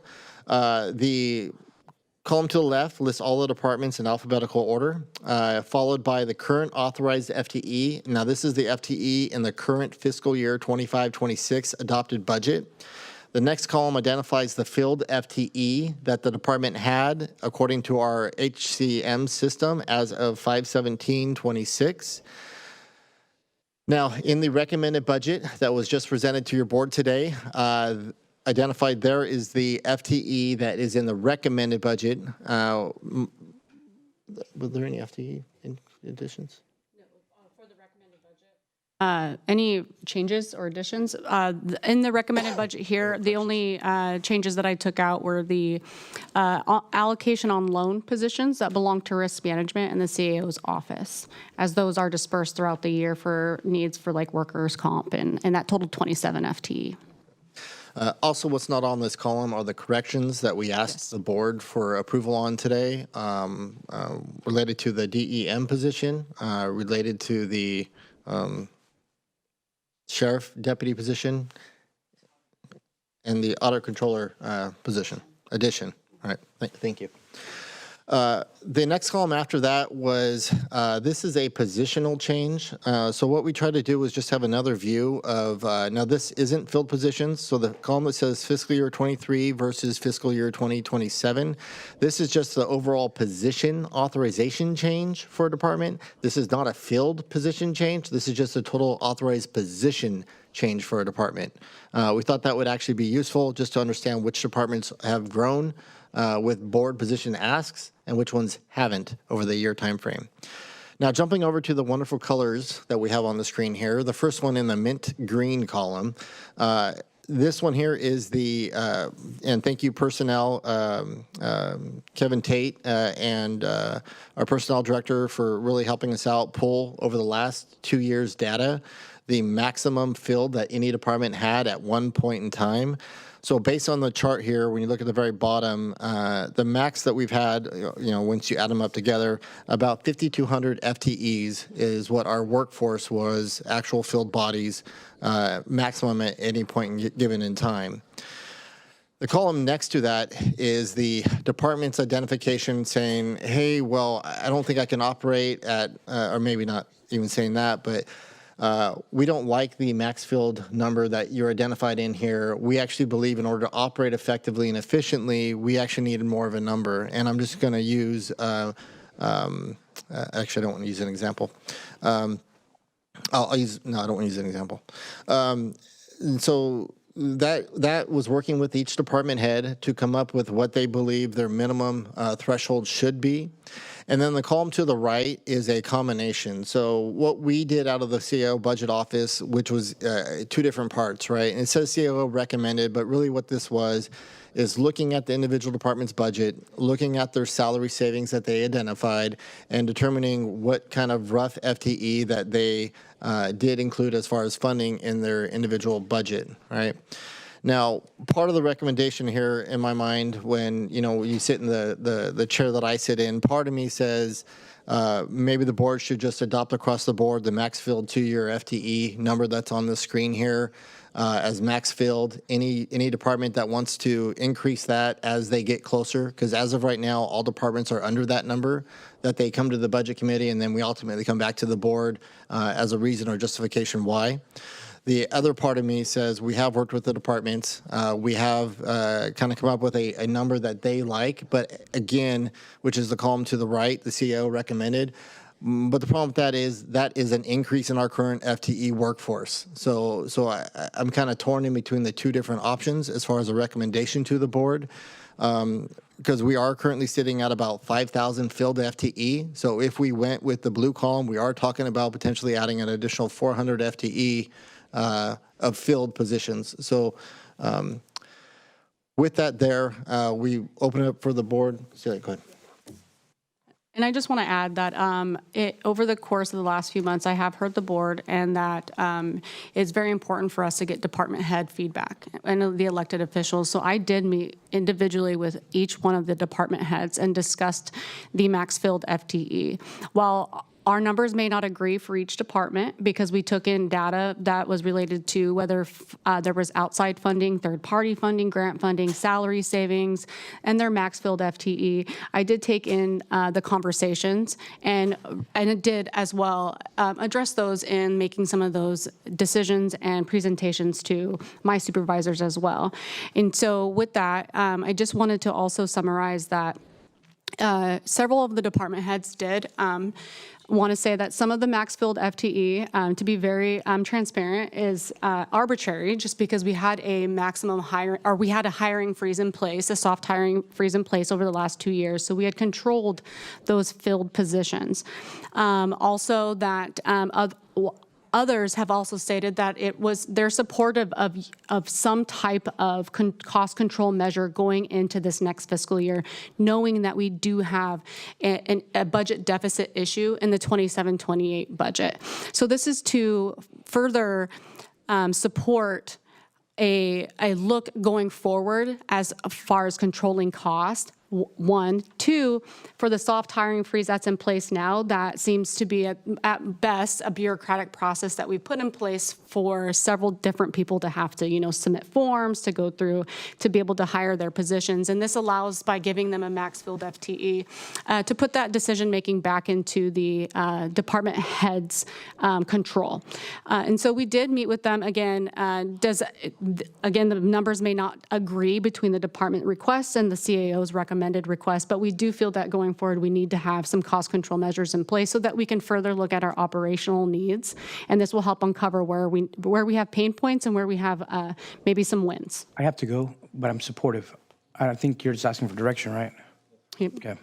We do have a whole bunch of department heads who've been waiting all day to make public comment. So Supervisor Lopez apparently also needs to go. So I do think it's important that we hear from our department heads. And I think I'm going to suggest that we continue this in the morning because it is important if there's consensus among the board on that. Okay, how many are planning on speaking? Oh, okay. I figured everyone was here. Okay, then we're fine. Okay, then we're okay. I was thinking everyone was waiting for this item. Thank you. My apologies. And thank you for sticking with us all day. Yeah, we'll continue on then. Thank you. Great. Good afternoon, Chair, members of the board. Juan Hidalgo, Agricultural Commissioner. I appreciate the opportunity to work with the CAO's office on what they're trying to accomplish here. I think I would support the recommendations as proposed by the CAO, at least for my department. Maintaining the same level of FTEs is going to help to support the programs that we provide to the public for protection. I know it's a difficult decision, but reducing the number of FTEs will have an impact on the programs and our ability to cover our county with ag, which covers pretty much every district of the county. So I would support the recommendation for FTEs from the CAO's office as presented. Thank you.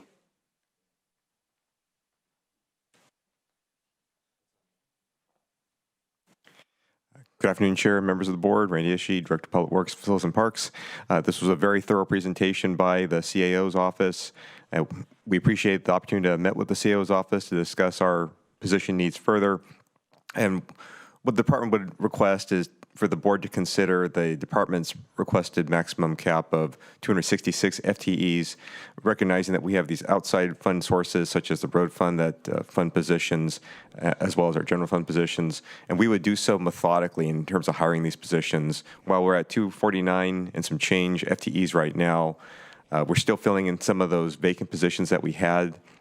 However, as we mentioned before, we'll make sure we do it methodically and not doing a full wholesale hiring of positions, recognizing that the funding pictures are unclear at this time. So we would just ask for that maximum cap of 266 with an eye towards planning on not filling all of those unless it seems clear that they could be supported. So thank you very much for consideration.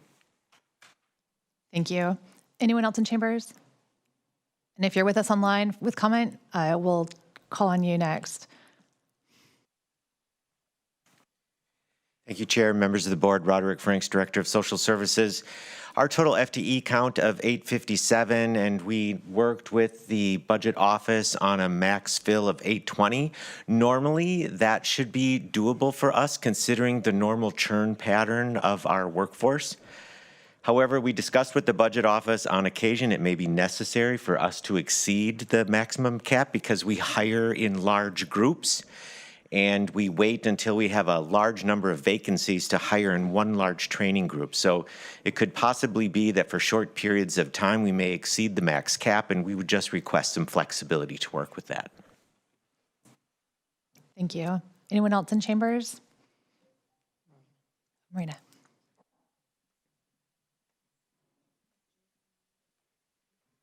Good afternoon, Chair and Board of Supervisors, CAO De La Rosa. While I appreciate and understand where the county is at right now and economically, I think I would like to ask the board to consider looking at a recommendation and approve the 62 positions that I requested. I think, as you may recall, for the last 3 years, my office has been one of the offices that has been sacrificing a lot of the positions. We are one of the offices that is provides a lot of financial revenue to the general fund. So please consider that as every position counts. I know it's the same for every department, but we've been operating very understaffed to meet up with the workload that we have, and the backlog that we have, the more bodies we have, the more that revenue that we produce for the county. So I would appreciate that. Thank you so much. Thank you. We have Jake online, our treasurer tax collector. Yes, good afternoon. Thank you for the opportunity to speak to this a little bit. I have just kind of a brief outline of items that I'd like to cover just to provide some background for our budget, which is just over $10.6 million. Our revenues are about $10.3 million, so we have a pretty modest general fund contribution of around $300,000. To balance our budget this upcoming fiscal year, we already cut about $120,000, mostly from services and supplies, to keep all of our positions. We made further cuts based on the budget office recommendations for the vehicle replacement program, but we did not have to submit an augmentation. We did not have to request Measure AA funding. We were able to keep our positions with the budget that we submitted. We have had ongoing discussions with the budget office to explain that 45 is the number of staff that we would like to request, and we do feel that is the minimum we need of our 49 based on my goals and our active recruitments that we have out there. I know everyone's aware of the critical work of the Treasurer Tax Collector, our state mandated tax collection and investment of public funds. We are collecting over $1.2 billion annually in taxes, and we're earning about $130 million annually in interest income. The county share of that has been presented in the presentation. It was typically about 80 to 90% of the non-program revenue. And our staffing has been stable at 49 since 2017, and we've been able to keep up with the growing workload despite just maintaining level staffing. We're simply not able to scale down our mandated work that does directly benefit the county, cities, schools, and special districts. It's also important to identify that a lot of our positions are essentially self-funded. About 89% of our expenses are recovered through charges for our services. And I also want to point out that vacancy data can't always show the heart of an issue, that is, staff are really covering when they have to promote or when their team needs assistance or when there are vacancies. We also have several active recruitments already underway, including 3 account clerks, 1 account tech, 1 chief deputy, and 1 accountant 1. And I just want to point out that right staffing is essential for us to have optimal morale and performance. The last couple of things I want to mention is that our strengths, constraints, and commitment. First of all, our office is committed to continuous improvement and leveraging technology to do more with less. Although our updated fiscal policies recently updated do limit our ability to use resources from staffing to look at something else like vendor support to get the work done. But the reality for our office is that most of the positions that I would be able to not fill are already highly self-sufficient and recovering revenue just by having the position filled. I did notice that most other departments seem to have received their requested limits, looking at the chart that was presented or somewhere near that. And I know 3 positions might not seem like a lot, but with an office of 49, it makes a pretty big difference. I guess I just want to wrap it up by saying that I'm hoping for board support before budget adoption to give my office 45 positions so that we continue doing the work that we're doing. Thank you. Thank you. Was there anyone else online for public comment on this? I'm not seeing any hands raised. Okay. Well, anyone else in chambers? Last call? Okay. We'll close public comment, bring it back to the board. We've lost 2 of our colleagues, but they expressed support before they walked away. So any questions or comments? So I'll just say, what is the next steps with this? Sorry, so the next steps, with the board's approval of either the recommended column with the couple requested changes that were identified today from the department's assessor's office, the treasurer's office, with Public Works, and I think we should probably separate Public Works out a little bit more so we have the separation between the road fund and the non-operations. I think we'll go forward and update the chart so it's pretty clear. With that, if that's the board direction, we will update our chart, make it a little bit cleaner. We would develop to ensure that we have a policy that we would follow. And then when we bring the adopted budget back, one of the action items in the recommended budget to be adopted on June 16th, one of the action items is to establish the policy that we kind of went over today, but we make it a little bit more formal. We would also look at trying to figure out how we can make the flexibility issue related to social services included, and then for that would be for the board's consideration on the 16th. Yeah, still one question here and a follow up on. So, with those adjustments, I'm supportive of that. My question is with Natividad, because Natividad is not coming out of the general fund. It's an enterprise fund. Yeah, so there was 4 gray. Yeah, but I want to know why we're including that in a freeze, because it sort of operates separately. We actually didn't. So those 4 grayed areas, they were non-general fund. We kept them at their recommended FTE that was in the budget. We did not reduce it to their max filled. Okay, I was out. I think I don't know if you explained that. It was out for a minute. Maybe I missed that. No, it was not gone over. It was just a big, sore in our face with the 4 gray area. But just for everybody listening, that those departments that were grayed out were those ones that were non-general funded. So we didn't affect their FTE. Thank you. And I'll just say, I appreciate the one-on-one engagement with department heads. I just want our department heads to know that, I think as I sit here and try to figure out how do we right size or manage a budget, the county budget, while continuing to deliver services, recognizing the increasing cost pressures, and how do we do that in a way that is clear, is predictable, doesn't create more bureaucratic headache for everyone, moving away from the freeze, which feels arbitrary to me and bureaucratic. This was trying to understand what are other ways that we can be really clear. We're moving into a space where we're going to have increasing cost pressures. We don't anticipate a ton of increased revenue. So that does mean that there's pressures on our staffing. And I know that we have departments that work really hard to try to hold everything together, but trying to increase the clarity by which we're saying there are limits to how we can exist, and this is what we're operating within, I think is the goal that I have. And if this helps us achieve that goal of clear planning for the future, That's good. But I do just want to reiterate the request that the departments with changes to how we're separating out supplies and services versus our salaries and benefits categories. I think there's going to be, those are really big changes. This is a change. There's a lot of changes that will have significant impact on some departments more than others. And so maintaining that open communication, I don't want to do things that are going to have inadvertent harm done. So if there are concerns or if things come up as we're implementing big changes like this, I hope that the communication remains open so that we can adjust as we go. So just want that message to be really clear. Okay, having said that, I don't think you need direction from us at this point. This will come back as part of the...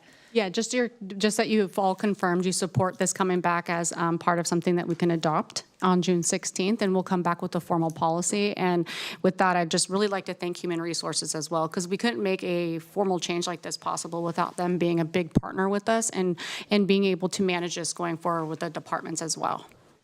And for just one final question, for the few departments who had a fairly large difference between what they were requesting and what I think Jake was the one that I'm seeing the numbers in front of me from the Treasurer Tax Collector's Office. Is there more discussion to be had in those? Yeah, absolutely. Okay, so you'll be working on that before it comes back to us. Absolutely. Yeah, a lot of that is again looking at how they're funded and what those resources give us going forward. Yeah. Okay, great, thank you. All right, so having gotten to this point in the agenda, if my colleagues are okay with it, we just have a few of our special districts to work through, and then we can complete our budget hearings today. Okay, so with that, we will adjourn the Board of Supervisors. We will call to order the Baranda County Sanitation District. Let the record show that Supervisors Askew, Daniels, and Church are present. Are there any additions or corrections? There are none. All right, is there any general public comment on the Baranda County Sanitation District? Seeing none, we have one item on the consent calendar. So moved. A motion from Daniels, a second from Church. Any public comment on this item? Seeing none, all in favor? Aye. Aye.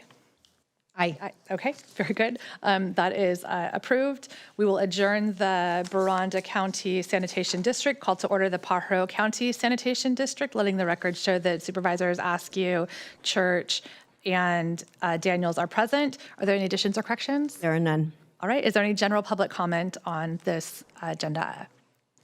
Seeing none, we'll close general public comment. We have one item on the consent calendar. So moved. I have a motion from Daniels, a second from Church. Is there any public comment on this item? Seeing none, all in favor? Aye. Aye. All right, that is approved. We will adjourn the Pajaro County Sanitation District and call to order the East Garrison Community Services District, letting the record show that Supervisors Daniels, Askew, and Church are present. Are there any additions or corrections to this item? There are none. All right, is there any general public comment on this agenda? Seeing none, we have one item on the consent calendar. So move. All right, we have a motion from Second, sorry. Church and a second from Daniels. Is there any public comment on this consent item? Seeing none, we all in favor? Aye. Aye. Okay, good. Yep. This item is approved. We will adjourn the East Garrison Community Services District and call to order the East Garrison Public Financing Authority, letting the record show that Supervisor Askew, Daniels, and Church are present. Are there any additions or corrections to this agenda? There are none. Is there any public comment on this agenda today? Seeing none, we have one item on the consent calendar. So moved. Motion from Church, a second from Daniels. Is there any public comment on this consent calendar?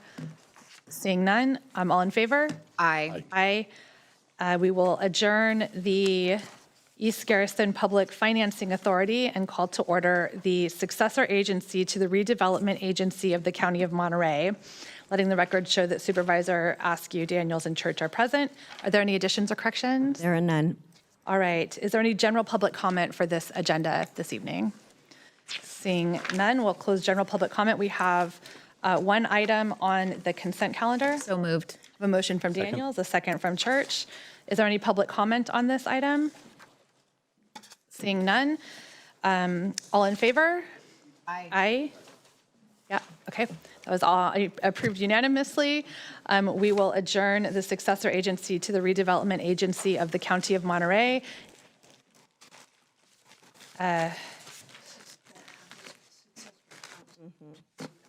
Oh, sorry, I misread that. And we will convene the successor housing agency to the redevelopment agency of the County of Monterey, letting the record show that Askew, Daniels, and Church are present. Are there any additions or corrections? There are none. All right. We'll open general public comment on this agenda. Seeing no general public comment, I'll bring it to our one consent item. So move to approve. Motion from Church, second from Daniels. Is there any public comment on this consent calendar? Seeing none, all in favor? Aye. Approved, it passes unanimously. We will now adjourn the successor housing agency to the redevelopment agency of the County of Monterey. And I believe that is all for tonight. So thank you for sticking with us today, and sorry we went a little late, but I appreciate being able to get through the agendas and appreciate the robust discussion among the board. And to the CAO, I had other comments prepared. I just want to say to the CAO, I think this has been a challenging year. We're headed into some additional challenges this year.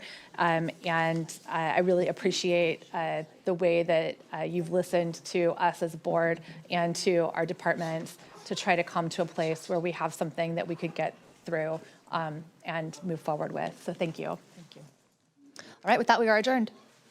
Thank you. We do not reconvene tomorrow. And we will not be reconvening tomorrow. We have fully completed our budget hearings for 26-27 here, and we will not be meeting tomorrow. Thank you.